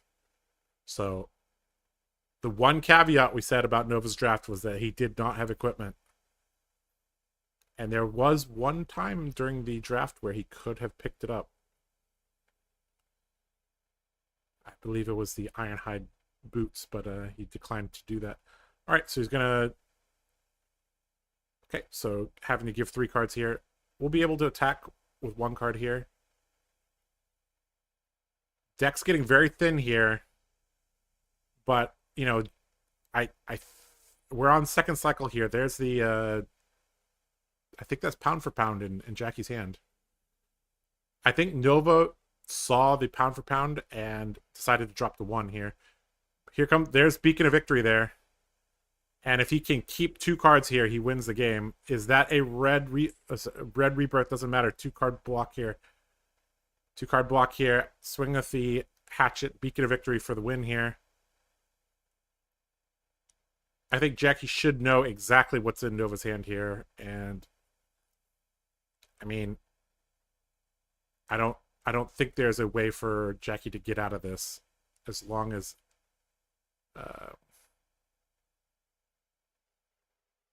so I think, yep. So Nova, do you With remember him taking this long? It has to be a red one, right? Because if it was yellow, you just slap 2 cards and then do your beacon play, right? Yeah, exactly. So I think this is a red one, which demands 3 cards, which means he has to either divulge the information that he has the beacon, or just pass, which equally gives the illusion that he has the beacon. And I think both players are down to their last hand as far as card economy goes. Nova just Nova just has 2 cards, I believe, in hand. Which means as long as the Enigma Chimera, it does it. Oh my god. Gonna close it up. Wow. Oh no. Jeez. Wow. All right, Jackie Ho gets there against our featured drafter Nova Chan there. Wow. I mean, it's gonna come back to skipping that popper and skipping that armor piece. I think we're seeing the consequences of his decisions here. Yeah, I think that not so much the armor, because when he picked the first piece of armor, he never had the ability to pick up a second that actually blocked. But at the same time, 2 he had, or 1 or 2, he had the chance to pick up Ironhide legs. Yeah, it was Ironhide legs. So that's a big one. And then passing up on that Celestial, right? If he would have just kept his back against the wall and just like block and waited for an opportunity to just pop a Herald on 1 card and then moved, or he got Spears of Serality like 3 times during that game. If you interrupt that 1 time, it's huge, right? So yeah, definitely not taking the popper or filling out the suite of armor kind of costing Nova there. I'm very curious of how many cards Nova started that game with, whether it was 30 or or higher than. Be very interesting data point. In chat, Snow said, I appreciate y'all staying up to do coverage and all the content. I subscribe to the Patreon. We really do appreciate it. We're just two people that love the game, have a passion for it, and want to bring it to as many people as possible. If that means us being a little tired and staying up a little late, that's no problem. We're just doing the best we can, and we appreciate it.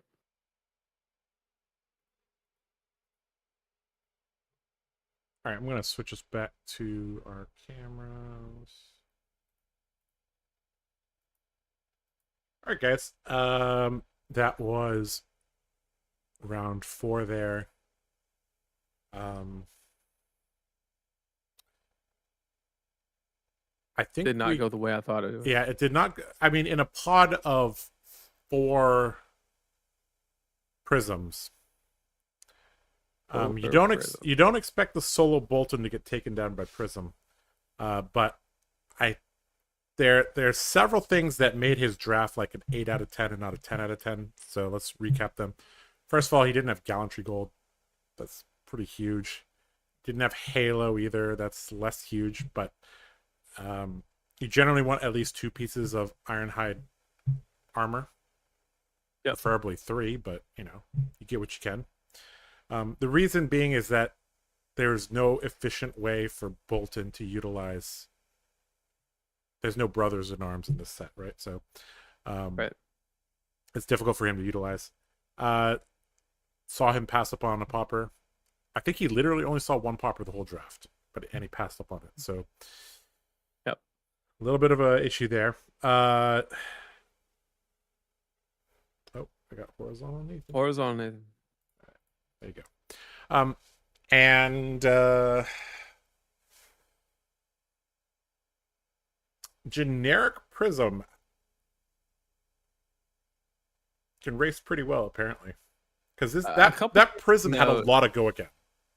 Yeah, he went 3 wide on the Zealous Belting Brandish turn into something else. I mean, it was insane. Also, the Prism went second, which is favorable as far as tempo goes, and was able to start out the gate with a Spears of Sorality into a Stony Wootenhog. Yep. So the Prism player did see a series of fortunate hands, but I mean, that just happens sometimes, and started with the tempo to really leverage it. And Nova kind of had his back against the wall for most of the match and never saw the reprieve from the popper that he never drafted. Mm-hmm. He almost got there with the Beacon of Victory there, but he had to give up several cards there. The 7 breakpoint coming in huge there. Yep. Obviously because he was at 1 life, but I mean the 7 breakpoint is also really important because it allows Prism to have a card in Soul, which basically gives them a 2 cost, 1 value D-React. So that would have helped a little bit as well. Interesting game. And we're seeing, Flesh and Blood is a game where like small decisions, but this is one of those games where like it's kind of difficult to pinpoint where things went wrong, especially in draft, because it's not just how you pilot the game, it's actually how you drafted, right? So right. A lot to be learned here, but I have faith Nova can get out of there 2-1. Not exactly the 2-1 you want. You want to go win-win loss if you're going 2-1, but right is what it is. Next round, if I had to guess, he's going to probably play a chain. Another Prism. Or a Prism, yep. So we'll see. All right, guys. You guys in chat can help us. You know how? Nathan, what time is it right now? It is 3:50 in the morning. It is 3:50 in the morning. So all of you hardcore people staying up late, or Europeans, you guys are also hardcore because you're watching this. But Asians, New Zealanders, wherever you are around the world, you can help us stay awake by asking us questions in chat. So we did this during the CC rounds. You guys can ask us about anything related to Fab, not related to Fab, and we will try to Yep. answer your questions.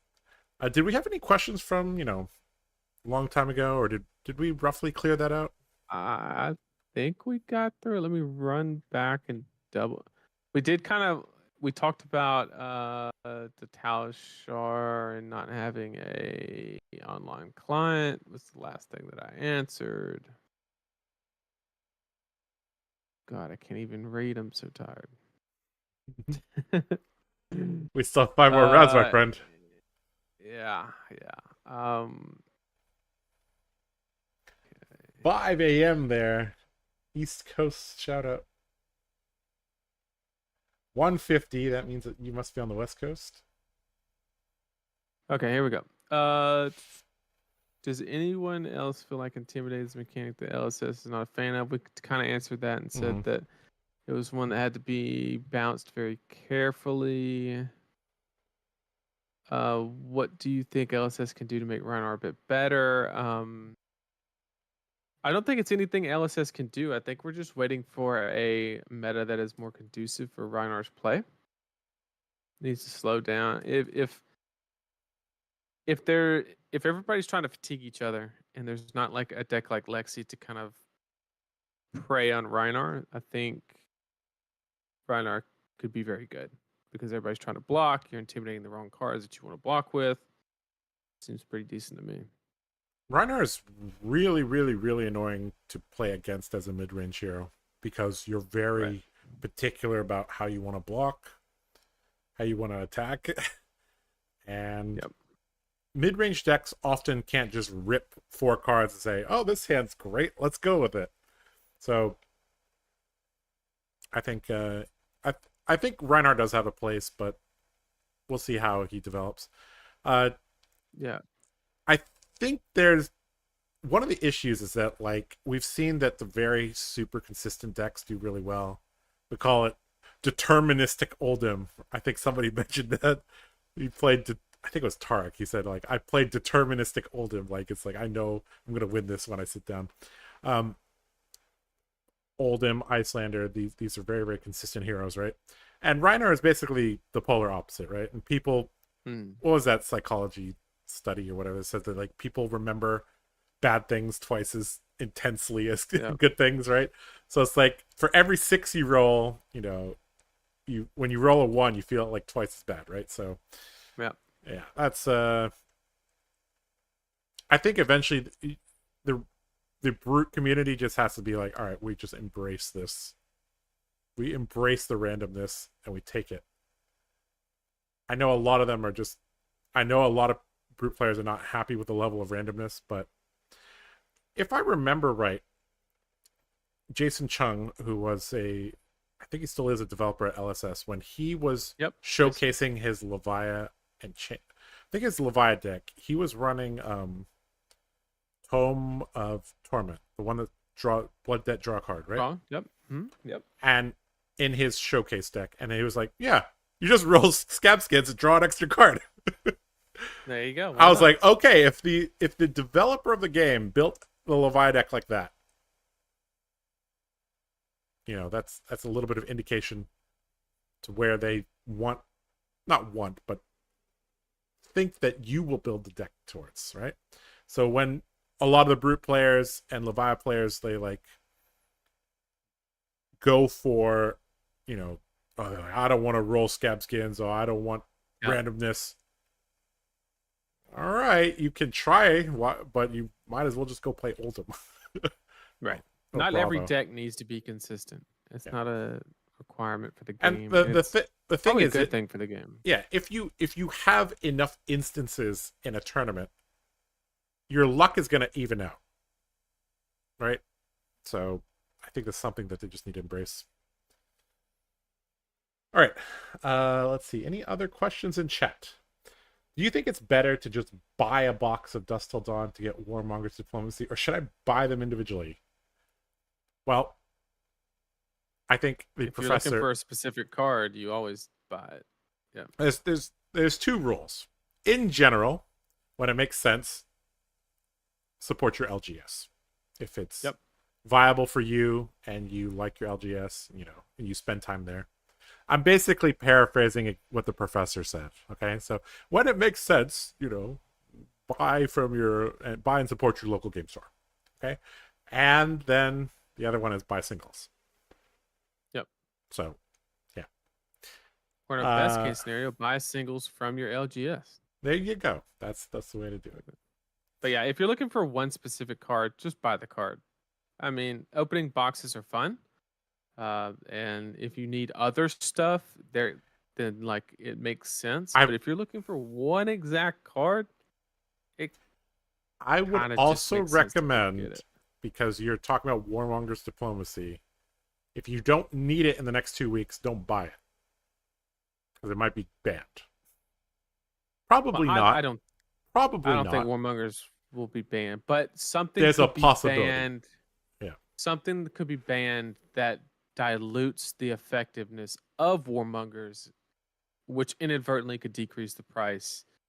Like if Lexi takes a big hit, and that's why a lot of people are running Warmongers, then like the value of it could go down. So, but vice versa, if nothing changes, the price could go up. Because people were waiting to buy it until after the BNR. So like that's just the risk you run, right? Yep. It's not getting banned though. I'd highly doubt that. Highly doubt that. You guys think the LL system is making heroes move up too fast? Especially now that there are more events around the world. I actually think heroes are not rotating out quite fast enough. We've seen the hero roster grow over time. I think the sweet spot for the game is somewhere between 16 and 20 heroes. And now we've crept up towards 21, I think, right now. Or I guess with Briar gone, it's 20. But I think roughly every set they're going to introduce 2 heroes. So during that, LSS currently is making 3 sets a year, but they stated that they want to go to 4 sets. So roughly that means let's say during a year, I think roughly 6 to 8 CC heroes will be introduced into the game, which means in total for that year there needs to be 6 to 8,000 points injected into the system. I think that's roughly on par for roughly correct. I think actually it's a little bit low. I think it's less than 6,000 points in total per year, but I'd personally like to see things rotate slightly faster, but well, let me put it this way. The main issue with LL system is that there can be 7 Lexis and a Bravo in a top 8. And the Bravo wins. Yeah. And yeah, so I think there needs to be some points given to the finalists, the semifinalists and quarterfinalists. What that ratio is. Yeah, for my answer for that question, I think the rate in which the LL system is progressing is fine. I don't have any, critiques on that. The one thing I will say is, I understand it's like a safety valve, right? If something's too strong, it's a way to kind of like fix that problem on its own. The one caveat I'll say to that that situation is, if the hero is not so broken that, like, use 2 examples, right? We have Lexi and Starvo. Okay. Starvo basically LL'd in 1 season. Like maybe this 2. did in Blitz. Right. Yep. Like I mean, it happened so fast, right? So like even before LSS could actively do something within a few BNRs, he was gone, right? So LSS quote unquote saved the situation, or not LSS, but the LL system saved the situation. But a situation like Lexi, where it's not happening, like sitting back and saying we have a problem with Voltaire, but like Oh, it'll solve itself in 6 months. That's it's like I don't it's know like about it's that. like it's like come on, like I get it. I get it. But at the same time, like the biggest problem that I have with Lexi is, and it's kind of getting off topic, but like I don't think every single hero in the Oh, game should be abandoning their we got round 5 their coming up. archetype to be able to compete um against that deck. Yeah. I think it just is a little too much. Okay, to quickly Not by answer much, but a little bit. Snow in the chat, where'd you get the playmat holder in the background? Those are BCW playmat holders, 24x14. You can put your playmats in there, and then you can use double-sided command strips to pull some along. And the last question, adult KO is the worst idea possible. Oh man, that'd be interesting. Maybe that'll teach brute players to brute up. I could not think of a worse idea. Could you imagine people just running up to the Pro Tour, rolling dice with KO? My Lanta. Oh, how the heck did we get to this situation? It's Levia versus. Oh, not like this. It's That means Levia she got versus. chained. Oh She my got chained. Oh no. How did we get to this situation? So for those of you, Nathan, break down the draft pod while I adjust the graphics. So we had 4 Prism, 1 Bolton, 2 Chain. Sorry. I'm tired. And then 1 Levia. So 1 Bolton, 1 Levia, 2 Chain, 4 Prism. We saw the 1 of 4 Prism beat the 1 of 1 Bolton. And then now we see the 1 of 1 Levia playing against the no-win Bolton, which would indicate that the Levia lost her first round. So both of the 1 of 1 decks lost round 1, which is insane. Very, very, very interesting to say the least. Okay, all right. So let's talk a little bit about this matchup here. So, well, you know what? I'm seeing a pattern here. Look at the equipment suite for the Levia. Yep. There are no iron hide equipment here. No ebb and fold. I mean, maybe they just need to you should be prioritizing the. Okay, Looter Tide Plunderer here. So yeah, I mean, okay, so just backing it up, most likely the Levia played against a chain, because a 1 of 1 Levia should not lose to a 1 of 4 Prism. Just from like a draft split perspective, but also the fact that Levia should have like 26 power cards in her deck here. Right. All right.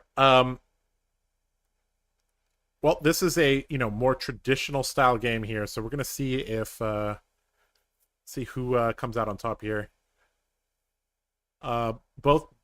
So the Bolton deck has a little bit more consistency and blocks better, but the Levia deck is a little bit more explosive. So let's see what avenue they want. So it looks like Express Lightning into Bolt of Courage here. So the effect of Bolt is active here. Gonna give a random card to Nova here. Oh, JK guys, there's a equipment piece. It was hiding off to the side. We didn't see it. Sorry. Surprise. Well, that's pretty good there, getting some block there, but just gonna be, I think. All right, so just returning some damage here. Not too bad. Hasn't started the blood debt clock quite yet. Now, it is very interesting that both of these decks are kind of playing to the same win con. They're trying to mid-range the game in the very beginning, while Bolton's trying to arsenal a Valiant Thrust or a Battlefield Blitz to kind of set up for a really big turn after getting Yep. 2 or 3 soul. The Levia is trying to build the graveyard in an appropriate manner with the right ratio of 6 attacks, and then close the game out with like Dread Screamers and Graveling Growls and Unworldly Bellows and stuff like that, Wow, to really close the game out. that hand that Nova just drew was not good there. Yeah, it was not it. That was 3 2-blocks there. All right. Coming in again here. He seems to have a lot of copies of that card. What card is that? Deadwood Rumbler. Deadwood Rumbler. Okay. The red comes in for 8, blue down to 6, and it says choose a card to play it. banish. Well, you draw a card, discard a card. If you discard a 6, you banish a card from either player's graveyard. So you can basically in the mirror match you can start the opponent's blood deck clock early. That's pretty cool. And there's neat little interactions, or like how he used it, where he's banishing cards that are not 6 attack or higher from his graveyard to guarantee the ratio. However, that can be a net negative, because if you start playing a lot of cards that demand a lot, you will run out. So something you have to be very careful and kind of try to maintain a balance.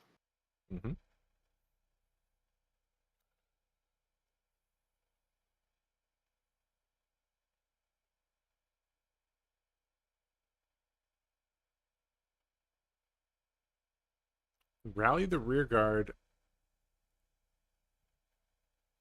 Pretty good card, but it's in the banish zone now. Good pitch stack going. We got the Unworldly Bellow and the Dread Screamer to the bottom, right next to each other to help close the game out. That was a super fast no block. How ridiculous is it going to be? It's deja vu. When he's pitching a Battlefield Blitz, anything's possible. Yeah. So this is a quote-unquote good Bolton turn, but there's several things holding him back here.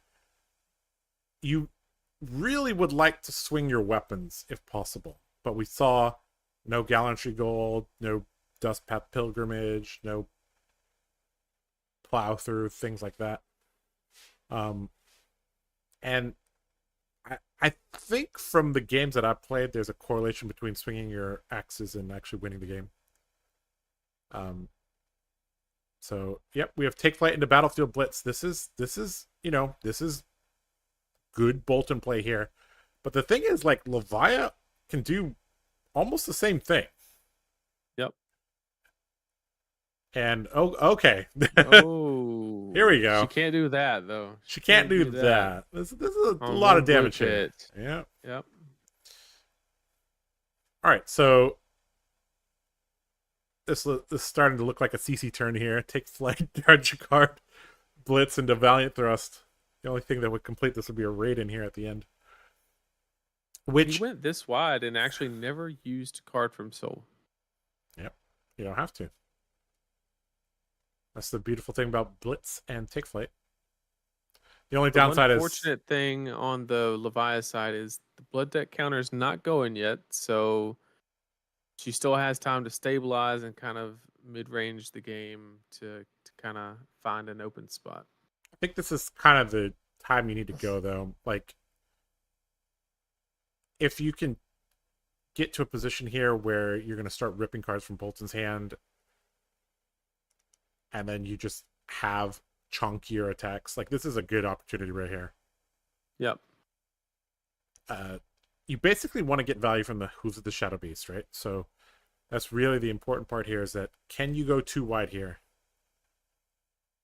Kelvin's going to need to consider this very, very carefully here.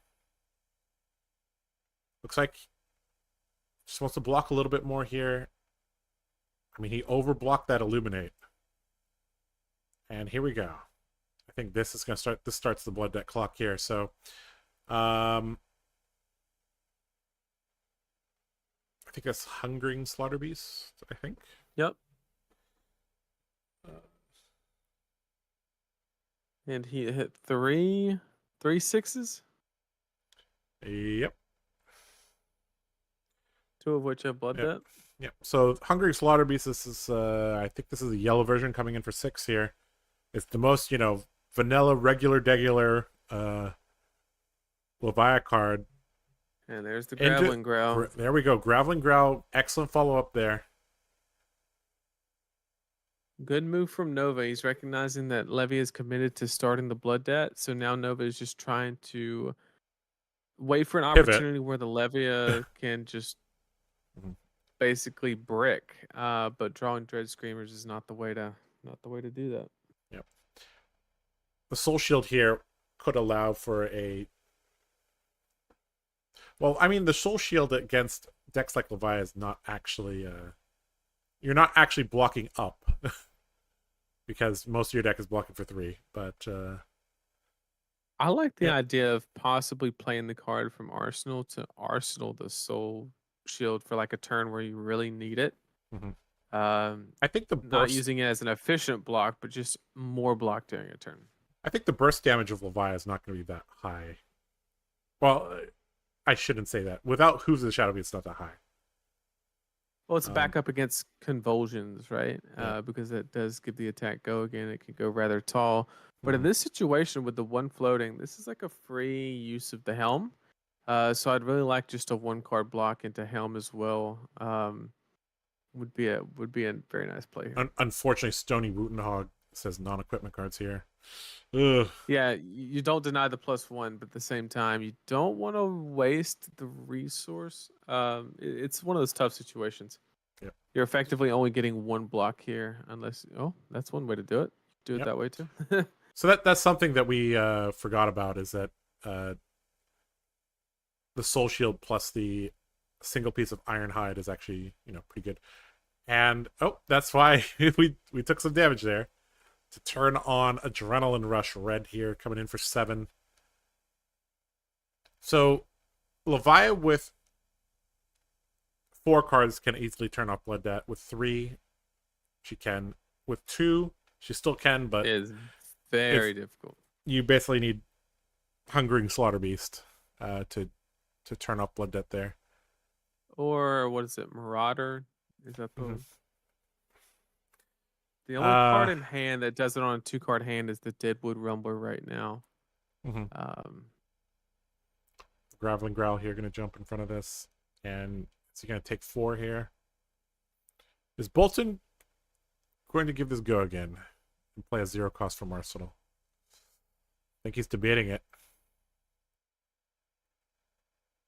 I mean, if you have it, I don't see a world where you wouldn't do it, right? 6 cards left in deck here, so I think he's going to push here. Engulfing Light here, not going to threaten lethal here, but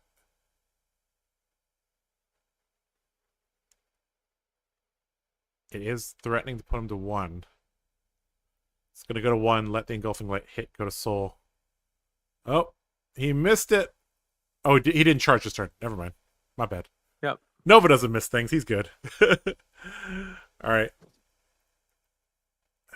All right. Can he turn it off? Almost certainly he can, but we'll find out. Yep. Looks like it's successful there. Yep. And then we're going to go into a Graveling Growl or a Smash with Big Tree. That's pretty good. Yeah. That's a big one. Yeah. I mean, hot for 9. And this is where the strength of having, well, he's like, I don't want that hand, just block pass. I think he can actually fatigue him out here. There's only 2-3 cards left in deck, so we're getting close.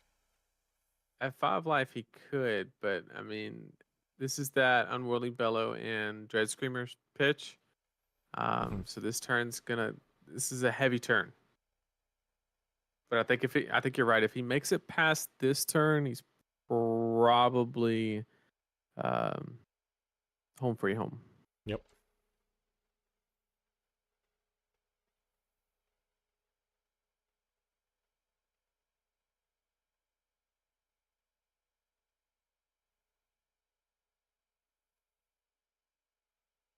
I think you're just gonna block Dine here. Oh, Lunar Tide. Yeah, Lunar Tide is pretty Be a good card here. Especially against Bolton. Alright. Yep, and he's just demanding one card here. Easy enough. It's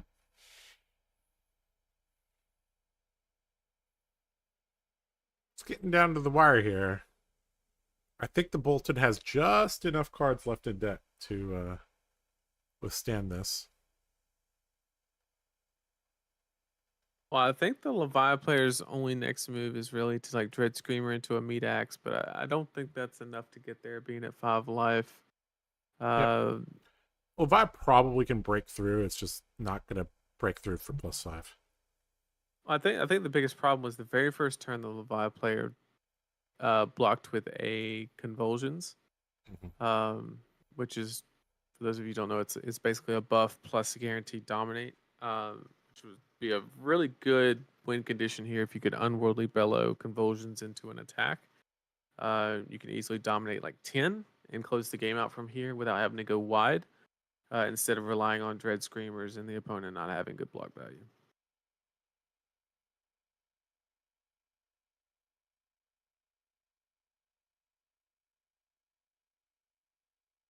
Yep. Hit again. Of course, it's not going to be... Okay, I guess after the block here, he's just going to give up because he knows he doesn't have enough cards there. Or he might not have turned off Blood Debt. I don't know. It's hard to see with the pitch colors there. All right, so Nova gets a win against the Levia. So we were not expecting to see Bolton versus Levia here. Nope. But it is what it is. So, all right, so Nova is 1-1 in his draft, and we'll see if he has to play Prism or Chain in the next round. All right, let's go back to our cams.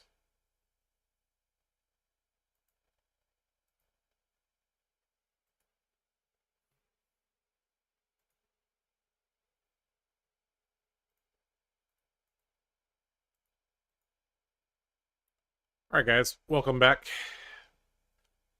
For those of you just joining us, we're about halfway done. We just finished round 5 of the Hong Kong Regional Championships. So today they're playing 3 rounds of CC, 6 rounds of draft. We'll come back tomorrow for the last 3 rounds of CC, followed by the top 8, which will be CC. All right.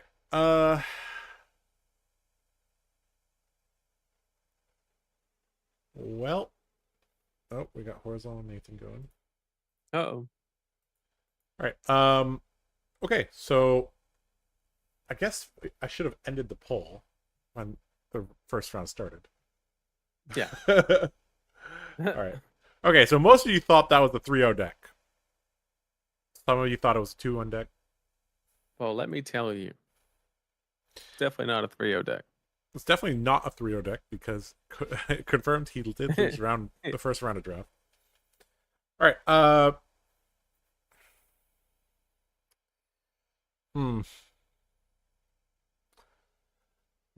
Were there any questions we missed? No, I think we got them all. We got them all? Unless chat decides to throw more in there.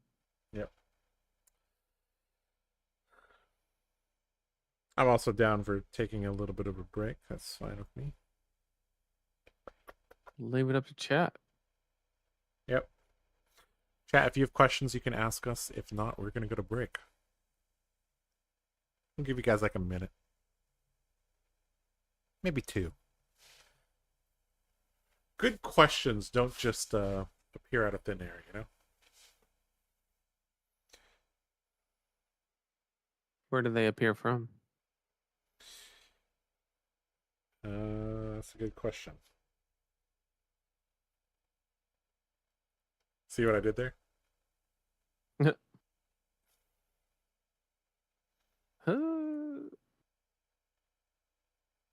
You boys look mad tired. Well, let me tell you. We are. No, I try to think of something clever, but like my brain's not working. Yeah, yeah, pretty exhausted. But we're fighting the good fight, you know.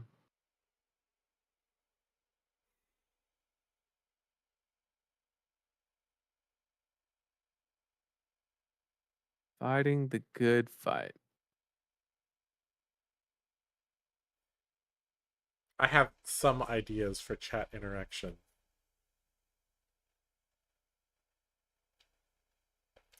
Let's see. Let's involve my rack of playmats. Okay.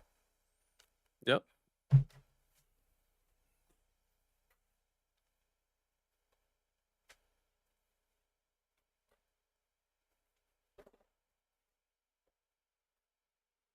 Chat, if you want to talk crap about Josh, now's your chance. He doesn't have his headset on.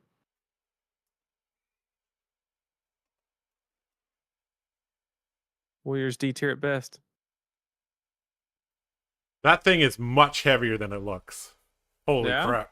All right. I have a bunch of playmats here. Let's play a little game. Yep. All right. Nathan, which playmat is this? Nourishing emptiness. Chat, which playmat is this? Nathan says nourishing. Because it is.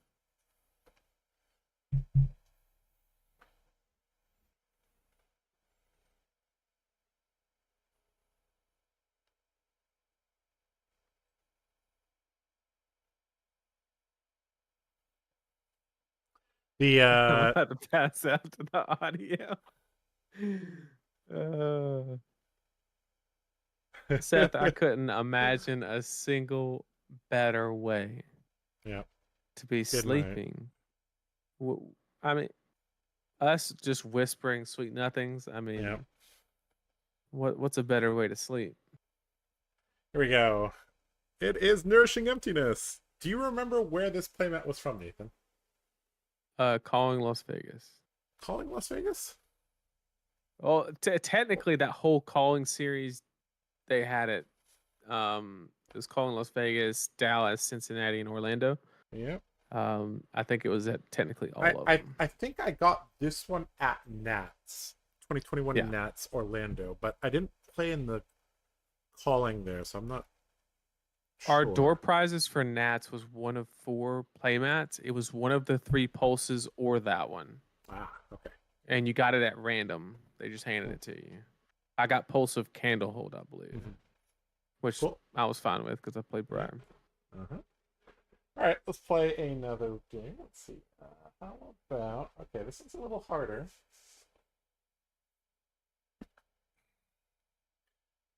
All right, Nathan. Which one is this? Which playmat is this, guys? What the fuck is that? Uh-oh. Let it out a little bit. I don't have a clue. Is it the lantern? All right, let's roll it out a little bit. Oh, is that a robot? I think it is a robot, yeah. If it's a newer one, I'll have no clue. But if it's an older one, I got you. Everything in my playmat tube is pretty old school. This one is very old school. Really? This is a super old school playmat here. Oh, it's Visatronic. Ah, yes, you're right. Is it? Yeah. Yeah, I've never thought of the art on. I just know the chick, right? Like whoever. This is a very, very old school playmat. The story behind this one was there was a Blitz tournament, and the finals, I won the finals, and there was a fine center mat, and somebody wanted the fine center mat, and they traded me the Visatronic. So I was like, all right, here's the fine center mat. I'll take the Visatronic. This one's an OG from Hong Kong. This one's, you know. There you go. This is a little bit of an older playmat, and it's one of the few playmats in pink. I'm not gonna lie. When I first saw it, I was like, it's Blade Runner, clearly. But like, I was like, Blade Runner's not a mat. I don't think. Yeah, I don't I could think be wrong. I don't think there's a Blade Runner mat. Yeah, I think you're correct on that. Nathan just knows a chick. Yep, that's correct. Nathan just knows. I was like purple robot. I was like, Yeah. is that like some new bright light shit or something? I don't know. Yeah, yeah. All right, let's see here. How about this one here?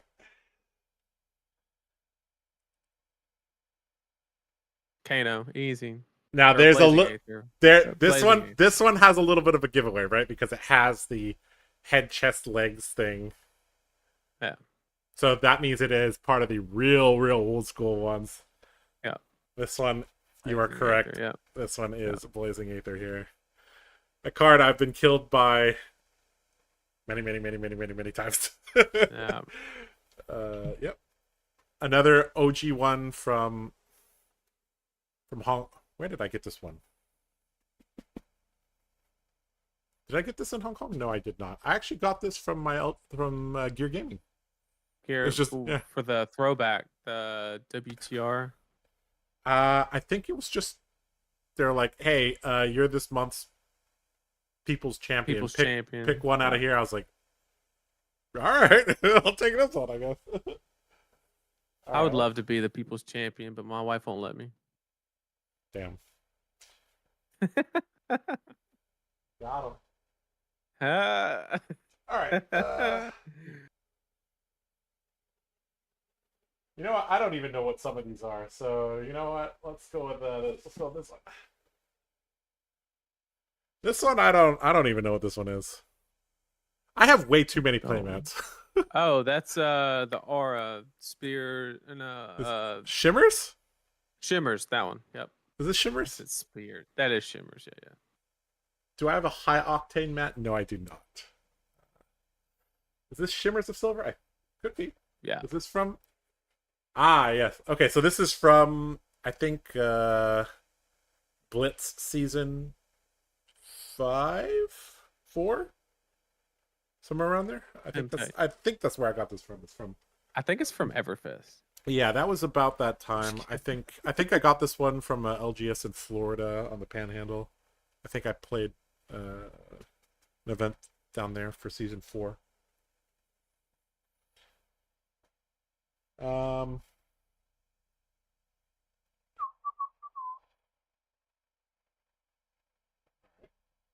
about this is not easy. I actually have no idea. Doomsday? Oh, there's the Monarch. Yeah, I think you're right. I got that in like 0.5 seconds. Come on. Oh, you're right. Come on. This is Doomsday. Let's go. This is a map from Hong Kong. I remember the pre-release. Yeah, that was actually an interesting pre-release because the top-rated Shadow Hero and the top-rated Light Hero got a playmat. So that was cool. All right. Okay, this one's gonna be tough. So, it has the old school writing on it. Red in the Ledger?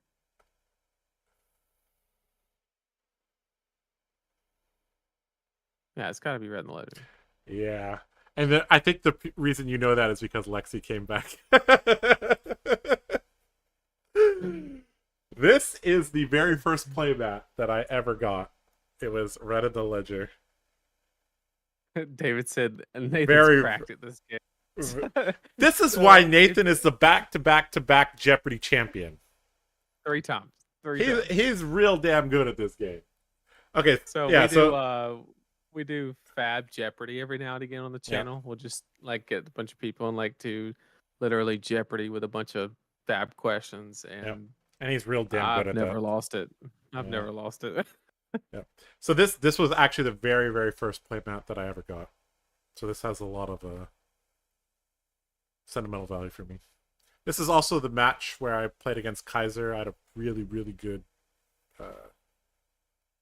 Dory mirror, and I beat him, and that's how I got this. So that's cool. Oh man, I have to find one that'll stump you, Nathan. I think this one might stump you. Yeah? Is it one of the 14 heralds or something? All right, what is this? This one's tough. This one's tough. It's the Wizard D React. I forget what the card's called. Can you help him in chat, guys? Which one is this? Can't see. The fuck is that? I'm saying the Wizard D React. I don't know what the card's called, but I think that's called Sigil of Parafits. Something like that. I don't know the name. I just figure know pictures. Let's see. I'm so good at this You're game, so bro. good at this game. I'm my so God. good at this game. Sigil of Parafits. This one was from, I think we had some leftover tickets as a team, and I think Neil and Nam were just like, here, just go get something. So that's cool. All right. Damn, how am I gonna stump you? You can't. You can't. Man, undefeated. Oh man. You were undefeated in this game. All right, let's see here. Down here.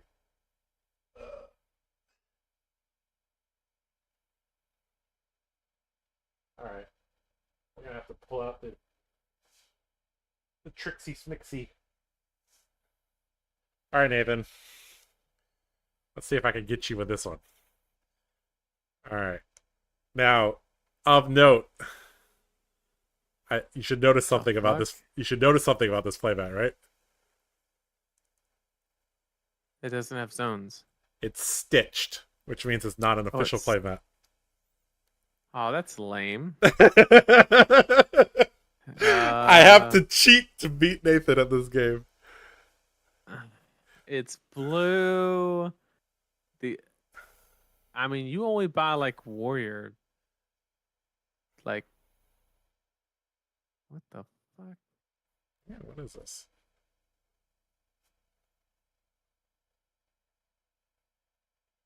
I still don't know, and you're showing me half of it.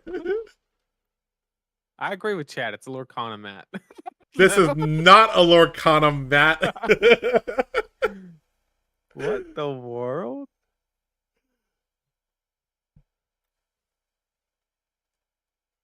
I've never seen this art before. All right, here you go.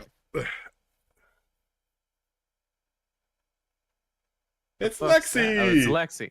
It's Lexi. Oh, it's one of those. It's one of those custom ones. Okay. Yes, it's a custom Lexi mat. Yep.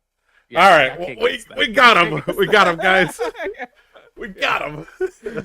Got me good. Got me good. Custom mat. Custom mat. Yeah, custom mat wins here.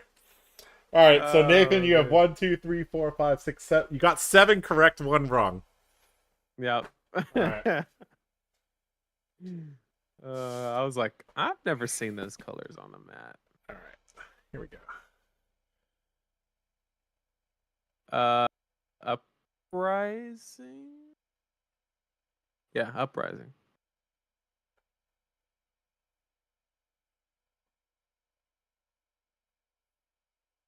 Or is it regicide?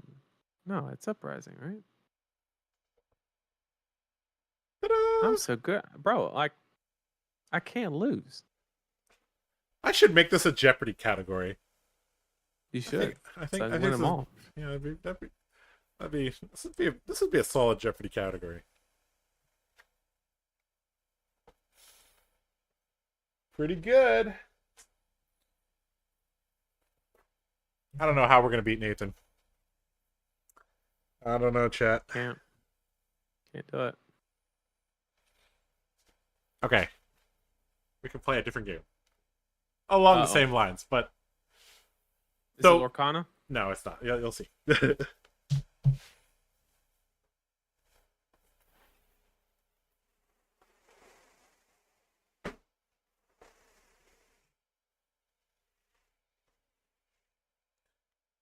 Okay, so Nathan, this is something that I still need to give you a pack of these. So, you guys in chat have been asking me, like, what am I using to hang up behind me, right? So this is a 5-pack of the BCW playmat top loader thing, right? So basically, these are giant ass sleeves for your playmats, basically, right?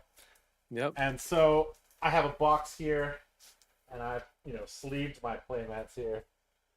All right, Yep. so okay, so how am I gonna do this? Let's see. Also, very efficient ways to ship high value cards. If you really want to make sure they're safe, you just throw one card in that sleeve and ship it on out. That's okay. Let's get Uh, creative here.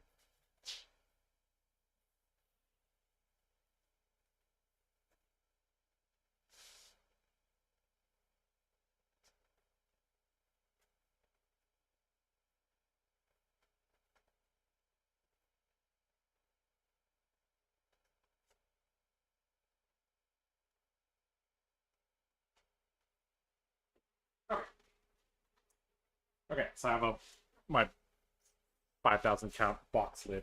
So now I can Yep. show you a part of the playmat. Let's see. Okay, yeah, this works. All right, Nathan. What is this one? The fuck? Oh, slice and dice. Slice and dice? Yeah, Are 100%. you sure? Let's see. Final answer. How do I move this? Okay. Let me. Tell me I'm right. Tell me I'm right. The slice and dice look Oh, like it's this? fucking being the band. Nah. Yeah, we got him, boys. No. I got. We got him. All right, be the Vanguard. Oh. Yeah. So this is classic. Now I can't remember how I got this one, but I think oh yeah, Jack helped me trade a shadow playmat. I don't know. Jack helped me trade a shadow playmat for this, and then he passed this to me at Pro Tour 1. So thank you, Jack. Because like the Monarch pre-release was Cataclysm and Eclipse, right? It was Celestial Cataclysm, Eclipse, and Doomsday. I guess it was like the same way they did like Soul Reaping, right? I guess. Uh-oh, we got round 3, Josh. Oh, okay. Well, we'll play it some more later. Okay. Yep. So the score is currently 7-2. Nathan's winning. Ah, the custom don't count. All right. Okay, so here we go. Oh, we got a World Championship playmat. Uh-oh. Uh-oh. That means Was this it is earned or was it paid? We'll find out soon. Oh, it was definitely earned, my friend. That is Alan Lau. Uh-oh. That is Alan Lau against Nova. Was it earned? I mean, he got 9th. Yeah, you're right. I don't know.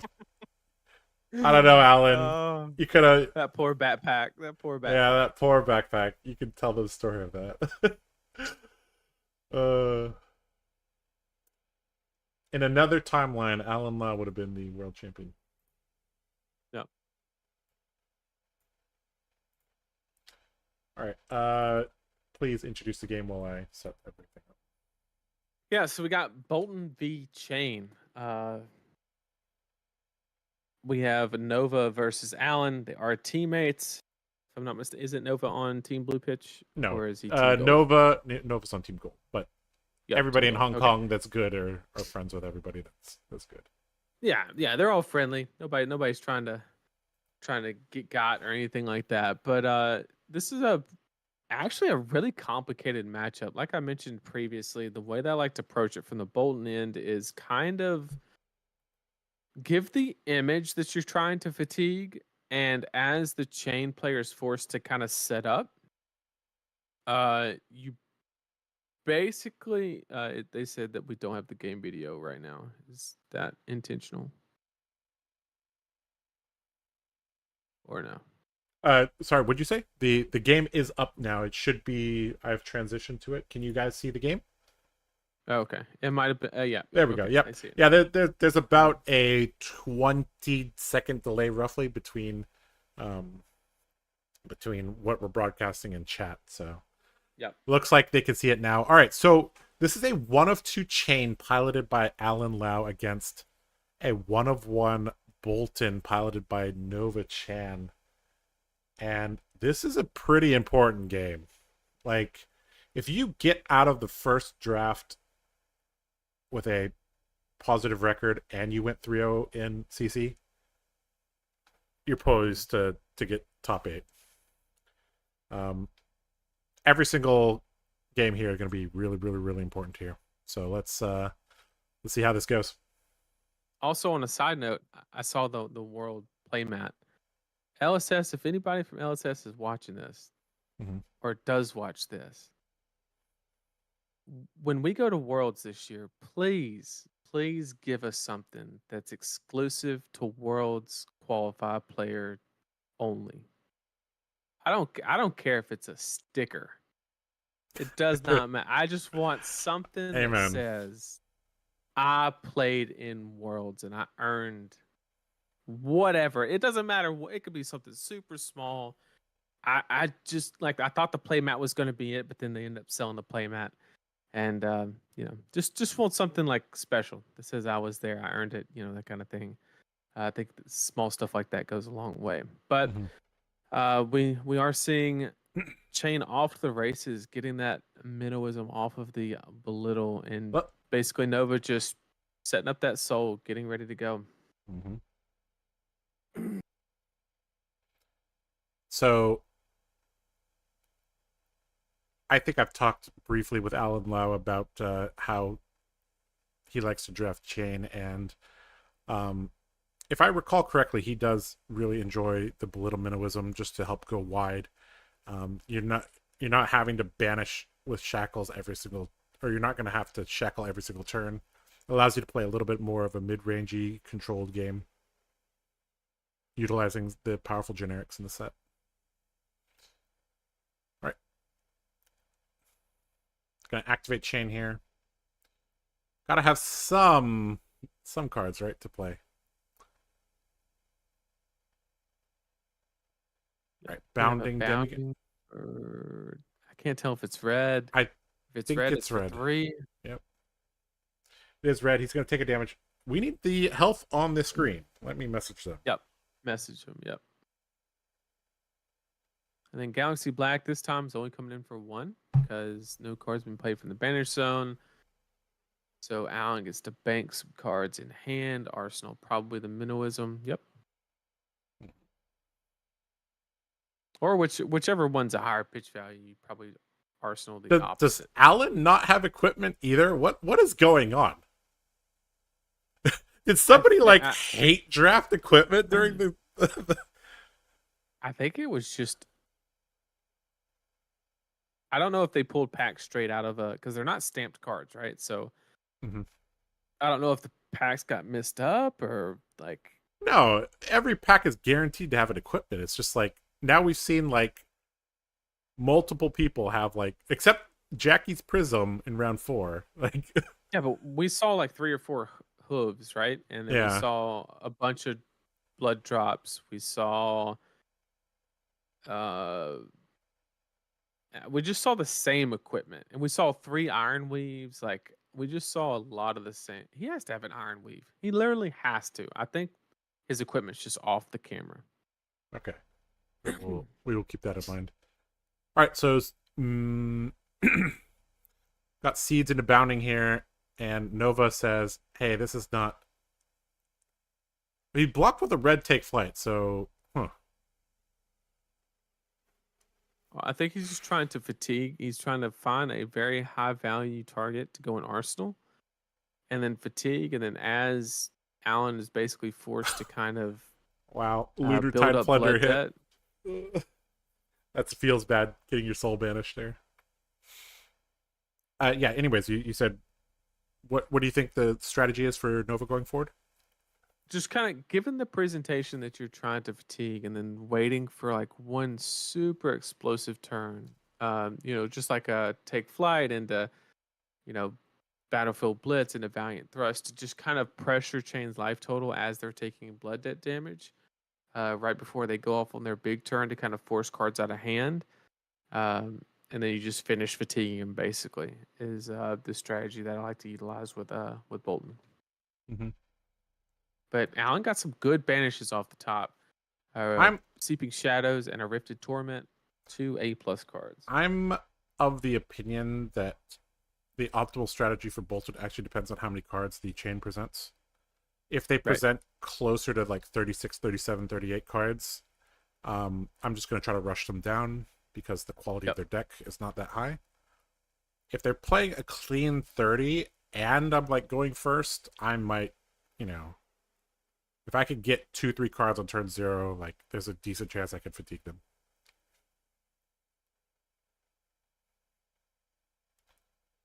So I think, you know, I'm sure Nova asked Alan how many cards he presented. So, and here we go, Warmongers into Overload. One way to guarantee damage in this set, unless you have Soul Shield.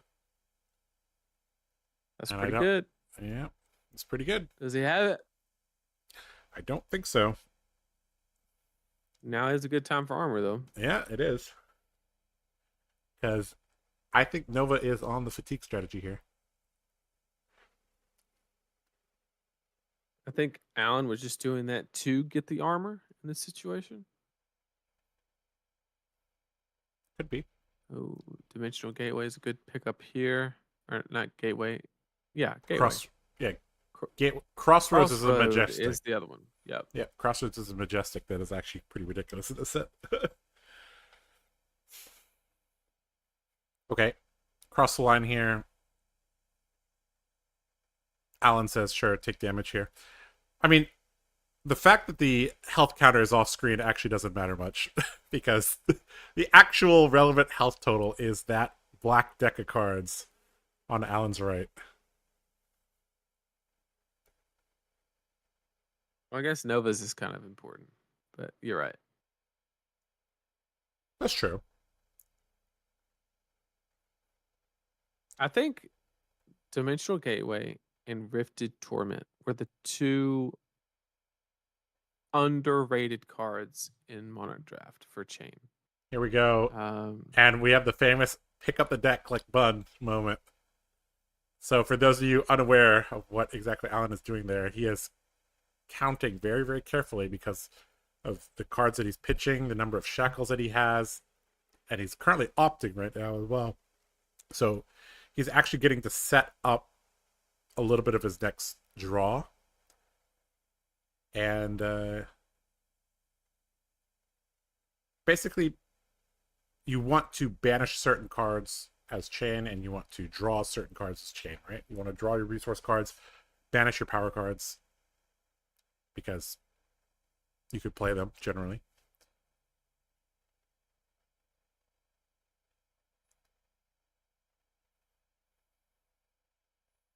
And Nova laying down the hand here. A lot of 2 blocks. Yep. I mean, let's be real. Courageous Steel Hand should not be a 2-block, but it is. Alright, looks like he's taking damage here from the bounding. And he's going to Ursula that take flight? Is that what he wants to do? Well, I think Nova thought that he was going to Galaxy Black at the end of the chain. Nope. Oh, he is. Okay. There it is. Okay. Okay. Yep. Okay. Oh, yeah, he did seeping into that. Mm-hmm. This is Drago here from Bolton here.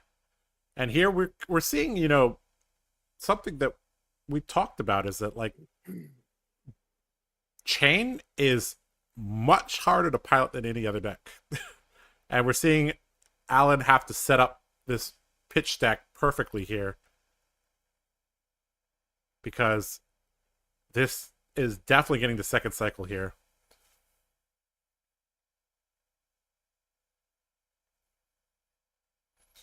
So he's going to draw 4, banish 4, draw 4, banish 5. So I guess he only needs to be concerned about, you know, the next 2 shackles, basically. Riftbind here, not too bad. So something that we've noticed is that Alan has been able to keep his blood debt relatively low. But, I mean, the thing is, like, Nova's deck is full of 3 blocks. So, as Chain, you gotta really push damage here. So, it looked like Alan's deck was about, you know, 12, 13 cards left, and he's still got 11 health to go here.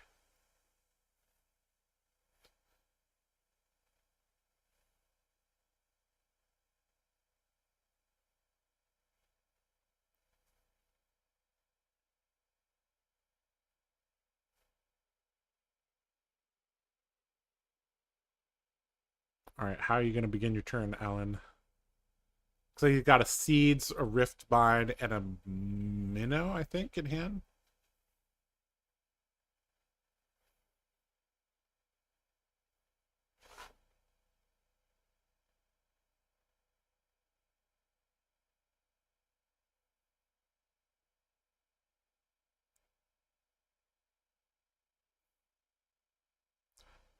I think that might be a Lunar Tide. I'm not exactly sure.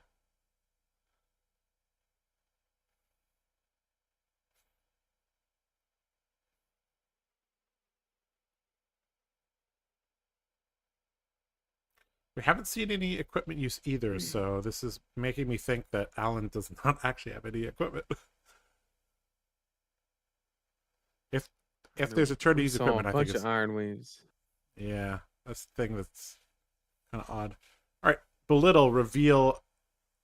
Okay, so one thing here is that you're messing up your pitch stack when you play these belittles.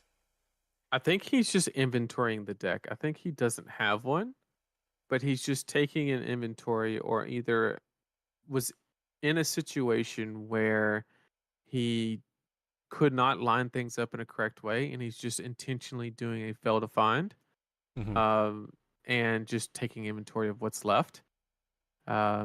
So very heads up play there. Just trying to get a second try at a pitch stack, if you will, and I don't also think you taking can inventory. pitch stack at 4 shekels, can you? When you have like 10 cards left in your deck. Well, You, what I mean by that is, like, so say like the bottom 3 cards were guaranteed to be banished, but he could mm-hmm. only pitch cards that were not blood debt. If he Right. shuffles, he increases the chances of those cards now becoming blood debt. Okay.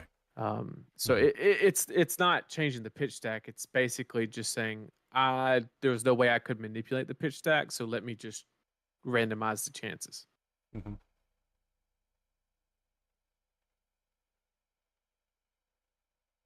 If this is coming in for 7 here, I think you just full block here. Alan's gonna Yep. take 1 damage from his blood debt. We kind of see like half the card here. It's kind of off screen, and it'll be draw Pretty sure go it's a riff from Nova here. All right, start turn banishing 5 here.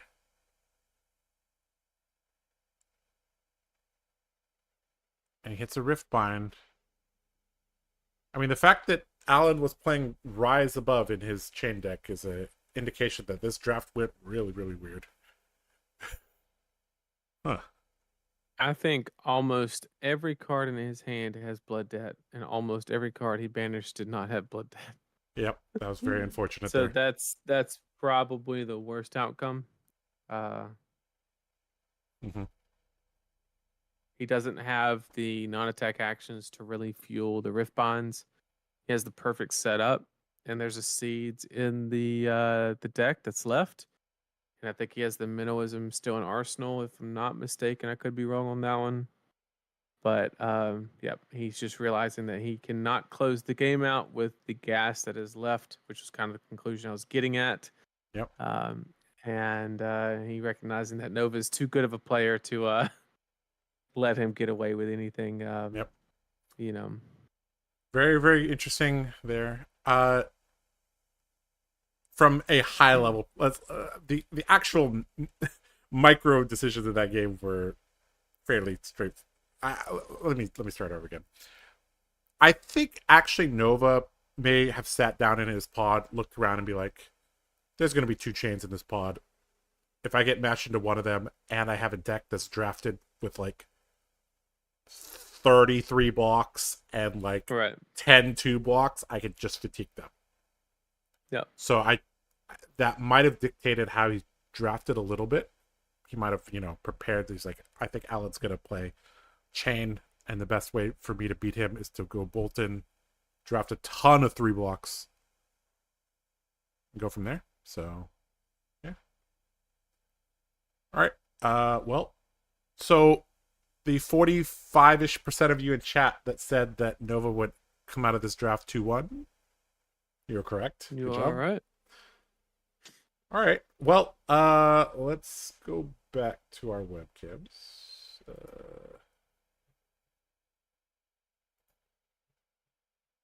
Chain gang.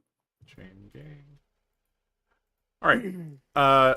So that was the first of 2 drafts. I'm going to ask Ken to once again pick a worthy candidate for us to follow for the second draft. Yep. And then that's not right. Oh, okay, Uh-oh. there we go. Where's on it? Okay. So let me message him about that, and then we'll continue our little game with with chat or with the playmats. Okay. Oh, Josh, did you know something's broken on the YouTube video? It doesn't we have 80 people watching, but the video only has 38 likes. Uh-oh. We can't have that. You guys got to do better. I'm not a mathematician, but I mean,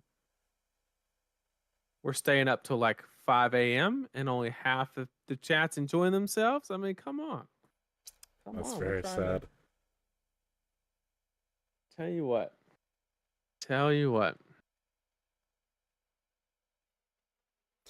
I'm going to give chat the benefit of the doubt and say the like button's broke. Yeah. Okay, so Nathan, that was actually something very interesting that we never did before. We've casted many games of Blitz, of CC. Mm-hmm. I don't think we have casted games of draft at the Nats 2 years ago, but we never actually sat down, watched the whole draft process, and saw 3 games in a row play out. That was actually very, very interesting. And I think this is something that, the chat can learn from as well. That was pretty cool. I'm glad that LSS and the tournament organizer allowed us to do that, because sometimes, it can be a little sticky with, we don't really want to broadcast the drafts because, the players could watch the draft back and kind of know every card of their deck and all that. But we went through all the proper avenues and secured permission, so we did it the right way. I guarantee it. Mm-hmm.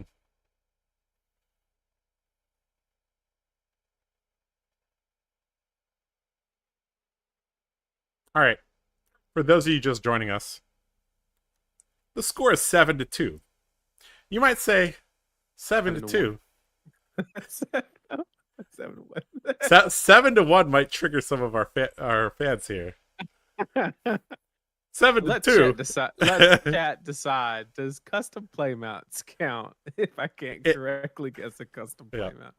Yep. So we are playing the playmat game with Nathan, a brand new Jeopardy category, I guess you could say, where I show Nathan either a rolled up playmat, or I show him part of a sleeved playmat, and he has to guess what it is. So he definitely got this one wrong. He said slice and dice. When I put it here, he was like, slice and dice. I'm like, nope. Yeah, easy. It's V. Nope. So he got this one wrong. And he also got the custom Lexi one wrong. The question is the custom playmat wrong. All right. So chat, we'll let him decide. Does this count against Nathan? He didn't guess the custom Lexi playmat. Unofficial. It's a good looking mat. It's a good looking mat. It's unofficial, but it's. How am I supposed to recognize something? 7-1-1. Ah. Okay. All right. David, you are the wisest person I have ever seen. That's it. 7-1-1. 7-1-1. We'll take it.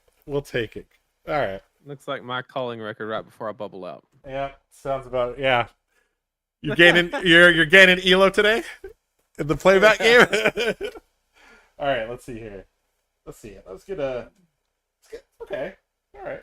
This one. Ugh. I'll figure out a better way to do this eventually. All right. Yep. Which one is this, Nathan? And chat. What is that? I can't.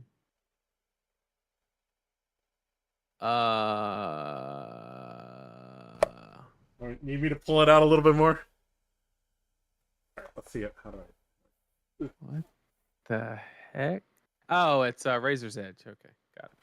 Okay, we're gonna give you half credit for that one because I had to pull it out. Ta-da! It is Razor's Edge. I was missing enough. This is the playmat from Skirmish Season 6, I believe. Yep. Oh, sorry about that. I hit the microphone there. Okay. We'll give you the point. 8. 8 for you, Nathan.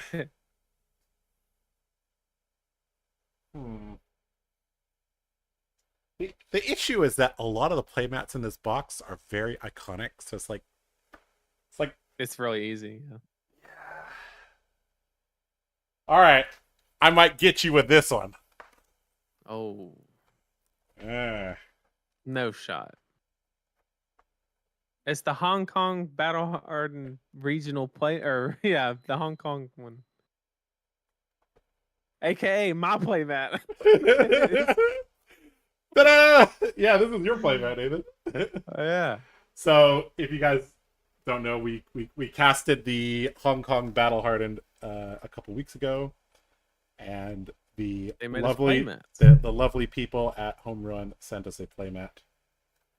Yeah, super cool. Yeah, one of my lights is giving glare. I'm sorry about that, but this is the iconic Victoria Harbor from Hong Kong.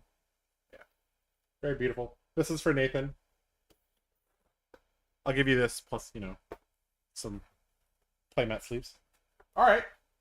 Nathan is 9-1-1. You might make top 8 at this rate, Nathan. Maybe. All right. Let's see here. All right.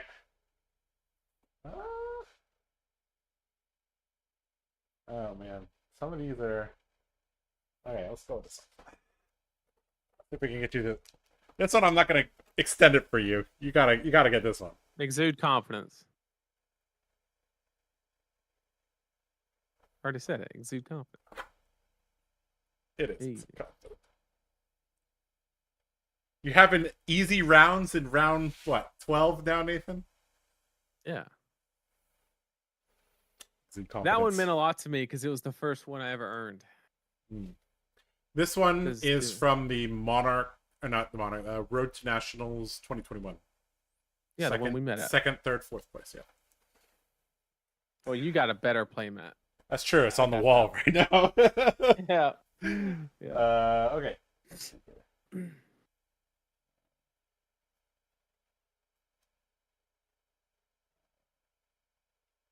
All right. Okay. All right. This is a good one. One of my favorites here. Lumina Go Boomina? This is Lumina Go Boomina. Unfortunately, this map might be cursed. Yeah. So this playmat. So after the draft rounds at Pro Tour Lille, Pro Tour 2, I saw that the artist was selling Lumina playmats, and I was like, okay, I gotta go buy one, right? And then round 4, they put me on camera, so I don't get to use this. Right? And that was the famous Lumina Go Boomina round. So I'm 4-0 at Pro Tour 2. And then I proceed to lose, and then play Nathan. And lose. Okay. And then win. Yeah, I remember. So it's like, yeah, you got me. This playmat might be cursed, so I don't know. The jury's still out on this one, but it's pretty cool. It's also signed by the artist as well, so yeah, pretty good. But this counts as the 4th Lumina, right? Judge. That's right. All right, Nathan, you're like 10 and 1-1. I don't know how I'm gonna stop you here. Let's see. Okay. All right, I think I can get you with this one because I don't even know the name. I don't even know the name of this one. The fuck is? Yeah, this one's hard. Anybody in chat know this one? This one's hard. I don't even know the name of this one.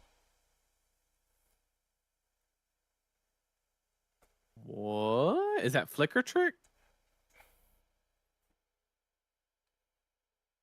Anybody in chat know what this is? Let's see. All right. The flicker trick? I don't know. It is flicker trick. Look Is at this that. flicker I'm trick? too good at this. Yeah, I'm too good at this. Man. What does this card do again? Is this the It's the D react. Yeah, it's a The 0 for 5. 0 for but it 5? gets pop. Yeah, it pops As- or whatever. Okay, it gets popped if it tries to defend anything too big. Okay, so this is Yeah. why I've never seen it as Dorinthea, right? Because who would ever play that Correct. against me? Correct. Correct. How did I get this playback? Where did this come from? I don't know where What's this is this? from, to be honest with you. I I think it was a pre-release mat. Was it? Maybe I don't know. Could be. I don't know. Got too many playmats. I don't know what I'm gonna do with all these. I'm just gonna try to fill my walls with playmats until I have no more room. Alright. How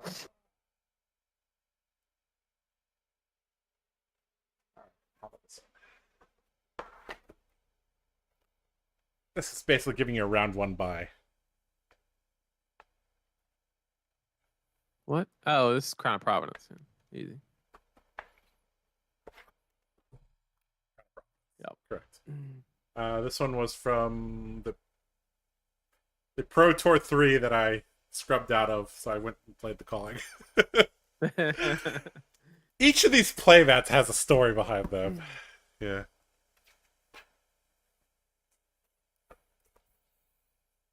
Do you know the story of all the playmats on my wall, Nathan? I think you should.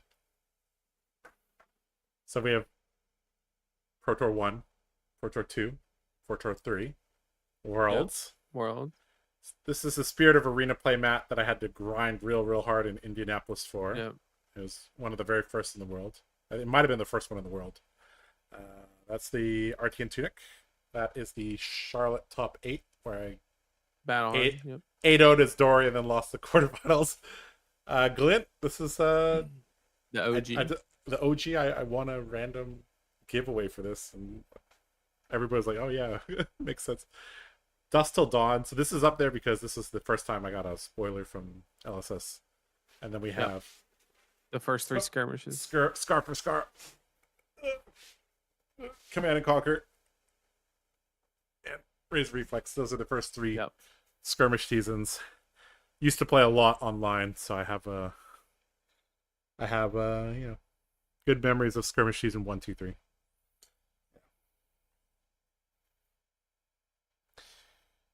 Well, Nathan, I don't think anything in my box here is gonna trip you up. All right. I got one for you. I just noticed it was in my background.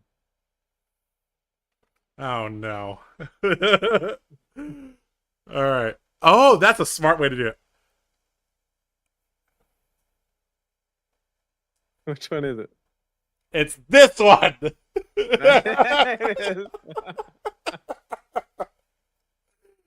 I don't remember the name of it. This is the Herald of Judgment, Sure. I think. I don't know. It's this one. It's from the from getting the spoiler cards last season. Yeah. Yep. Oh, is that Coax a Commotion? Easy. Yeah, Easy. there we go. Okay. Wait, I'm having to compete now? This is the calling? That's the only 2 that I had near me. Oh, okay. Okay. All right. I won the armory, and you're qualified There for you go. top 8, you know. All right.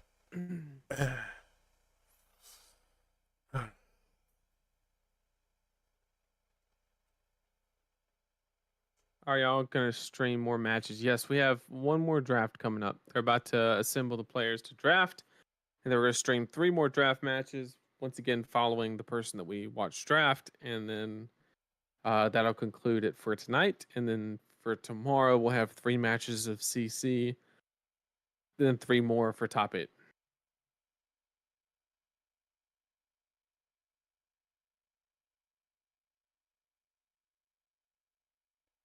All right. I asked Ken for a rough time estimate, so he can let us know. Um. All right. Did we get any questions from chat? Nothing. Nothing. Y'all got any Y'all fun got any stuff? fun stories about hunting down chase cards? Hmm. Huh. So I have one. I have a story because I don't really do much buying and selling of cards, and normally I just keep all my promos in a book. I Mm-hmm. if we have some time, maybe I'll show you guys that book. But the so skirmish season 1, I'm a super duper lucky duck, and I got sent cold foil adult dash and a cold foil adult not not dash, sorry. I got sent an azalea and a viscera. Okay. And I found somebody at I don't know if it was Orlando or one of the very first callings. I think it might have been calling Dallas. I can't remember. 2021. And somebody there had a cold foil adult Dorinthea, and they were willing to Mm-hmm. trade for my cold foil adult viscera. And I was like, yes. And we were both so happy because he had the Dory and he was literally looking for viscera. That's what he Yep. wanted. And I had viscera and I was literally looking for Dory. And so and the rest is history. So now I have a cold foil adult Dorinthea. I don't really use it much. I only use it on I just keep it in the, somewhere in the closet, I guess. Hmm. But uh yeah, that's one of the, my my favorite chase card hunting. It wasn't really hunting. It was just basically I was like, "Hey, you know anybody that wants to trade for these?" And he's like, "Oh my god, do you have this?" And he's like, "Well, I have this." I'm Mm-hmm. like, "It was perfect." I was Yeah. like thank you, gem pairing. So yeah. Yeah. Yeah, chase cards, I don't really. I mean, there's the way that I got into the game, where got into the game for monetary reasons, opened a library and sold it for like $3,600. Rip Bought a Jack. playset of everything. And yeah, Crip It's Jack a bought a small Vestige of world. Soul from me for like $900. It's a small world. Yeah. So I mean, that's like the only good. I don't know. I don't really, because after I made that move or whatever, like I just bought a playset of everything, so I just like had everything. As far as like collectible stuff, I mean, I have a cold full tunic. I like that card, Damn. but That's pretty good. uh, we take them. We take them. Yeah.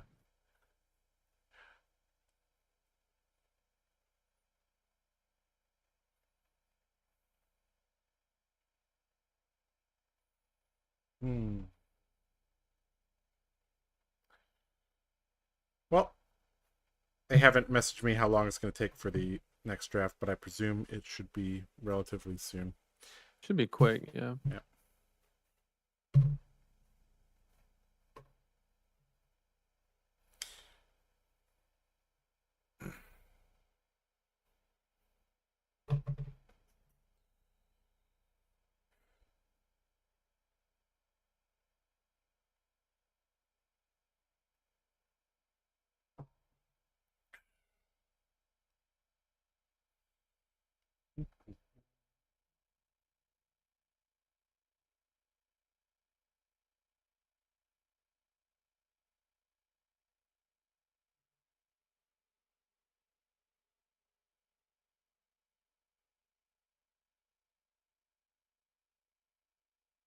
Oh, Josh, I'm tired.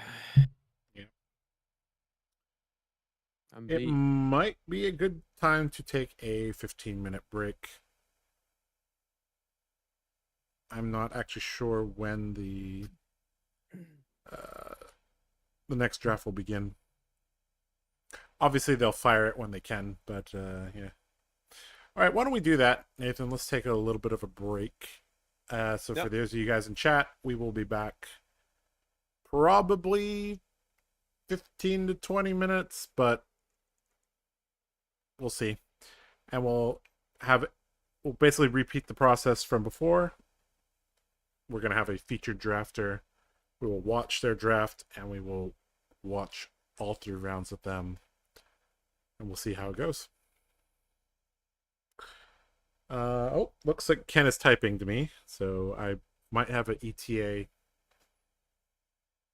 soon. He messages now. Yeah. And then we're like, all right, chat, we're back. That's how it is.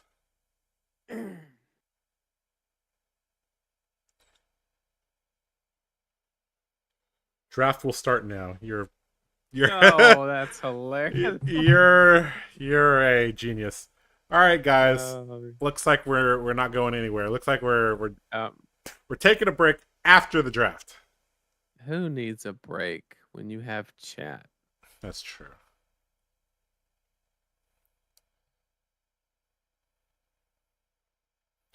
Now the only thing is that like I think like 5 or 6 European countries are having their nats, so they're probably not here.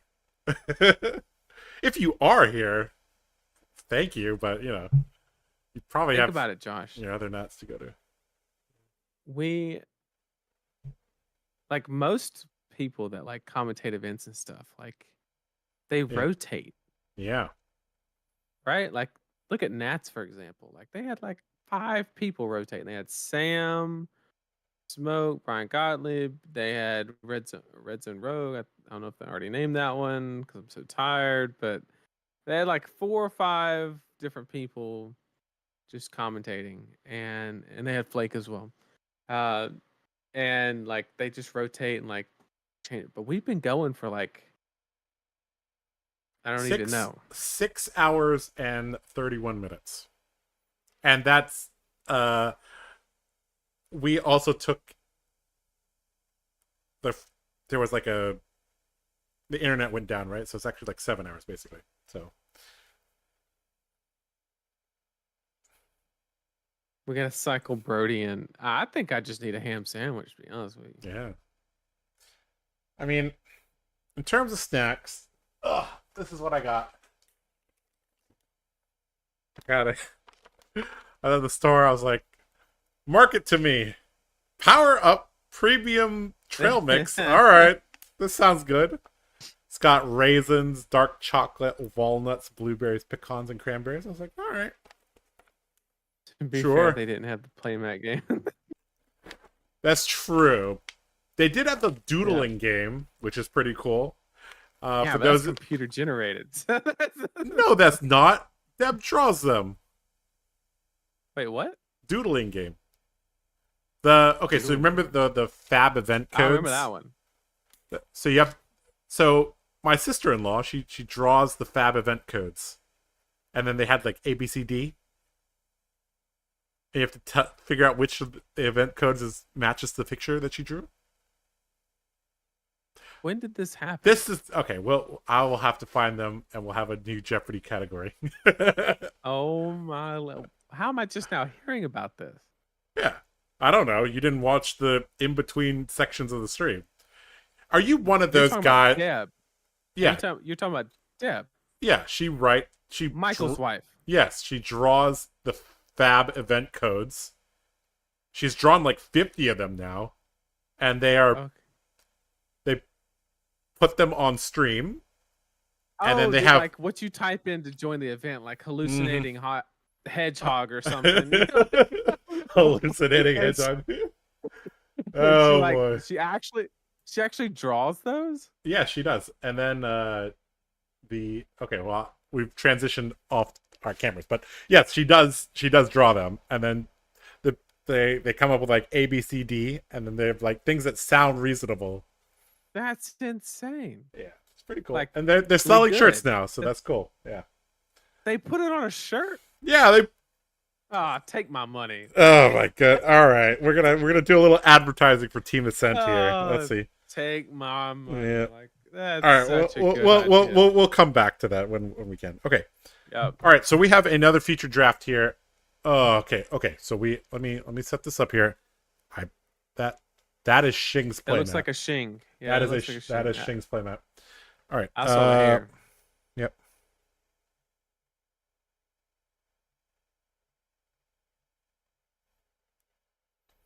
All right. Let me do all the transition stuff. You could talk a little bit about who Shing is while I fix all this.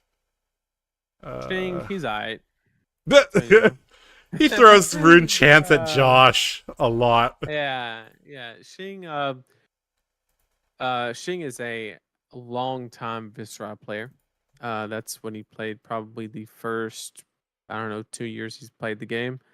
Spent a lot of time on Viscera, but recently, ever since Warmongers and stuff like that, and then Icelanders breakout, he's kind of pivoted off of that and kind of branched out, played multitude of heroes like Icelander and Oldham and Dash and whatever the case may be. We did lose the camera, FYI. Yep, I'm getting it. But super strong player. I think he got top 16 at Worlds. He won the Battle Hardened, I believe, or PTI event. I don't remember which one. He won one of them, and then top 8'd the other one. But very, very strong player, through and through.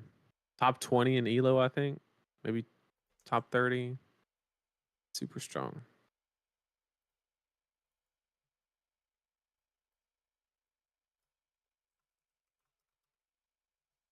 He also went and played like one battle. What's that game called? Battle Spirit Saga? Battle Saga Spirit? That game. Whatever that game is called. They had their first like event, their first calling or whatever in Vegas. And he just casually said, yeah, I'll go win it. No big deal. And so he flew to Vegas and just won the whole thing. Like, he's one of those people that just have natural ability in the game, which is very rare.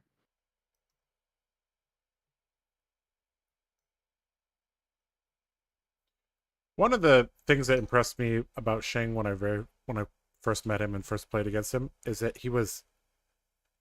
This is how I could tell somebody is good: is they want to be aware of what is happening in the game. There are some people that I played my cards out. They're like, yeah, okay. Shing is like, okay, this does this does this. Okay. He's putting together a mental picture of what I'm doing, right? I think you and I have played against people that are just like not 100% there. They're like, yeah, you're doing your thing, I'm doing my thing, whatever, right?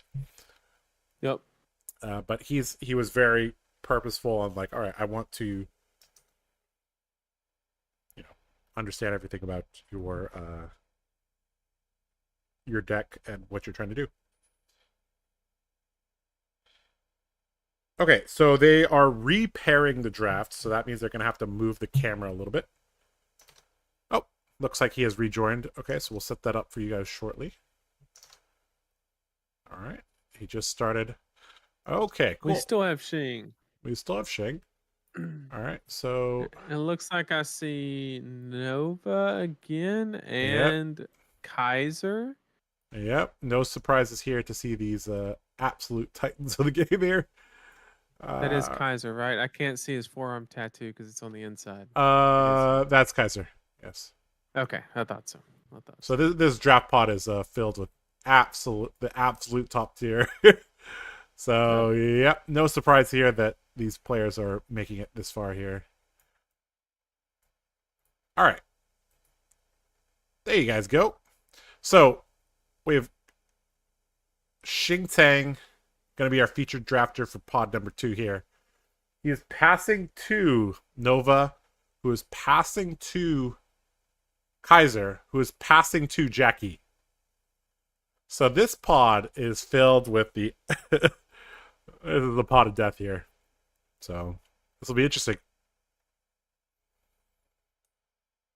All right, let's see if I can adjust this a little bit more for you guys. All right, there we go. All right. Cool. All right. So let's Looks like they're passing out the product now, and we're going to get this draft number 2 underway. All right, so this is the top seeded pod here. Everybody here is 6-0 or 5-1. I think they literally went to the pod and were like, hey, who wants to be on camera 3 times? And Noah was like, did that, been there, done that, no thank you. Yeah. And Shing was like, sure, why not? I'll do it.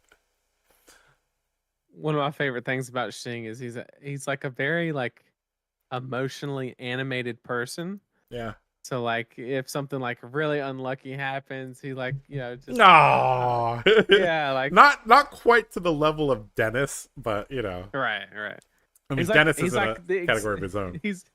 He's exactly the person you want to play poker against, basically. Is kind of where he lands.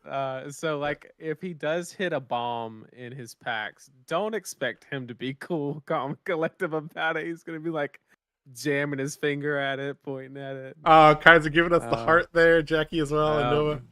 Yeah, we love you guys. You know, it'd be so funny if they could hear us. We're like, Shing, are you sure about that, Shing? I don't know about that one. Yeah. But of course we are muted there. All right, here we go. Let's get this draft underway Shing. here. What's in that pack? The all-important pack 1, pick 1. For those of you just joining us, we are going to be watching Shing's draft, and we are going to be following Shing the whole next 3 rounds here. That's a lot of good Prism cards there. There's Herald of Protection Red. Slams it down. Jams it down. Ebb and Fold and Herald of Triumph Battlefield Blitz is the rares there. Red Belittle as well. Yep. Was that a Soul Reaping or are my eyes lying? The Soul Reaping would have to be a rare, and I think that rare is... No, it's not. Okay. Is not Herald of Judgment, but I think either Judgment or Tenacity. I'm not sure which one. And then the other one is Battlefield Blitz. So sending a... So if this pack only has 1 Prism card, Nova is going to know to get the hell out of the way. Okay, there was Herald of Ravages there as well. But after that, that's kind of it. So yep. So, but it's very clear that Shing so from Nova's perspective, it is 100% clear that Shing took a common Prism card or a common Bolton card. The only 2 cards that would make sense would be Herald of Protection or Take Flight. Oh, I think a Prism card's been taken from this pack. So Shing's in a situation where... Does he try to cut real hard here? Maybe not. There's 2 Heralds. No, there's Rebirth plus this one. So it looks like he's going to go with the Rebirth, or the Arcane Damage Ravages. Ravages. He's going to pass the Herald of Rebirth, which doesn't give much information here. But he's going to send another signal to Nova. Hey, this pack is missing a Prism card. Do not draft Prism, Nova. Get out of here. So... All right, so 2 early picks here, 2 red Heralds. And let's see here. Can he get a third? There's a Wartune Herald. Okay. So an excellent 3-for-3 start here. I think there is a Bolton card missing from this pack, though, or a Prism card. Yeah, I think it's Prism more than likely. Yeah, so there's a Courageous Steel Hand and a Wartune Herald, which means there is a light card. Sorry, a light. There's a Warrior or a Illusionist card missing here. And so Shing has to recognize that there is some competition, but it seems with the Wartune making its way, it's not as content. Like, it's okay to be a 1 of 3 Prism. We've saw the power of a 1 of 4 Prism and how it could still beat the 1 of 1 Bolton. Yep. So it's kind of in the back of his mind at this point in time. I don't think he's scared right now or in any at all, but at the same time, he just has to be aware. Yep. Here we still have a Herald and a Gallantry. Getting past the Gallantry Gold here. But I think you're pretty committed here to Prism. You got 3 excellent picks here. I think you basically take the Herald of Rebirth and pass the Gallantry Gold to Nova and say, hey, Only I'm gonna be on. downside is that's the last card in the pack other than Seek Enlightenment that Yeah. really goes well. Exactly. So there is some competition for that Prism, but at the same time, I mean, you're what 4 for 4 on Heralds, so Yep. you're in a pretty safe spot. But he's probably gonna prioritize playable cards over average equipment. If he sees a Halo, he's gonna slam it down. But if you're talking about like Ironhide legs or something like that, like probably going to take playables over that because this pack is starting to look very thin on the Prism side. Mm-hmm. But Zealous and Prism, don't underestimate it. Yep, pretty good here. It's going to take it here. Xing seems to agree. So we talk about how Monarch draft is sometimes a box, right? So the obvious sides of the box are Bolton and Prism have the commonality of being light heroes. Levia and Chain have the commonality of being shadow heroes, right? But there's also, so if we put like the light on the left, we put the shadow on the right, there's a connection on the top and a connection on the bottom, right? So Prism and Levia both have high power cards, and Chain and Bolton both have low power cards, right? So if this pack has no here, I think Xing is I think Xing's starting to panic. Yeah. He's shuffling Unworldly Bellows, and because there's 3. Levia is basically wide open. I think Xing is really thinking about doing a hard pivot here. But it looks like he's going to take the Adrenaline Rush to kind of see one more pack. Yep. And no Prism cards, except for a pound for a pound. Yep. So getting cut hard here. And we even though we can only see Xing's hair, we've seen a little bit of emotion from his hair. He's like, all right. Okay, this is the world I'm living in now. The people on my right are on Prism, and I had an excellent start though. I had 5 excellent picks. Is this the hard pivot? And it looks like he's hard pivoting. It looks like he's pivoting into Levia here. And I don't hate this, but the problem is you get into these situations where you and somebody else decides to pivot, and you've just basically screwed both people. Basically, is what the result ends up being. Picking the helm now he's there. starting to pick. Yep, taking the helm to kind of hedge because he's not committed to pivoting to Levia. He's just saying if this doesn't get any better, then he's going to jump ship. Seeing a blue illuminate there is not the worst. Maybe that's enough to kind of talk him into saying maybe somebody else did pivot and I'll stick with Prism. Yep. He picked the blue illuminate there. All right, so back to the box theory that I was talking about. So it is easiest to pivot from Prism to Levia or Bolton because they're just one edge of the box, right? To pivot from Prism to Chain is difficult because you probably didn't pick Belittle Minnowism as Prism. And obviously Light and Shadow are at odds there. So if Xing does pivot to Levia, that would make some sense. Assuming that like you started with like 6 power generic, a couple Prism cards, then pivoting into Levia, it's like it's good for either one there. And there's just no Prism cards. Yep. I mean, it's very possible that this table ends up with 4 Prism again. And I think he is. He's got a couple Levia cards in his deck right now, but he's got more than a couple. Yeah, he's got about 4 or 5 of them. Yep. But at the same time, it's not that he's like committed to the pivot. It's that literally the second half of the pack, there have been no cards. Yep, exactly. Okay, so his so it looks like he has 4 or 5 picks for Prism, 4 or 5 picks for Levia here. Now, obviously, the quality of the Prism cards is much higher, but it looks like he's moved the Prism cards to the back here. As much as he's gonna miss these, heralds here, he's just letting them go. And he's looking at, okay, looks like, this. If I had to guess, this is a swap into Levia here. He's evaluating his cards here. And this next pack is going to be really, really, really, really interesting.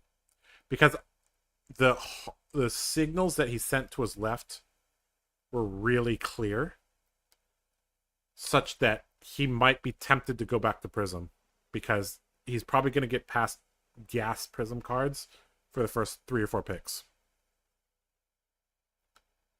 I think the problem with this pivot is so much of Levia's game plan revolves around getting hooves.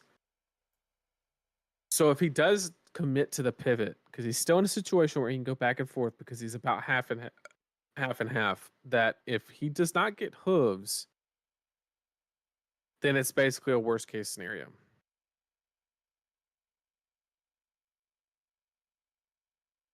Very, very stressful here for Shing. All right, pack 2. This is a is that a Genesis at the back or a Glisten? Looks like this pack is, so he's waffling between the Levia cards here. So it looks like this pack not gonna be strong enough here. Is he gonna take the Hungering Slaughter Beast here? There's not really any good Prism cards either. No, there's not. There's Convulsions. Surging Militia, I think it has to be.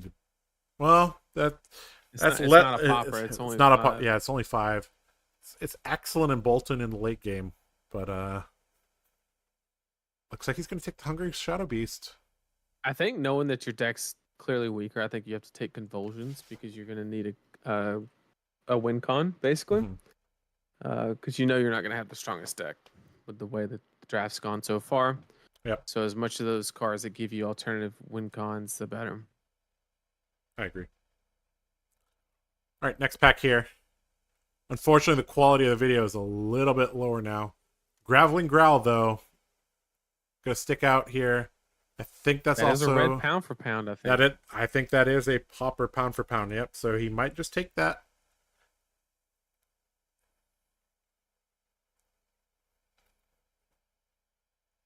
Blood Tribute there, I don't think is what you want.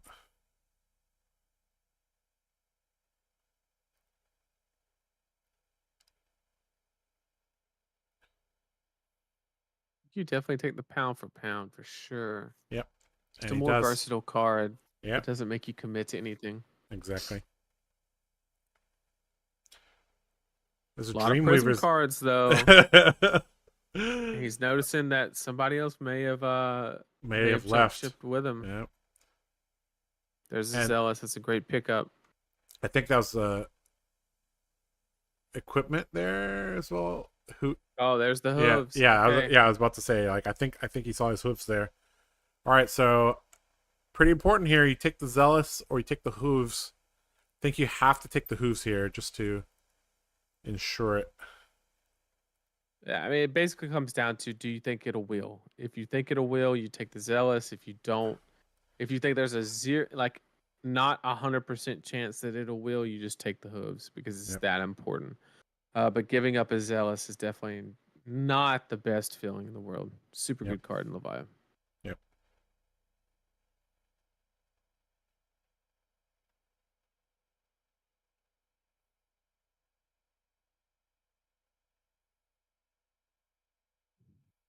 Well, speaking of Zealous, looks like came back.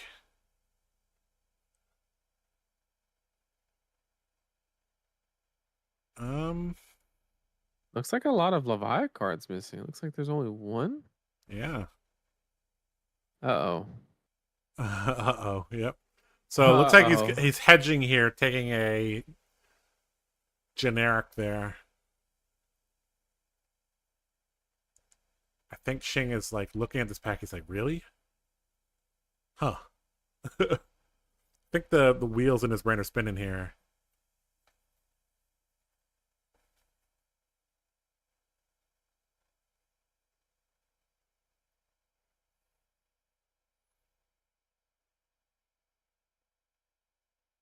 Uh-oh. This pack Oh, we has saw a nothing. herald. Yep. Somebody else pivoted. Oh Yep. no. Yep. If I had to guess, it is the person to his right that pivoted to Levia. Right. I think both the people on his right were on Prism, and then the person on his right pivoted here. And looks like he's staying the course here. He didn't pick the Herald here. Well, it's too late now. There's no way you could go back and not have 7 crack bobbles.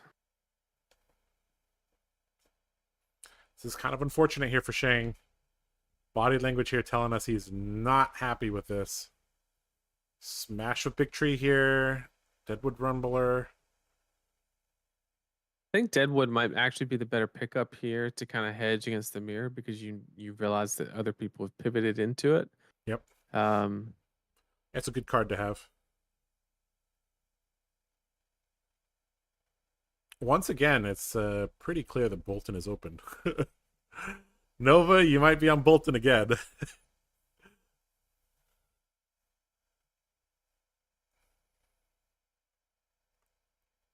Red Brandish as well. Oh boy. Alright. There's a pair of legs there. I'd take the Dread Screamer here. Yeah, I think you take the Dread Screamer here. Dread Screamer, extremely important because it gives you go again. And allows you to push damage into the mid late game. Although that is a yellow Dread Screamer, not what you want to see. You definitely want the reds there. I think this table is pretty heavy on Levia and Prism. And they're a Gallantry Gold wheeling like this. Oh boy.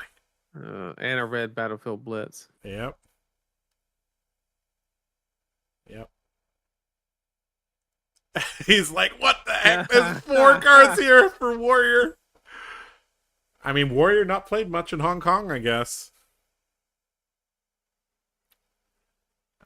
Shing putting his hand over his eyes. He's like, is this real? Oh no. Oh no. Yeah.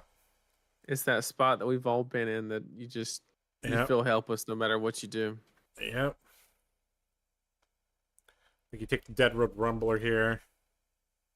Well, the problem is like Convulsions is the better card. Yeah, undoubtedly. Yeah, you're right. Convulsions is the better card here. The problem is that he literally knows that he needs cards that actively progress the game, and that's why he's just getting as many 6s as possible, is because he thinks he's gonna have a real issue trying to.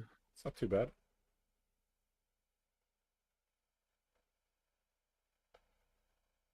Groveling Growl, a very on-rate card, but it does basically demand that you have go again on your first attack.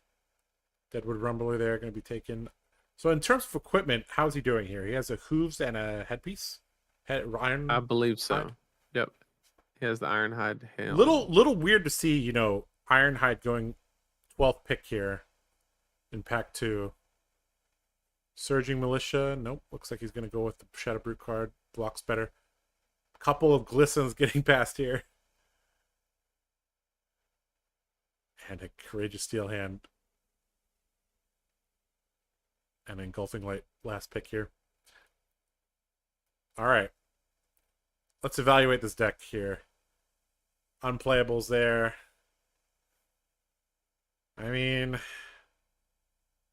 he's got the tech for the mirror. if that's yeah. If that's any I think the problem is he's gonna struggle to get 30 playables at this point. I also agree. I think he'll make it, but it'll be like he'll have to play like a Memorial Ground or something to hit card 30, basically, which is not somewhere you want to be. But there's going to be basically, so if you can play like 35 cards in Levia, 36, then you actually have like the early game, the mid game, and the late game are like stretched out a little bit, right? So you have a little bit more flexibility on when you transition from early to mid to late game. So, yeah.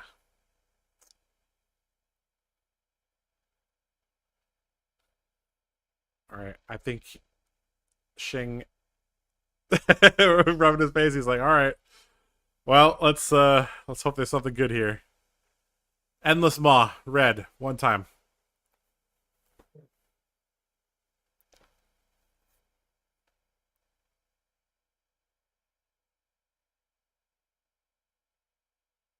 Oh, not allowed to start yet. Have to count the cards. Yep.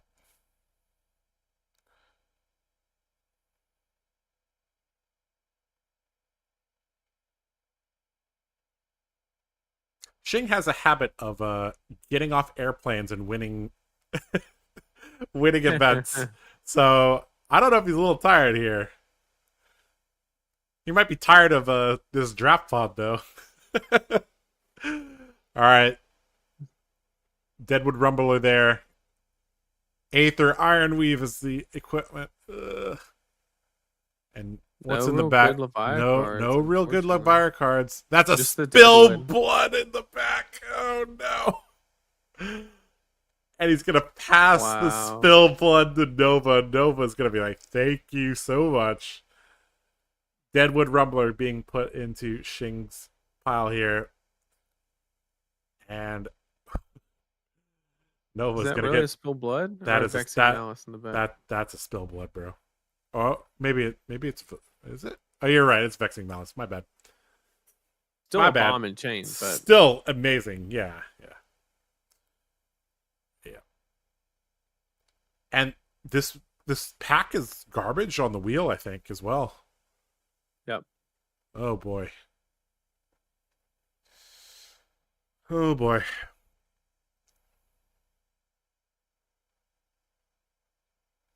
All right. Shing's like, please, these 14 cards be good.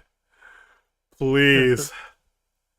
Mutated ass. Let's go. Yeah, not what you want. Okay, an equipment piece here. Oh, a Is that hexagon. hexagore?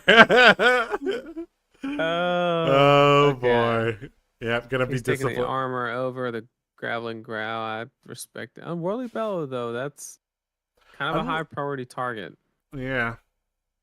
You definitely don't take the hexagore. It's unplayable. But Yes. For those of you who are wondering, there are three bad weapons in Monarch Draft. Luminaris. And the other one's an auto win. Yeah, Luminaris is bad. Yep. The density just isn't there. I know Luminaris is ridiculous in CC, but the density is just not there in Draft. Same with Raiden. You need a bajillion take flights for Raiden to be even decent. And you can also get fatigued if you run Raiden. And then Hexagore is like Mimi level of. But Dread Scythe is just the freest wins you'll ever see. Yep. If you get it in the first pack. Yep. Because you can draft a particular style. All right, Dreadwood One Rumbler. Is that what you're going to add here? It's red. Looks like Red one's pretty good. Yeah, red one's pretty good here. And he might get something on the wheel here. Maybe not. That pack looked pretty mid.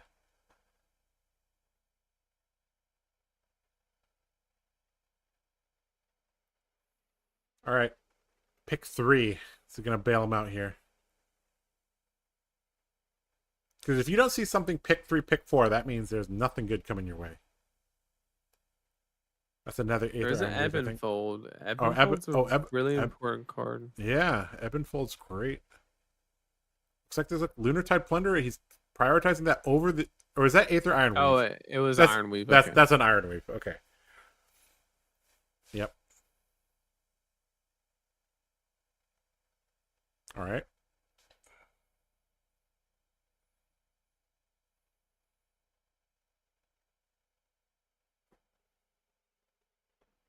Okay, not too bad. These first 3-4 picks haven't been too bad. Nothing to write home about, but, you know. The issue is I'm not seeing a cohesive plan with this deck. Like, it's... Yeah. It's in salvage mode, basically. It's basically... Oh, there's a Tome of Torment. Yeah, so I think Hungry Slaughterbeast here is going to be the pick here. Yep. Oh. I think you take the Dread Screamer. Dread Screamer, I think... Okay, looks like... Yeah, the Dread Screamer has go again, so... Nope. Okay, looks like Interesting choice there. Going with the Hungering Slaughter Beast there.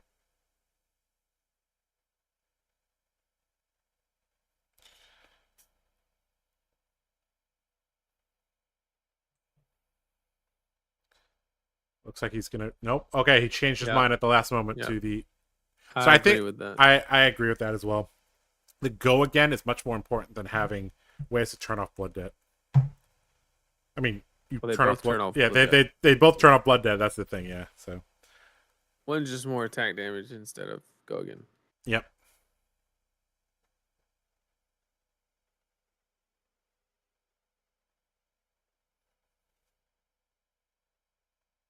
All right. Getting close to the wheel here on pack number 3. And the wheel looked like it was not going to be kind for the first few picks on the wheel. Yep. Gallantry Gold moving around here. Oh boy. Oh man. That's a feels bad. Lunar Tide in yellow is a popper. Looks like he's gonna pass it up.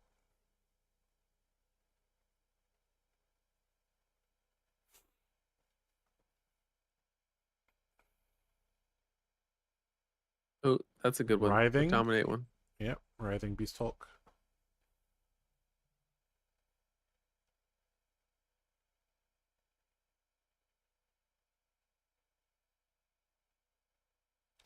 I mean, Writhing Beast Hulk is a rare, so seeing that is a good sign.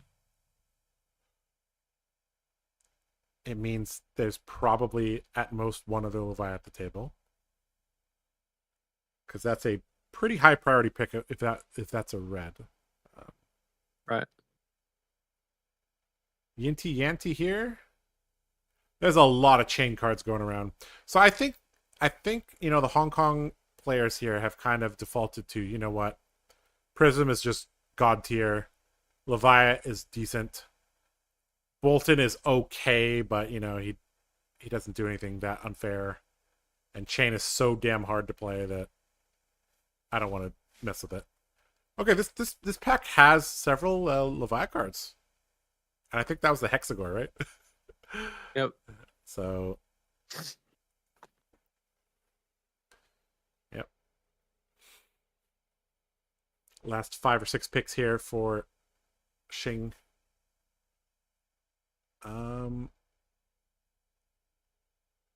Did he even take a card? I don't know. What the heck just happened?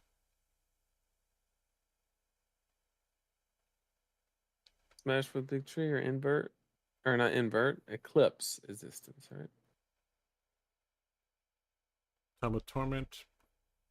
Getting gonna be pick 15 here. Oh, that's pretty good. Yeah, that's not too bad. He actually has a choice. That's not bad. Okay. All right. Okay. Salvaged. Yeah. Salvaged. Yeah. Okay. All right, guys. So, story of that draft. Xing started off with 4 or 5 excellent Prism cards. We're talking like Red Herald of Protection, Red Rebirth, Red War Tune Herald. Had to get off of it. The people on his right possibly are also in one of the people to his right is possibly in Levia, maybe not. Equipment suite, I think he has the two pieces of Ironhide plus hooves, maybe one. We'll see. And one thing that's going for his deck is that he didn't have to pick up a lot of the no block brute cards, so his deck actually is going to block decently.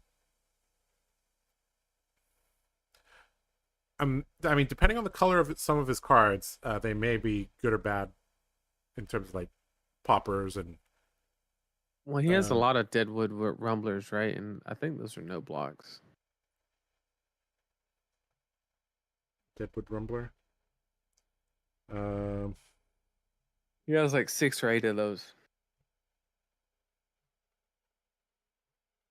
Yeah, Deadwood Rumbler is a no block there. So, oh yeah, you're right. Okay, I keep thinking about Smash the Big Tree. But okay.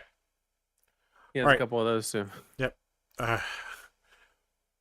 right. Well, into the bag the draft deck goes, and off to the deck registration table Shing will go.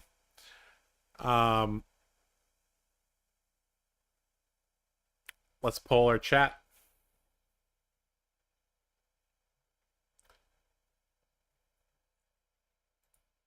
Start a poll.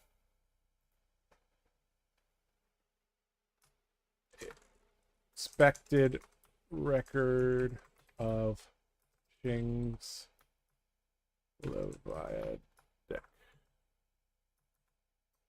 3-0, 2-1. Oh, they shifted it already off. Okay, hold on. Look at this. 3, 2, 1, 2.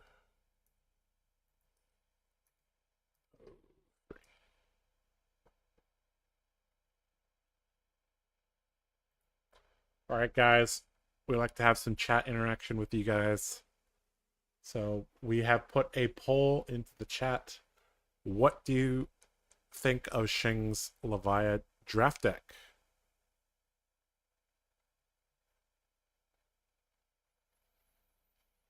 All right, Nathan. Any thoughts on that draft? And then we'll go to a break and we'll come back with round number 7. I think it was a tough situation no matter how you cut it. I think Shing made the best choice that he possibly could. But sometimes there's situations where, just because you make the correct decision doesn't put you in a winning position. But what I can say is that Shing is a very strong player, and if anybody can turn, lemons into lemonade, it's him. Yep. One of the issues that I'm foreseeing with this deck is that it might have issues turning off Blood Debt. It might have issues going wide enough, and I don't think he's going to have much more than 30 playables, so going to be a little bit of an uphill battle here. I guess it's going to depend on, how the person across from the table drafted, right? So the interesting thing is, like, even if you gave the people on your left and right an absolute bonkers cracked deck, doesn't matter. You're not playing against the people to your left and right. You're playing the person that's furthest away from you, right? So, yep. I guess we'll see how it goes. Crazier things have happened, right? So, I think the biggest problem with Shing's deck is he could probably get fatigued by an empty chair. I mean, the only line that I see him being able to make is like literally Dread Screamer, big attack. But that's not going to be enough to close a game out.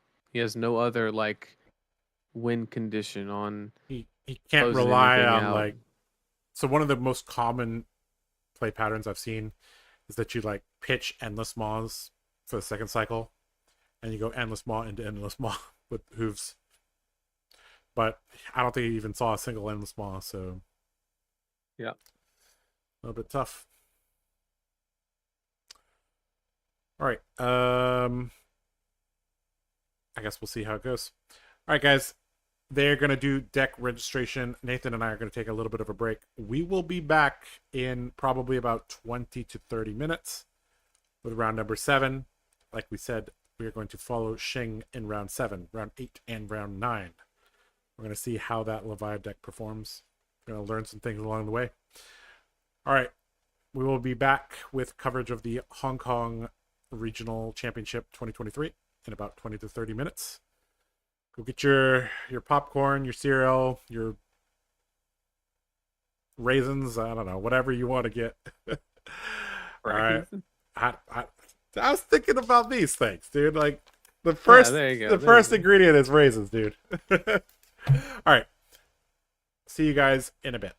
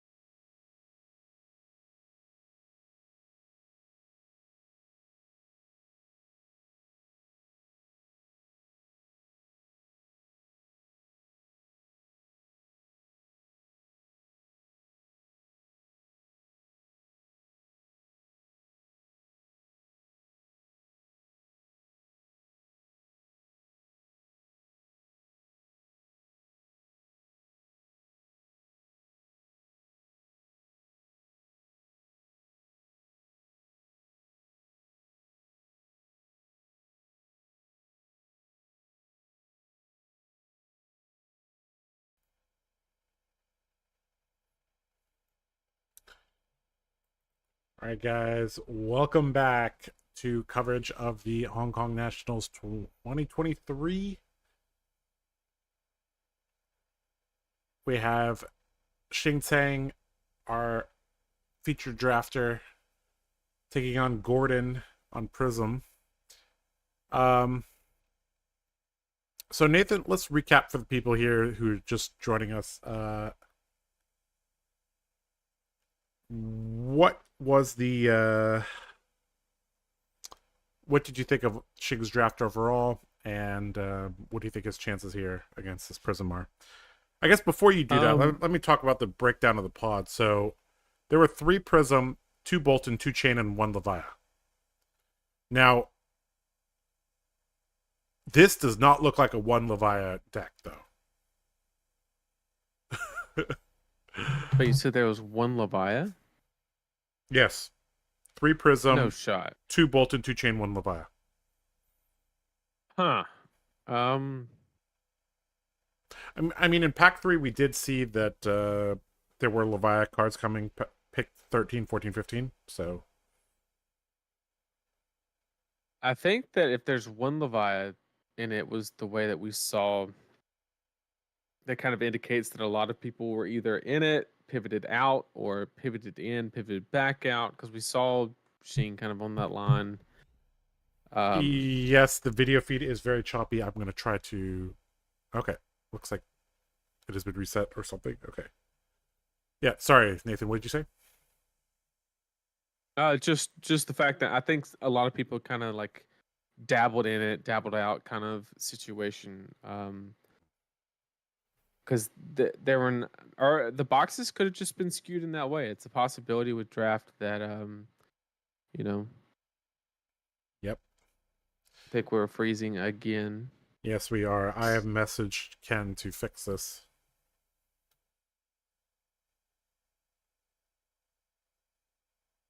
Looks like standard stuff, just Deadwood Rumbler, I believe. Nothing too crazy. I think the main strategy for Prism into Levia is fatigue. Basically, you try your hardest to absolutely just acquire 1 spectral shield and then protect it at all cost, and then just occasionally swing for 4 when you have the opportunity. That's pretty much the optimal strategy. That's much more difficult without a halo of illumination, however, though.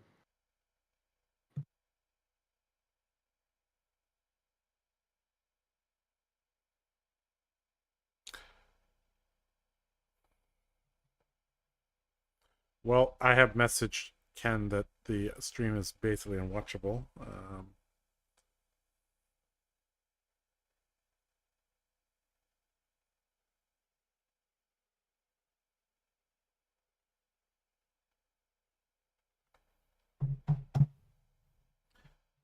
We'll try our best here, do what we can do here. So it looks like a Deadwood Rumbler here being played out by Xing.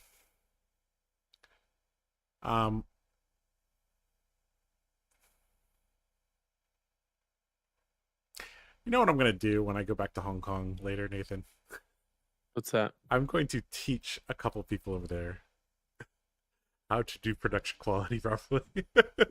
That's a good idea. A lot of the times we are working with a very, very, very bare bones setup. Apparently they do have Wi-Fi at the location, but it is just very, very laggy. So they're going to try to change the network. So we'll see if that works. All right, I guess it's a good time to end the poll.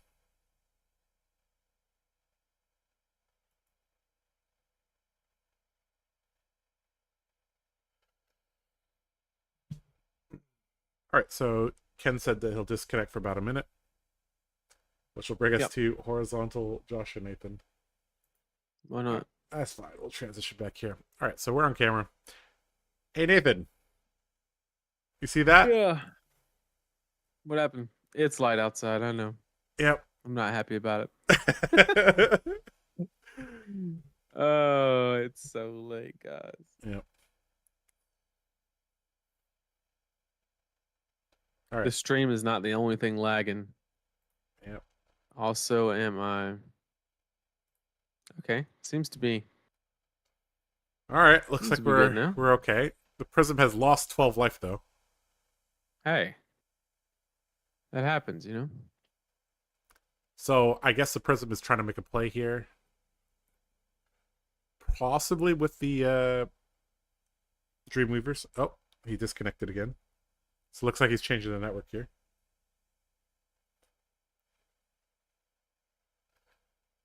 Okay, I guess we'll just let him change the network then. Just chill here. We missed our go to bed trigger.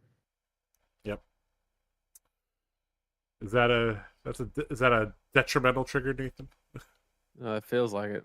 It feels like it. All right, so All we right. got a Seek Enlightenment into a Overload, which is a pumped Dominate. Very hard to cover that up, so it does go again into a Herald, which is popped. Yep. Pretty good tempo swing. However, Shing still has 2 cards. Could see another Deadwood Rumbler here or a Lunar Tide. Why not? Yep. Of course, Lunar Tide targeting a light hero is generally how you want to do it. I think Lunar Tide says on hit, banish a card from their soul. If that's, but how convenient. Prism doesn't have anything in her soul. Even if she did, she could banish it at instant speed. So yeah.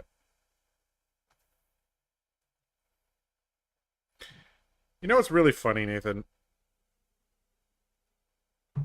This is Ken's 5G network on his phone, which is better than the venue's Wi-Fi. Of course, of course. The wonders of technology. This thing is coming to you guys all on 5G. Okay, so literally the connection is coming from Hong Kong. So from an iPhone 5G to the Discord gods, and then through my 5G T-Mobile home router internet thing, and then I'm receiving the feed, and then obviously broadcasting it back out. So the wonders of technology here. Prism pitching the ye old crack bobble. Yep, that is a sign that this drop went pretty poorly. Pitching a crack bubble here. Of course, Adrenaline Rush, one of the better cards here. But it does look like it is a yellow Adrenaline Rush, so just coming in for 6 here. Alright, covering up here. And, I mean, with this life lead, I think Shig's in a pretty comfortable spot here.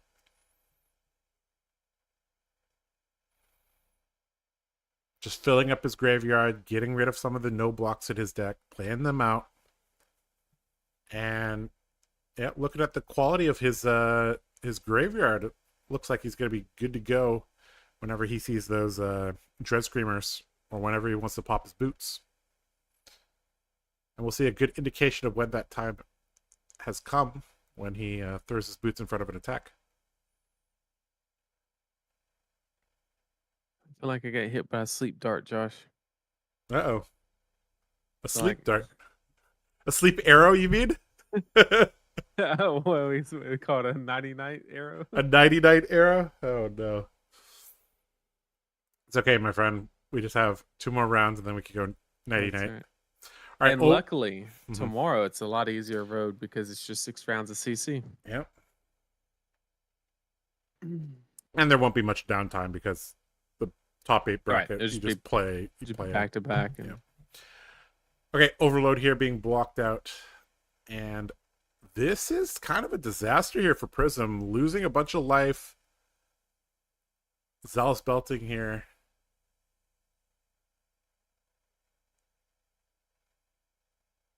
And I think Shing has a plan for those 2 resources floating. Yeah, I mean, Meanax is a good start. Yep. But it could be anything. Yeah, there could be a 2 cost in Arsenal. It could be that pound for a pound. Who knows?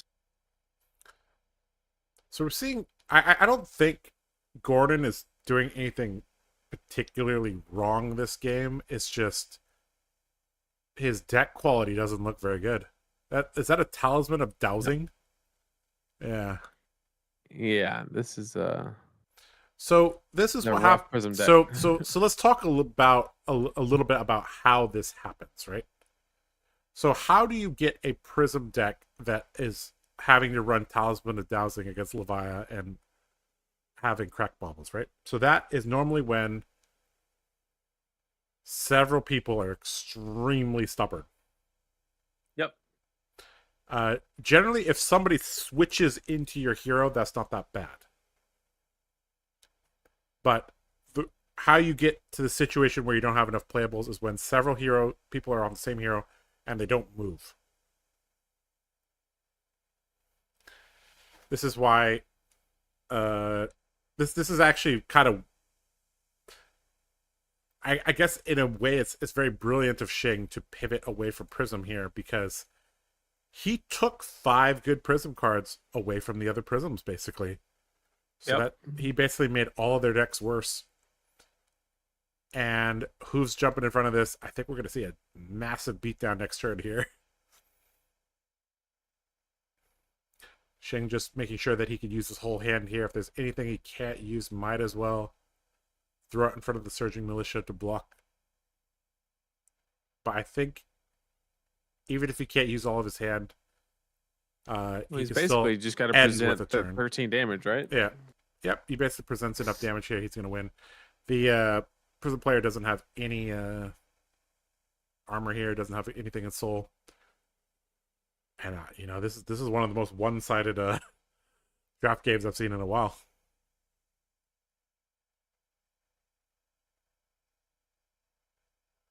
Quick, make Nathan identify the left playmat. That's Xing's playmat. Can you do it? With the text at the top left corner, it looks like Card Fight Vanguard text, but that's all I can. I've never played that game, so I couldn't tell you who it is. Is that a blinding beam? Okay, this game probably over here. All right, Dread Scriver here. Time for some go again.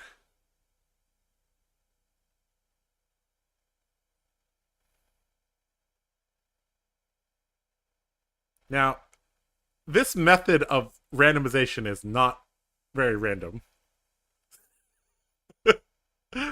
Because as any craps player knows, you're more likely to see a 7 than a 10. But, whatever. That's fine. 2-card block here. One of the, maybe 6 Heralds in the Prism player's deck. And I think this is going to do it here. Yep, GG. Woo! Woo. All right. Solo Levia taking down a 1 of 3 Prism. Yep. Seems about right. Especially when we saw the quality of the Prism player's deck. All right. Well, Ken was like, I gotta save my data, and did that pretty fast. All right. Well, that's fine. We'll just transition back to us.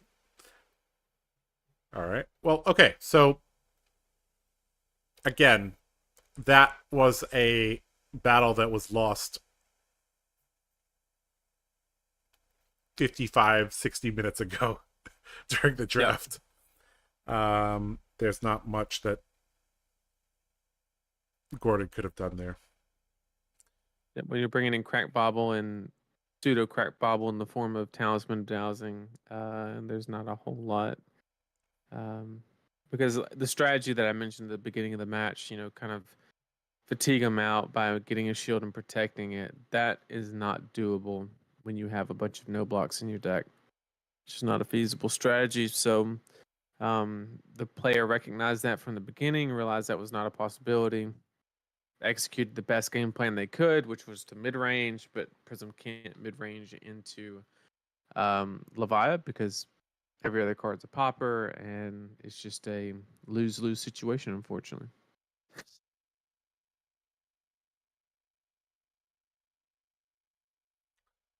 All right, we got 2 more rounds to go.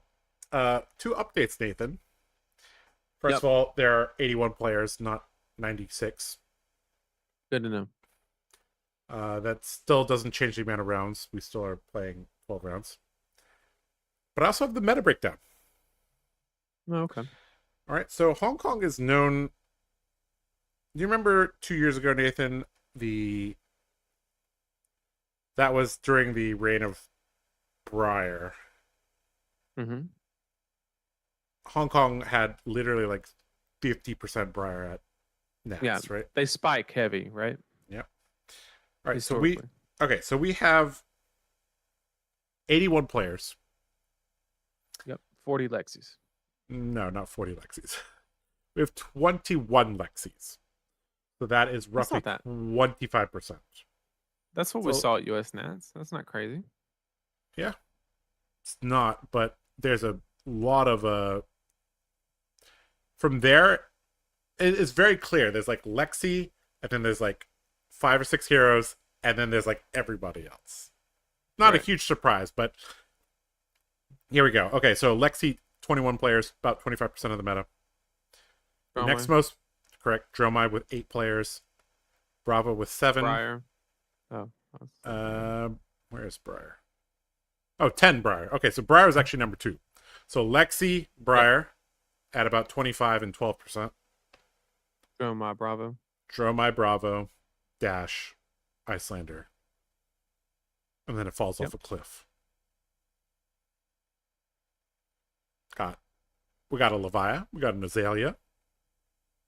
Got 4 Katsus, 2 Kanos, an Arachne, 2 Boltons, 2 Viscerais, 2 Azuris, a Phi, 2 Prisms, a Vincett. Yep. Where's Dory? Okay, 5 Dories. Okay. Sure. Okay, so we're going to... So tomorrow, expect to see a lot of Lexi, a lot of Briar, Dromai, Dash, Bravo, Dory, Icelander. Those would probably James be in chat said, bruh, I just woke up. You guys are still going strong, jeez. I don't know if you classify this as going strong, but that's exactly what I said. We're doing our best. Okay, so that's roughly the meta breakdown. It's literally just like super old school on my phone here, but Yep. So I don't have a pretty picture for you guys, but basically Lexi 25%, Briar 12% roughly, and then the meta suspects filing in after that. I guess the Briar representation is a little higher than I expected. No. I mean, like, I don't think she's the best pick, but like, if she's one of the safest aggro decks because she can turtle up, be defensive, and kind of outvalue Lexi. And she's not straight up forced into just racing. Mm-hmm. So, from an aggro deck point of view, I think it's probably like your safest bet. Sure. But okay.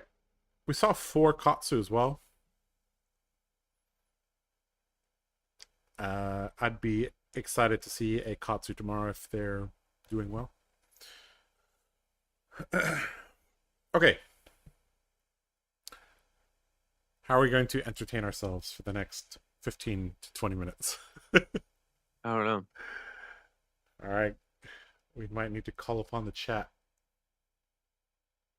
Or I can try to look up some of those fab doodles. Or we can play the playmat game. Or we could come up with a new game. I don't know. I should come up with Guess what I named my Lorcana deck, Josh? Did I tell you? Well, if it was yellow and green, I thought you were gonna name it. Sorry, amber. No, it's amber. It's Amber Steel. Is right. What I thought you were gonna. I thought you were gonna play a amber emerald deck and name it like lemon lime, mid range or whatever. But no. So Amber Steel. I mean, I saw you mentioning about like not yelling at kids, but like saying, "Hey, you missed your trigger, kid. Too bad." No, I put it in the Discord. I said Yeah. I was gonna name my Amber Steel deck. Amber Steel Your Girl is the joke that I Uh-huh. was making. But That's pretty good. it's a pretty fun game. It's a pretty Yeah. fun game. It was the Pixel Born client is kind of like better than I thought it'd be. It was just a little change of pace while while we're in a lull period for US players anyway in Fab. Um Yep. Simply because, we There's don't nothing to have do for like any. a couple weeks. Yeah, it's one of those weird spots where like we're right on the cusp of a BNR announcement, so it's like sure you could be testing new strategies, but they could be rendered invalid depending on what comes out during that announcement.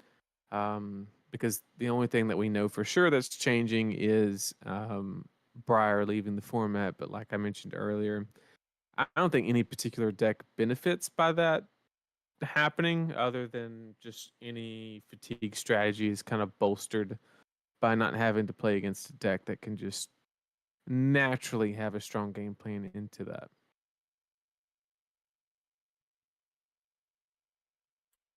James said, "You guys are always casting the Hong Kong events. Do you want to do other events?" Um, I mean, like, I don't know about you, Josh, but I would do it, but only if like I wasn't playing the event because I look at myself as like a player first. Um, so like I would never do it at Worlds because I want to play at Worlds. I don't want to talk about Worlds, right? And but if it was like a battle hardened that I wasn't planning on going to, and either I could do it remotely or you know have them pay for the trip just so I could do it, like something like that. Like sure, I'd be down for it. Sounds like a little bit of fun. Yep. That sounds quite fun. Um, some of you might be wondering, like, why are Josh and Nathan commentating an event 8,000 miles away when Yeah, yeah. and why they kept doing this? Well, that's because I lived in Hong Kong for 21 years. 21 years, something like that. About at least 2 decades there. So I spent my high school, university, and, post-university days there.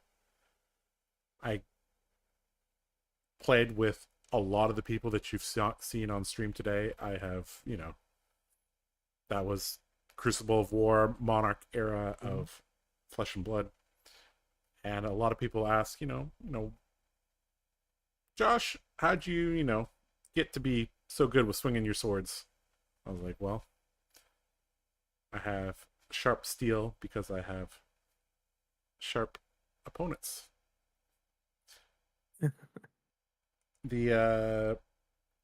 So yeah.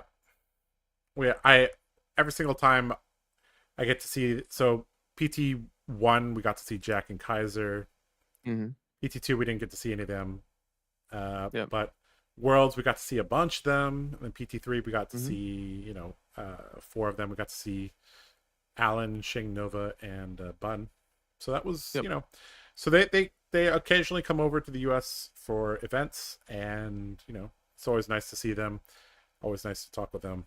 And we have obviously I've introduced Nathan to them and them to Nathan, so Nathan knows a lot of the colorful characters in Hong Kong, like Yep. Dennis among The other. osmosis. Yep.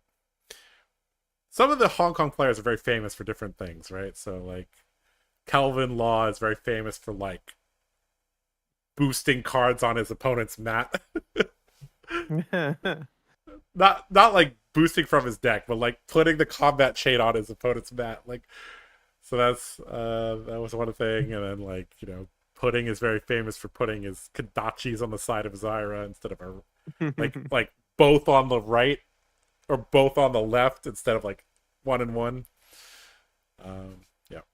Alan is very famous for abusing book bags and being good at the game. Yep, that's a fact. Yep. So the Hong Kong players that have gone internationally have done very, very well traditionally. And even though this is, I mean, 81 players, I guess, is like a medium large nats. I would consider this one of the more competitive and tough nationals because there are about. So when you look at the field of the US players, right, there were 500 and something there. Realistically, only like 20 of them had a shot at winning the championship, right? Because in order to win US Nats, you need very strong draft fundamentals. You need basically perfect CC piloting or deck selection, and you need a little bit of luck, right? And you basically have to play perfectly. You can't make mistakes when you can only lose 2 games. So realistically, I would say there are 15 or 20 people out of the 530 people at US Nats that could win, right? Looking at the Hong Kong group, there's like 12 of them out of this 81 that Right. any given day could win, right? So there's 2 main teams in Hong Kong. We've got Team Gold, Team Blue Pitch. Both of them absolutely stacked with very, very strong players. And, you know, of course, there's a couple people here and there that are not on one of those 2 teams. It's a very, very tough field when like literally like 1 in 7, 1 in 8 players could win the whole event, right? Mm-hmm.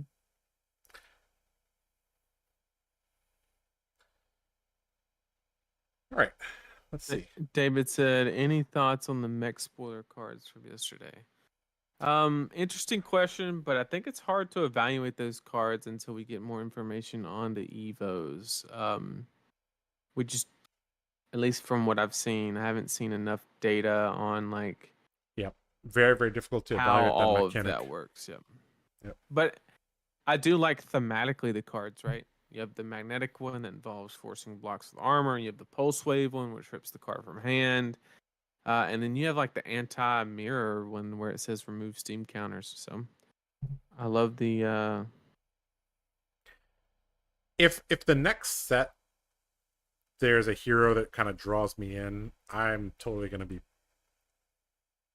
off-classing mech. Like I do enjoy mech cards, so I do hope the Evo mechanic is interesting or fun. So I would definitely be down to explore this. How is Jack Tang doing? I've asked Ken for standings. We'll see if we can get some for you guys. I was there when Alan committed the crime against the book bag. Well, you know, getting ninth. You know that's okay. He is.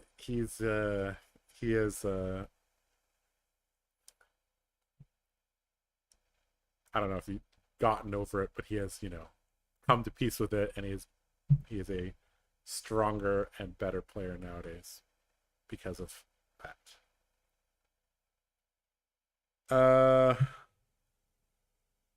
Okay, so they don't have standings yet because the time just finished, so they have to input some stuff. Yep. Nathan, what is your off class? So you're a Rune Blade main, but like if you had to pick 2 classes as your off class, what would they be? I don't have a particular one. I play a lot of different decks ever since I started streaming. Play a little Guardian, play a tiny amount of Illusionist. I'm really good with ninjas. You probably can play Warrior through Osmosis, right? Yeah. Well, that's the only other class that I've ever mained. That was the first thing that I played was Dory. Then you beat the brakes off of me, and I was like, no, I'll pass. And yeah, so I could play a little bit of everything. I just Runeblade is just what I've always enjoyed the most, so it's what I've spent the most time on. That's for me. I like Ninja and I like Mech. So the next set is actually very exciting for me. All right. It was something else watching friends and top 2 players from around the world walk from the world's end of the tent over to the calling battle hardened. Yeah.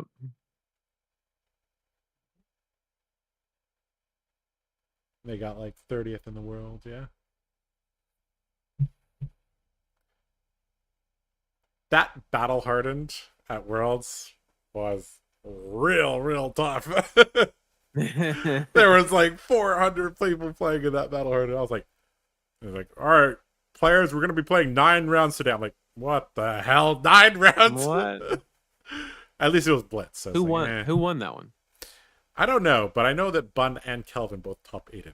So Hong Kong players being good at Blitz. David said tent question mark. Oh, yeah, Worlds was hosted in the aircraft hangar tent.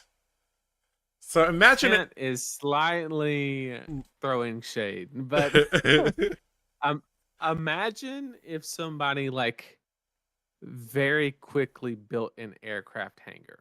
Yep. And it did have the appearance of a tent, but it was really just like a very long, like aircraft hangar-esque. And that's what we played Worlds in, basically. People like keep on like dissing the Worlds venue. Maybe it's because I was playing all the rounds there, so I was like, I didn't even have time to even think about like, oh, we're playing in a tent herder. But I was like, yeah, I didn't even think about it. I was like, yeah, okay, it's a venue, whatever. The only thing I didn't like was the bathroom situation. You had to walk outside of the hangar / tent to a little like separate. Yeah. This is something we're gonna have to do. You know, you know what we're gonna have to do. TheCardGuyz video of like ranking the venues that because we've been to a lot now. We've been to a lot, right? So we can be like, all right, location, you know, food, bathrooms, lighting, etc. Right? What's your favorite? Ooh.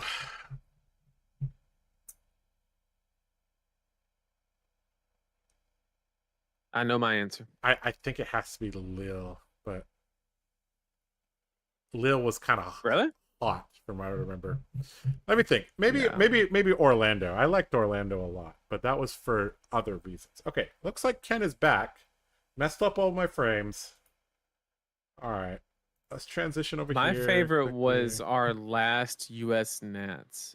Charlotte. What was it? Charlotte. That's my favorite venue because was it? Okay. Like everything about it was so mid, but at the same time, like having the concession stand like inside the room, and there was a whole bunch of bathrooms. There was no shortage. Mm-hmm. Like it was bathroom galore. You didn't have to wait on nobody. Like you don't have to wait on all the Oldham players. Yeah, like there was nothing crazy good about it. Just it didn't have anything wrong with it. So. And we've actually been there twice. We went there for a battle hardened one time, I believe, and then we went there for 2022 Nats, the one that Hamilton won. All right, looks like we got Galaxy returning again. Uh-oh. This time on Bolton. So I mean, other than that one game we saw him misplay a little bit, he's been doing pretty well. He's 6-1 now. That's pretty good. I mean, both of these players having a great tournament here. Both of them 6-1.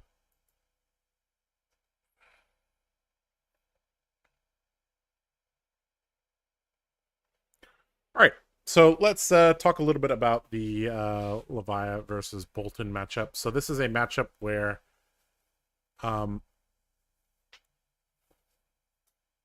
if Bolton can get Levia to start blocking, the game is basically over.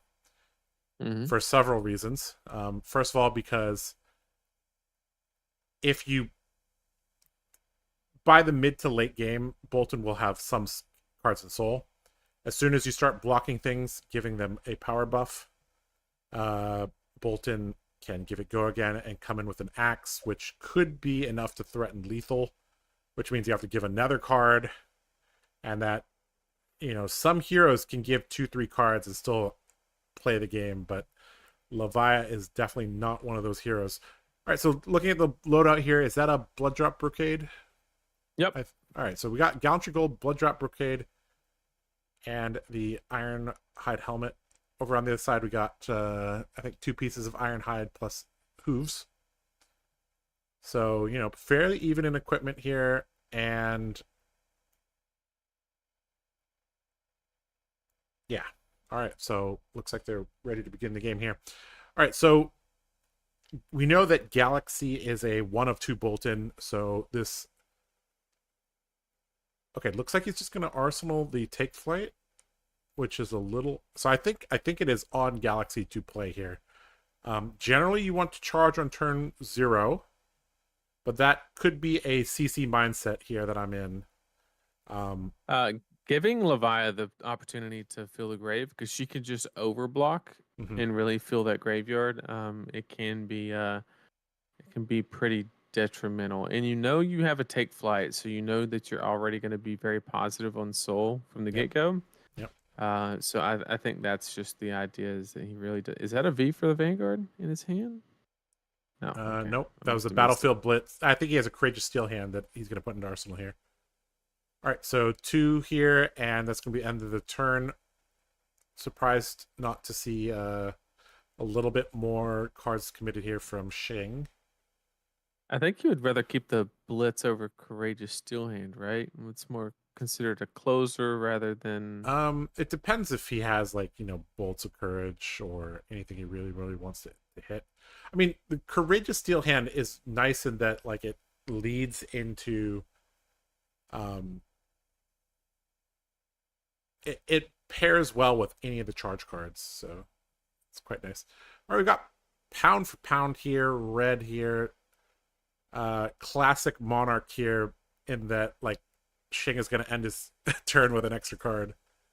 This is why, going first is not that bad.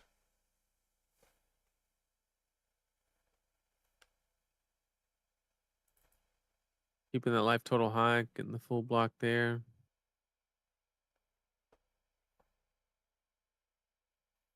Will Galaxy continue to build that soul? Taking it slow. Is he going a fatigue route, maybe? Or just has that really high value target in hand that really wants to hang on to? Or a Memorial Ground that doesn't do anything. That makes sense too. Mm-hmm. So generally, Memorial Ground is not a card that you want to keep in your deck unless, like, you have a popper that you desperately need to recycle. This kind of indicates that the Bolton player probably just has, like, a middling deck. This draft has been very, very weird because this 1 of 1 Levia. Also, the deck didn't look like that outstanding on paper, but I guess we'll see. If Galaxy is trying to take a much like slower, let the Levia build up blood debt and trip up kind of approach, adding cards like Memorial Ground are like okay, because everything thrown at you is like 7 or 8 or whatever the case may be. So you are losing that card economy. So any way that you can get that back, although Memorial Ground technically isn't any positive on card economy, but it is an extra card that you can just throw in the deck. Speaking of card economy, 3 for 1 there. Lunar Tide. Exactly.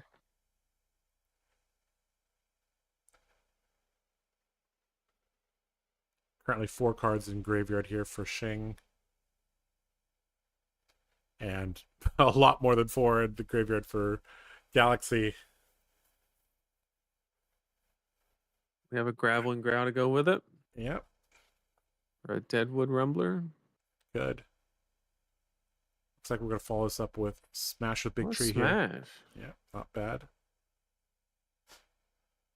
All right, pretty big attack here.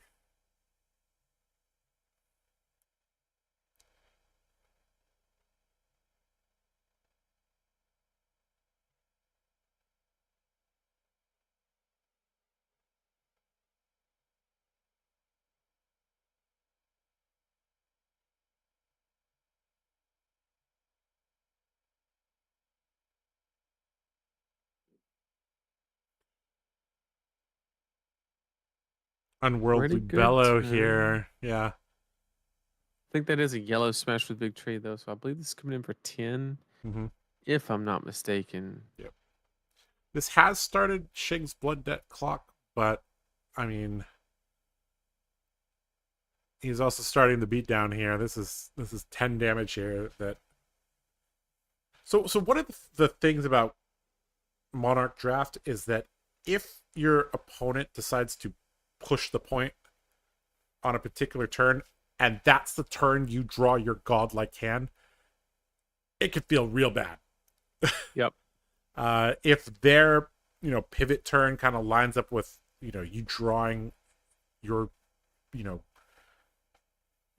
I guess in Bolton's case, like red take flight, valiant thrust, that type of thing, Lumina Ascension. Oh. And looks like he's going to take it here. He didn't block with Yeah. the Gallantry Gold, so this means that we're probably just going to have a efficient turn here. And this is basically the one turn that you get in draft to make a big play here. And this obviously rings of Courageous Steel Hand. Unfortunately, I think that's a red Courageous in Arsenal, so you can't really effectively block this. I would have liked to see Galaxy block the Gallantry Gold, though, last turn, because there's a possibility where you're just flooded with energy and you just go Gallantry and just swing into something. We also might see a 7 block here from Shing. I don't think that's out of the question here. I mean, you know that something's happening here because he's not going to hold all those cards if you deny the go again, right? Yep. So the question is, do you care enough to do something about it? So he is picking up on that read. However, that's the perfect counter. That'll bump it to 6. Give it go again. Draw a card. And I know he has at least a Valiant Thrust in hand. So the turn is far from over. Yep.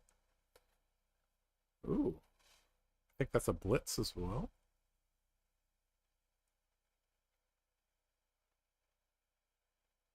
Okay, Blood Drop Brocade is active, so even if this is a red Wooten Hog, he's going to be able to play his whole hand out here. Quite nice. Okay, Blitz into Thrust here is going to put, like if Levi wants to keep her whole hand here, the Hooves will allow her to go to, 1, Well, assuming that this doesn't have go again. Battlefield Blitz? Oh, that's Blitz. I thought it was Rising Solar Tide. Sorry. Yep, so that's 3, then 6. Okay, so that was a blue Blitz into a yellow Thrust. Right.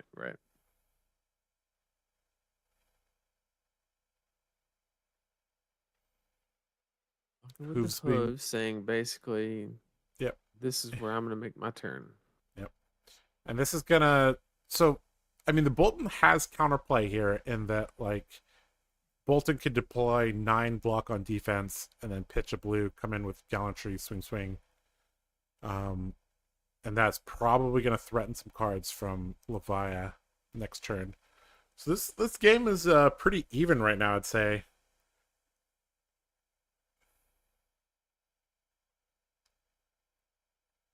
I think Shing is recognizing that he's going to have to protect his life total a little bit this turn. And he might have an issue with the amount of cards in graveyard as well, so we're going to see. Does have the armor, so he can turn one of those 3 blocks into a 4 block effectively, as long as it's at least a yellow.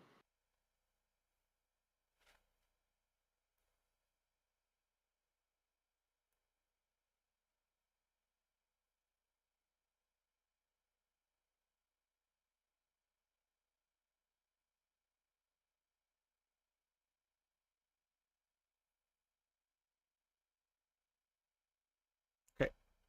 Opting to block a bit. And Shing has 3 cards to make something happen here. Dread Screamer from Arsenal. This should be guaranteed if I'm correct.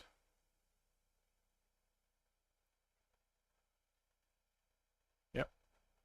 And leaving the smash in the graveyard. That's quite nice. Yep. Okay, 5 go again. The backbone of so Dread Screamer really is the backbone of like mounting an offense with Levia that actually breaks through the opponent's blocks.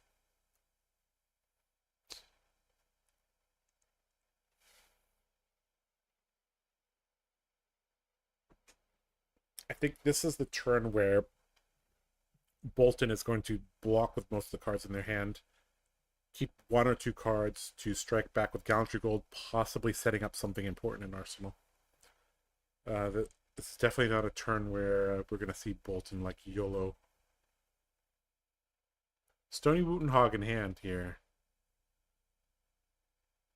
Pretty powerful card in Bolton. Looks like he's going to get value here from the Gallantry Gold. So if I had to guess, he's going to keep Wootenhog plus a blue here. But we'll see. Meatak's going to come across here. Looks like it's going to be for 5 here. Oh, just for 3? Never mind. Oh, I hit a Zealous. Okay. Never mind. Didn't hit a 6 power. Alright, so I think Galaxy probably is going to block with 1 card here unless he really wants to just send the Wootenhog and an Arsenal card.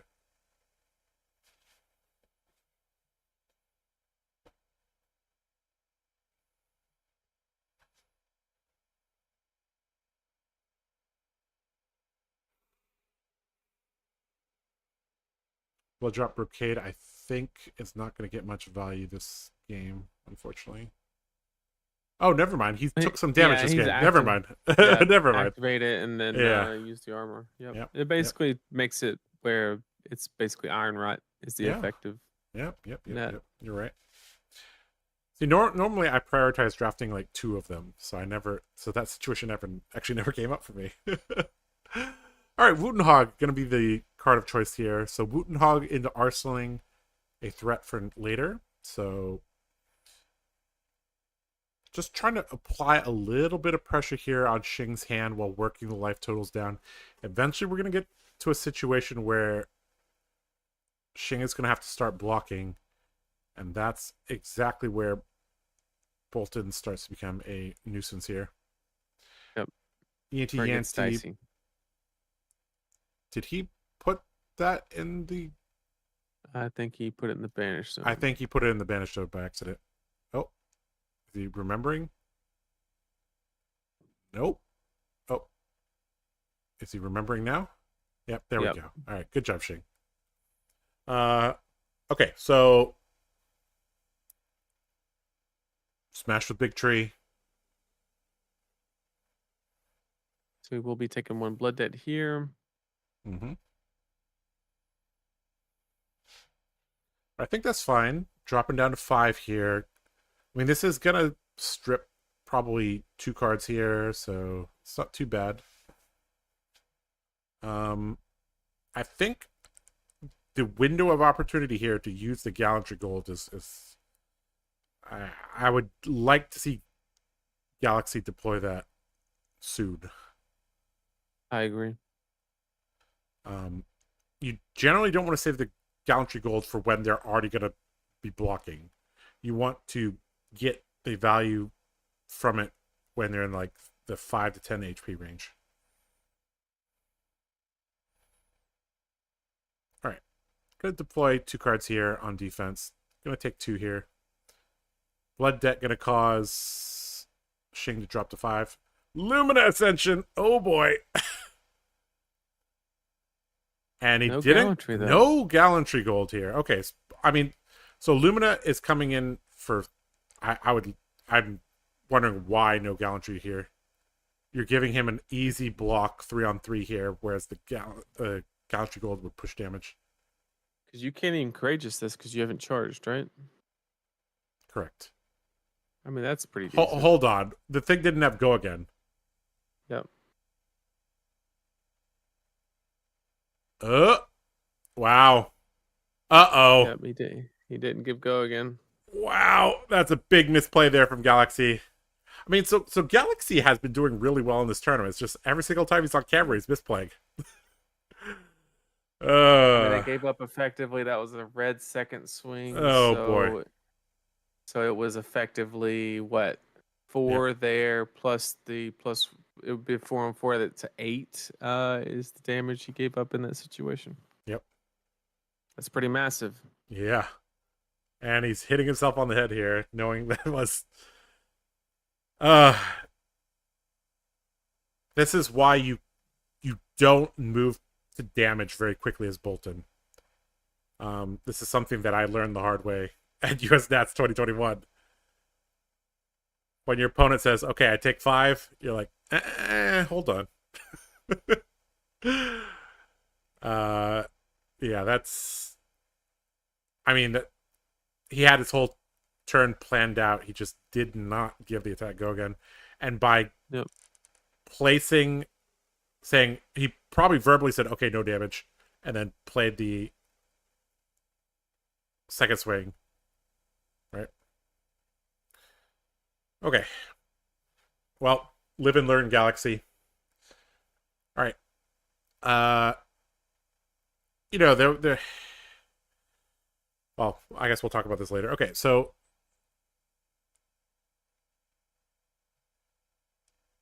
all right, pretty big moment here. I think he's going to be able to successfully banish. Yep. So a couple of smash with big trees. Going to turn off blood debt here. And comes the. I'm not sure what card this is. Marauder, Is this Boneyard? Red? I think this is Boneyard Marauder. So this is probably coming in. I think the yellow comes in for 5. So I think this must be a red here. So red Boneyard Marauder coming in for 6 here. As an additional cost, you banish 3 cards. But this. So on banish, this is where you would give go again with the hooves, right? You can't. Hooves is whatever you banish, so he needs to activate hooves now if he's going to do it before blocks. Correct.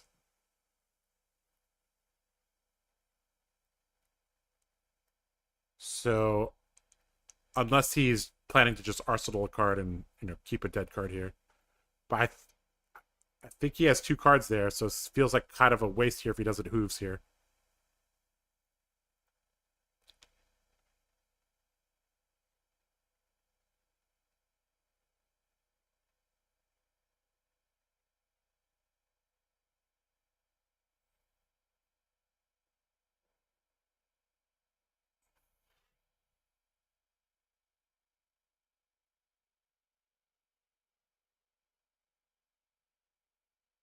So as Galaxy, I think you really have to keep your composure here. So, yes, the last turn was a complete disaster. Let's live and learn here. So if he has enough resources here, I think this could be a pretty good turn.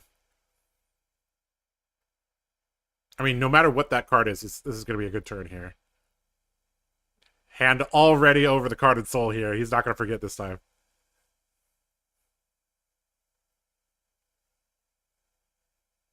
And we might see the armor get used here from Levia to turn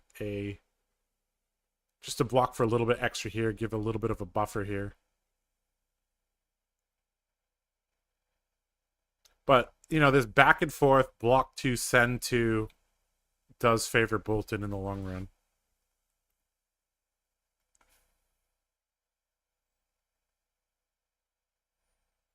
I think Shing is going to have to find so he knows what's in Arsenal, right? There's no threat here of dying to Courageous Steel Hand either. Or Beacon. So he basically knows that this turn is, 3 into second swing into Hatchet of Mind. So 3 into 4, right? 8. No, plus 4 plus. Oh, because the second swing. Yeah. He So doesn't have it would the be resources for that, does he? He has a card in hand, doesn't he? It's right under his right hand. Oh, here. yeah, he does. Yep, he does. Don't play that yet, Galaxy. So You need to go again. Okay, so Shing has been waiting on thinking on blocks for a while. Galaxy has taken his hand off his hero's soul. Let's Not see if again. no, don't forget this time, bro. This is sometimes when my opponent's thinking this long, I literally pick up my hero plus its soul, and then I turn a card sideways, and I just sit there with my hero plus soul in hand, so I don't forget. There's no rule against picking up your hero. All right, gonna give it go again, like a Bolton should. Second swing here into. Looks like he's pitching a Ray of Hope here. And all right, this is for 8, assuming that second swing is a red, and it is. And I think Shing is going to have to turn one of the cards in his hand into juice for his Iron Hides and go to 1.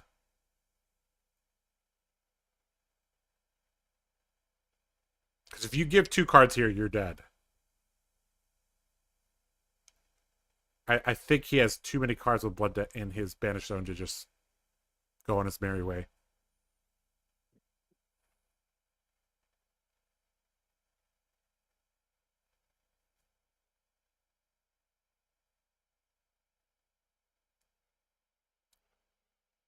I think Shing's He in a may have very missed an opportunity to activate hooves, basically. last turn. Yeah, I think he should have activated hooves last turn or found a chance during the game to use them. There's no point in drafting one of the strongest equipment in the set and not using it, right? So I think as long as he has that's worst case scenario here. So literally the only way for him to turn off Blood Debt is if he arsenaled a, Boneyard Marauder or I guess Dreadwood. I mean there's several that will do it.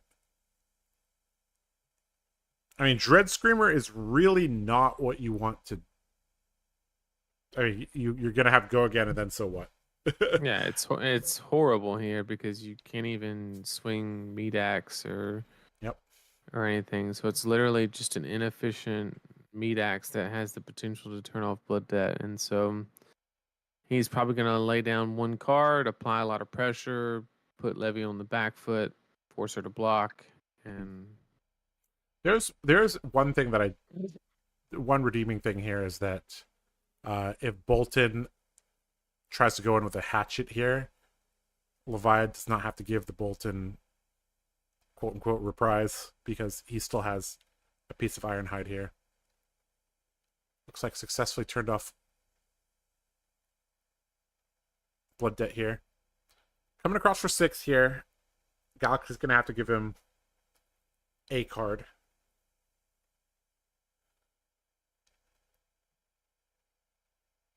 I think that's an Adrenaline Rush in hand. Yeah, that's a Take Flight as well. So assuming that Express Lightning is a good color, I think this actually just wins the game here. Take Flight, charge the Adrenaline Rush, swing the axe, and I think you're ripping at least 3 cards here. So I think we're seeing Galaxy set up here for a killing blow here. Rally the rear guard. It's a blue, you can double hatch it, right? Yeah, assuming that the hatchet gets pumped here. All right. Well, it has to because he's at 2. So he Well, has to block it. Well, he has the Iron Hide Gauntlet or Iron Hide Helm. Plus, it's possible that he draws a non-attack that blocks.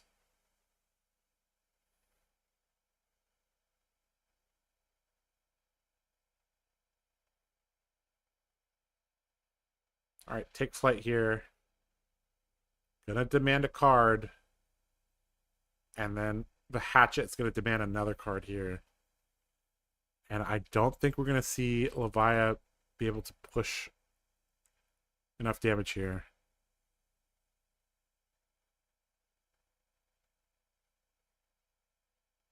Unless Galaxy draws into a pretty big brick. I think he's got this.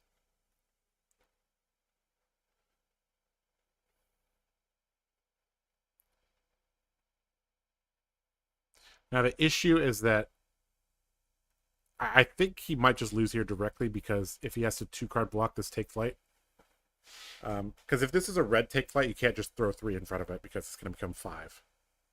Right. And you'll die, I think right? it's yellow. I think it's yellow. So if it's yellow, I think you just have to block 1 card and then pitch for the Ironhide to block the hatchet and move on. But then you have the other hatchet. Mm-hmm. I mean, the fact that Shing hasn't conceded here yet means he thinks that there is a possibility of victory here. Yep. Yep. You cannot. I mean, you can banish a card from your soul, but it's not going to give it go again. All right. Back to. So Shing hanging on here by a thread. He's had multiple hands where he's been able to operate off 2 cards. And I mean, I don't think this is coming in for a breakpoint, right? Is this a blue? I believe it's 6. Is this Hungering Slaughter Beast? It is, right? So actually, the blue might be 5. The blue is 5. The blue is definitely 5. I can't see what color it is. Though. Yeah. So if this was a red, which I don't think it is. Look, okay, looks like it is a blue because he blocked with Courageous Steel Hand here. All right, so here we just charge to take flight here. No, never mind, you don't. But this is going to let Levia keep an extra card here. So we could see that 2-card rotation that Shing has been doing into hooves, into pitch, into a weapon attack swing, which, depending on how Galaxy draws, could be enough to win the game here. Express Lightning with no charge being at 2 is the exact amount that you need. So he has to give him 1 card here. Shing just working out how best to use his hand here. 2 of his cards don't block. But they could pitch and he could attack with them. So this is a fairly straightforward choice. You're either blocking with this card or the one on the bottom. All right, Shing takes and then 1. In this situation, you do the Hungering Slaughter Beast, and then you pop hooves, and then to a meat axe if this Slaughter Beast hits. And you probably get tempo here. And possibly... Oh, he missed. He missed, so he can't pop hooves. Yep. GG. Well played there from Galaxy. And then dies to blood debt. And he dies to blood debt. And I think he would have won. Those are 2/2 blocks in hand. So if he had banished... If he had banished a 6-power attack, hooves into Ravenous Meat Axe would have killed Galaxy, because assuming that he draws discards a 6. Oh boy. Wow. That was actually a great game. That was a really good game. Galaxy, I think if he didn't misplay on the Lumina turn, that would have been a smoother and less stressful game for him. Absolutely. Yeah, but but still well played nonetheless from Galaxy. Remember to take it a little bit slow, bro. And remember to give your attack a go again. All right, so Shing is 1-1. Let's see if he can win his last match. That game, let's see, 12. That was a 30-minute game, so I expect them to start back soonish. Nice. All right, so we'll go back to us. Ooh.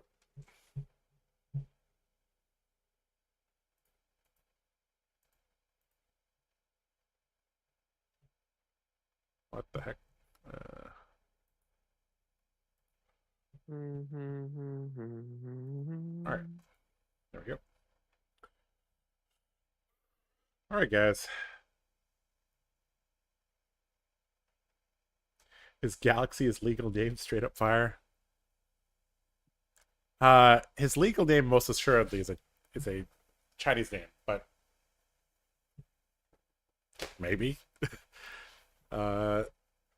It is. There's a lot of cool names. You got Pudding. You got Mortal. Bun. You got Bun. I mean, there's all kind of good names. Dennis. I quite like Dennis. Mhm.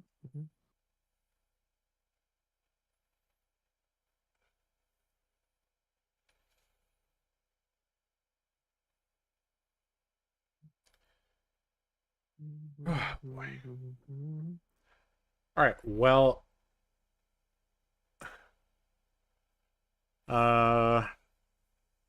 one more game, my friend, then we can go to bed. Yeah. Uh, I love Flesh and Blood, but I can't wait to go to bed. Yeah. This event feels a little bit rougher than the other ones because I think it started a little bit later, right? We usually start at 8. Yeah, we start. No, normally we start at 8. This time we started about 10, right? Or A 9. little after. We didn't start till 9? like 10:20. Yeah, something like that. So that that's oh.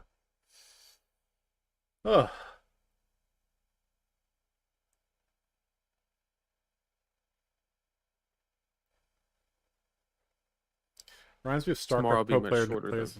Yeah, StarCraft Pro player names. Yeah, it does remind me of that as well.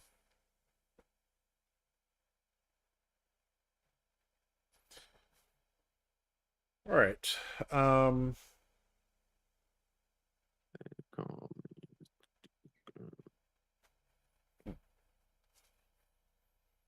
So I'm still wondering how Shing ended up as the solo Levia there. That's a great question.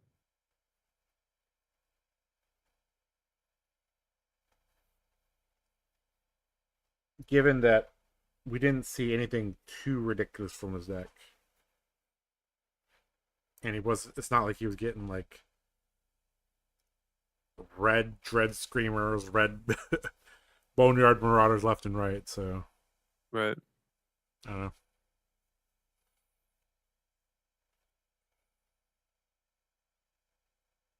James said, "You guys are still up." Yeah, we're still. We got one more draft round. Oh, and there's we are 2 guys on. named James in the chat, and they have different icons. Oh boy. Fight to the death. I don't know. There was like a battle royale of people named Josh.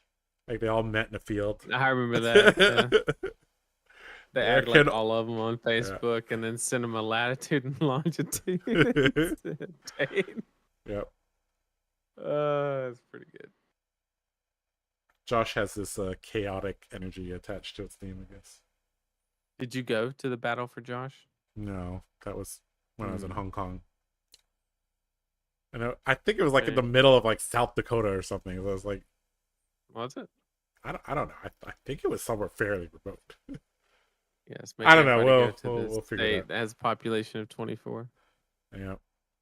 So there's less Joshes to fight then, right? Just makes sense.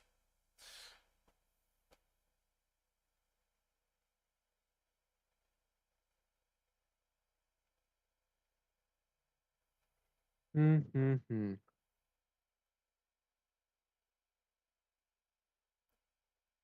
All right. We need a chain to play the Levia. We need a chain to play the Levia. Why is that? So the game will end quicker. Ah. Yes. It's Hong Kong Nets open entry. Nets. No. It is not. You have to qualify. And spoiler alert, most people are not going to It's qualify through RTNs. very difficult. Very difficult. Most people there qualified through XP or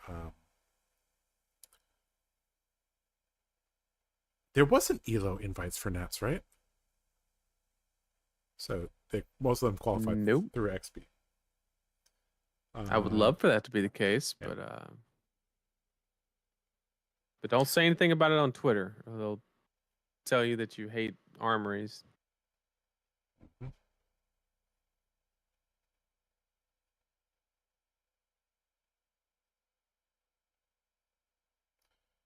And then HK, it's kind of fierce to get into like an RTN or ProQuest. These signups last about 15 seconds. Yeah. They call that round send zero. A message out. Yeah, they send a message out on WhatsApp, and it's like, if you don't respond in like 15 seconds, you are not playing in that RTN. Pretty insane. Yeah, a while ago we were like, "Hey, Look at that! I called it. It happened. You did call We're it. gonna get a bet in a minute. Let's go. One more.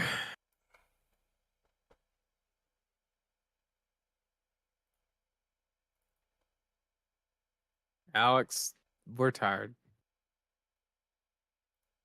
We're tired.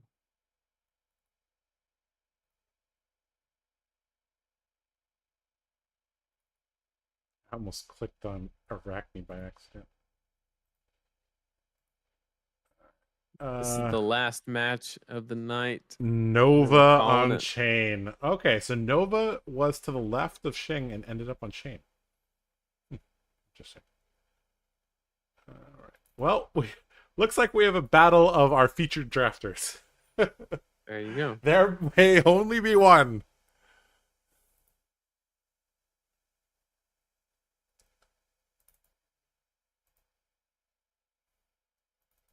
This is the last round. This is the last round. And then we will, after this round, we will take a small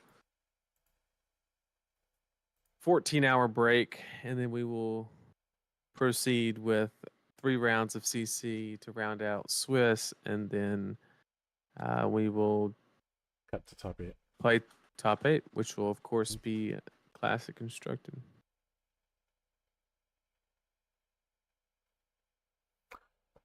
All right, here we go.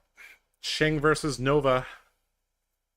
Nova, I'm going to write your last name because I know your last name. Chan. There you go. All right, let's slide this Whoever over. wins the match, I just hope they win quickly. But both are great players. Yep.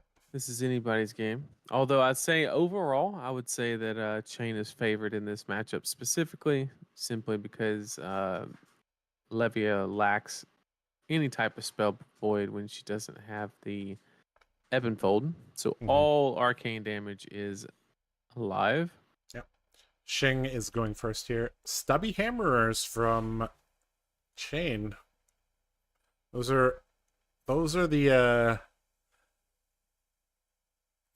gloves I like to look out for big chain turns. Let's see if you can get some good use out of them.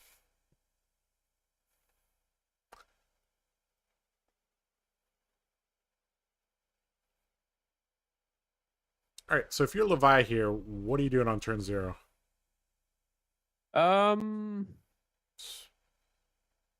Really just trying to find a convenient way to put as many cards in the graveyard as possible.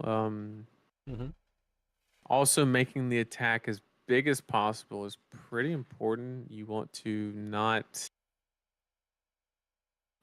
either get a lot of cards from Chain to like help your chances of possibly accidentally fatiguing via tempo.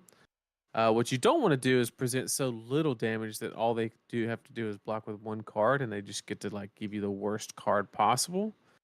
So like in this situation, you're getting 2 good reds, you're meat axing, like that's a good value because you're getting most of the cards from Chain's hand, if not all. Yep. And now you're, 4 cards closer to fatigue, basically. If it comes down to that, chances are it won't. but Yep. I don't it's think just nice to have that. Shin can do that with the amount of rumblers and the swing big, not swing bigs, but smash big tree that he has in his deck. He has, I think, at least 6 or 7 no blocks in his deck. So I think we're just gonna see, Shing try to get a. I think he's learned from the last game that he's gonna need to use his hooves sometime. If he really wants to ensure victory here. Can it crackle here? You know when a good time to use hooves is? Uh, When Galaxy Black is coming in for 1. Yep. Which is right after this attack. Isn't Galaxy Black 2 cost? No, it's 1. Oh, okay. Either it's 1 or I cheated during the entire Monarch draft in that. Right. Okay. I'm right. 99.9% sure. Yeah. I'm thinking of Nebula Blade. You're right. I was yep. goof. Rune Blades have just so many weapons. It's hard to keep track. So that is true. That is true. All right. Looks like I think Shing is debating whether or not to take this 4 here.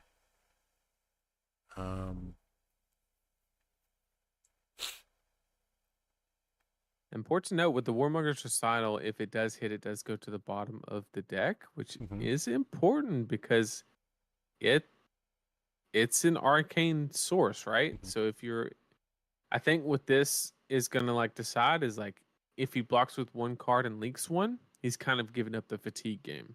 Yeah. However, if he blocks 3, takes 1, and then gives hooves on the Galaxy Black, he's playing the value tempo game that can accidentally fatigue. And that's what it looks like he's doing. Okay, no arsenal here for Chain. All right. Going to play out a Dreadwood Wumbler.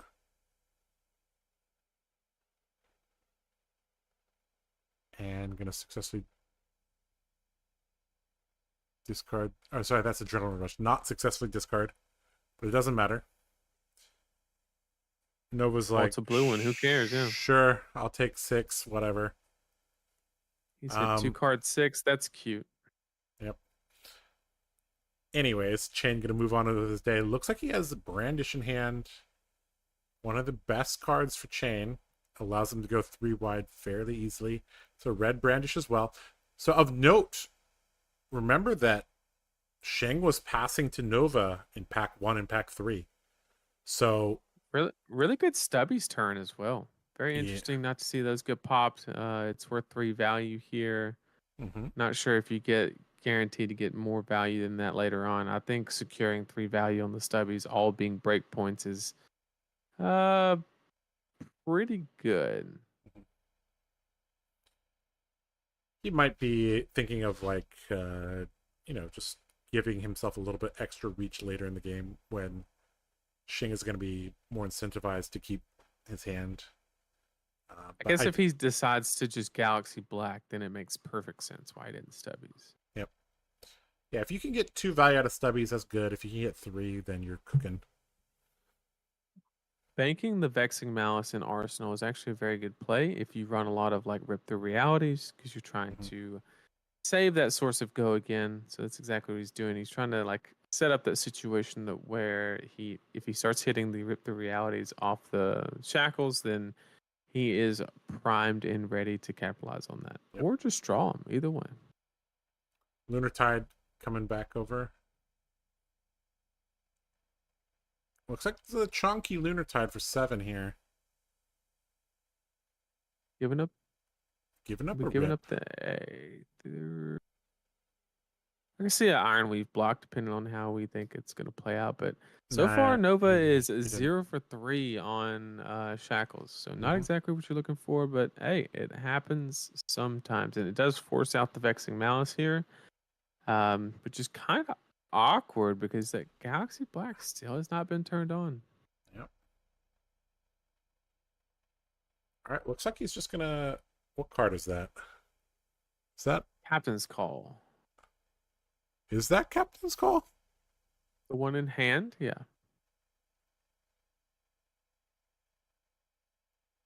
No, I mean the one that Nova just played before the Oh, that was change Howl happened. from Beyond. Yeah, okay. The Oh, red is okay. That's what I thought, but I yeah. was like second Yeah. guessing because he wasn't moving on to doing anything. So I was like, what are we waiting for here? Yep. Red Vexing, Red Howl comes in for 6 and 2 arcane. The 2 arcane is guaranteed. Has go again. The bad part about this situation is the only way that he can like save the card in hand is if he pops Ironweave, but he did not block with Ironweave, so it kind of presents that weird situation where you're kind of forced to now pitch and swing Galaxy Black, and it's still only for 1.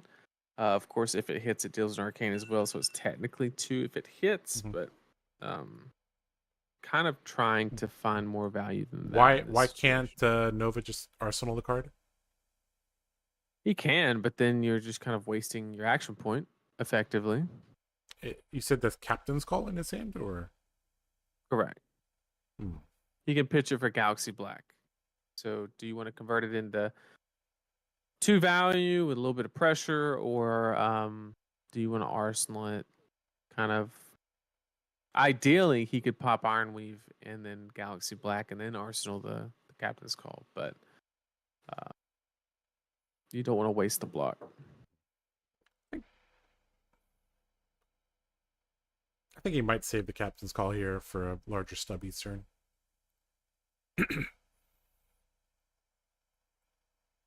It's the second game we've seen Shing pitching a Smash for Big Tree for Iron. It doesn't block. Yep. One way to circumvent that, though. And there's all the blood debt into the hand. Uh-oh. It's not what you Not want. where you want to see it. Nope. But at least they do block good. They do block very well, yep. So he's just going to take 1 here. Banish a couple cards. Let's see if he can hit something. Rifted Torment. All right. All right. Good Got hit, something. Is it a red is the question? It looks like it's a blue. Oh, that's not great.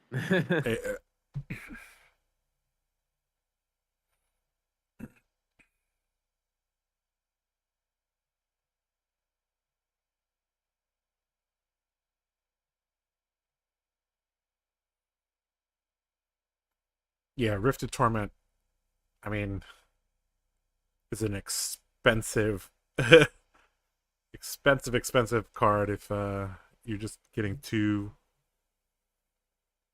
damage plus 1 arcane. So I mean, if you have a blue, it's still just, rifted into Galaxy Black on 1 blue. It's not the worst line with a shackle, obviously, before the rifted. However,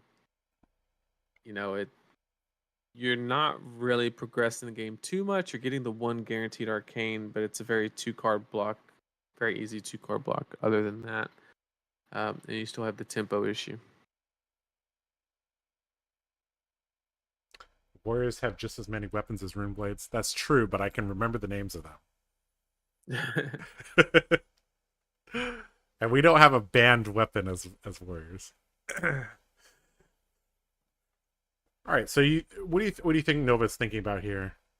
He's activated Chain, and I guess he's thinking whether or not to clear his blood debt or to play out something from hand. Problem is he has a Brandish in hand, and Brandish does not fit the cost curve. So, yeah, and that's why he's going with the Void Wraith instead, and he's just going to take a blood debt here. I mean,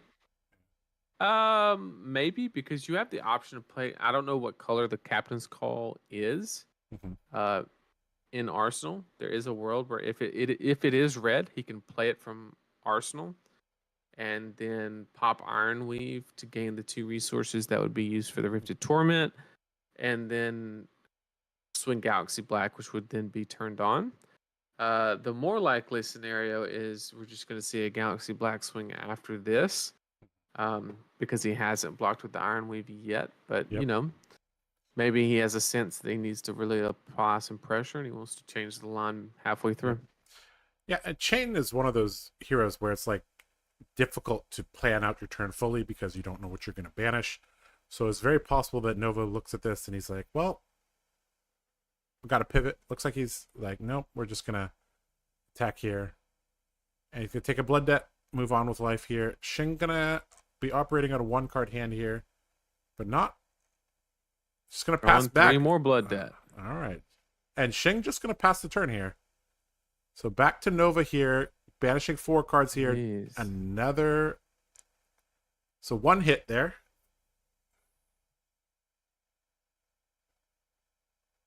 I think that's piercing Shadow Vice, I think. Mm-hmm.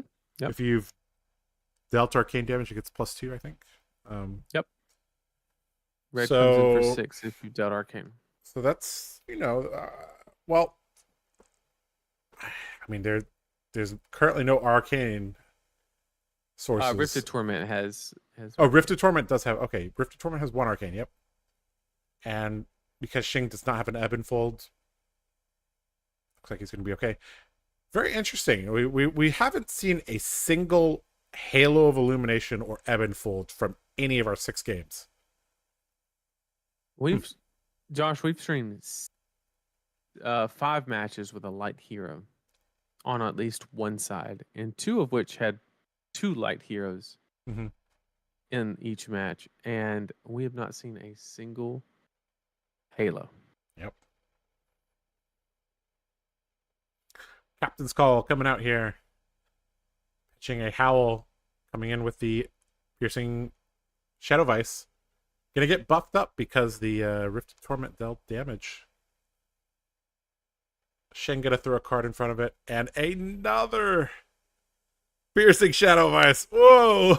That's pretty good. That's pretty good. Double turned on red Shadow Vice. That is how you want to do it. And I'm not sure if Shing has the blood debt counter rolling, but I don't think he does. But this is but the thing is, he might have a no block in hand. I think he if Nova just draws any arcane source, that's game. Yep.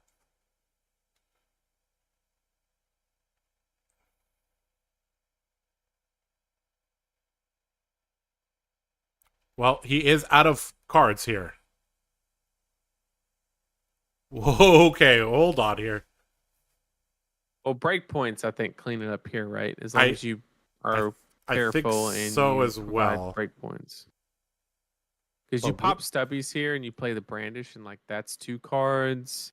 Then you shackle into the unhallowed. That's another card. Ironweave's turned on, so there's no pitch problems in this situation. Not sure if that's red or not. Is it a red unhallowed? If so, then that's really good because then it's a the breakpoint already. Then it's 7, yeah.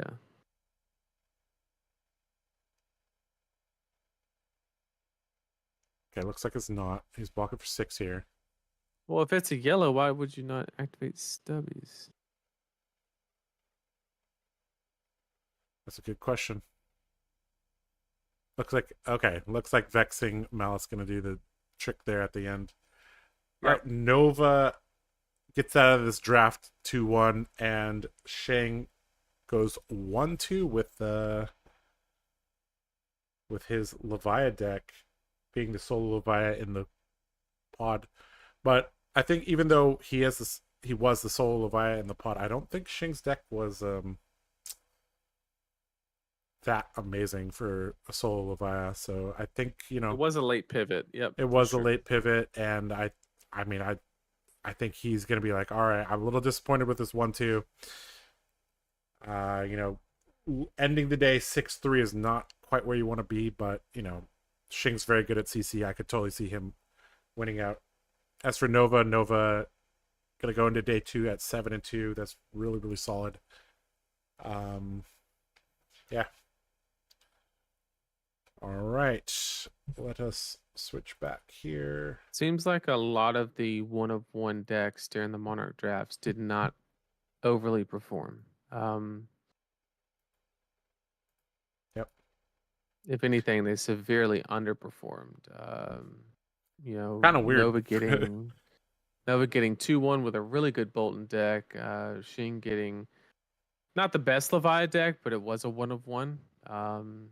Although it was a late pivot into it and still only was able to secure a 1-2 record. So very interesting to see for sure. All right. Let us wrap this up as soon as we Please. can. All right. So, Please. thank you for joining us, guys, for the coverage of the Hong Kong Regional Championship 2023. We have finished 9 rounds today. We finished 3 rounds of CC, followed up by 2 drafts. I think these drafts are very, very interesting because we were able to watch this draft and then watch 3 back-to-back games with our featured drafters. Thanks to Nova and thanks to Shing for allowing us to follow them and tag along for the journey. We will be back tomorrow, same time as today, for the final 3 rounds of Classic Constructed, followed by the cut to top 8. So tomorrow we're going to bring you guys 6 Classic Constructed games. At the end of it all, we will be crowning a new champion. 2021 was Bun. Epic finals. 2022 was Pudding over Mortal. Epic finals. I expect nothing less tomorrow than an epic finals. All right. Let's get out of here, my friend. Thanks again to everybody for being with us. As you can see, there is light outside. Light outside. And I'm so tired. Yeah, and it is what is this? 8:11 a.m. All right, yep, time to go to bed. All right. Peace out, guys. See you later. See everybody tomorrow. Take care.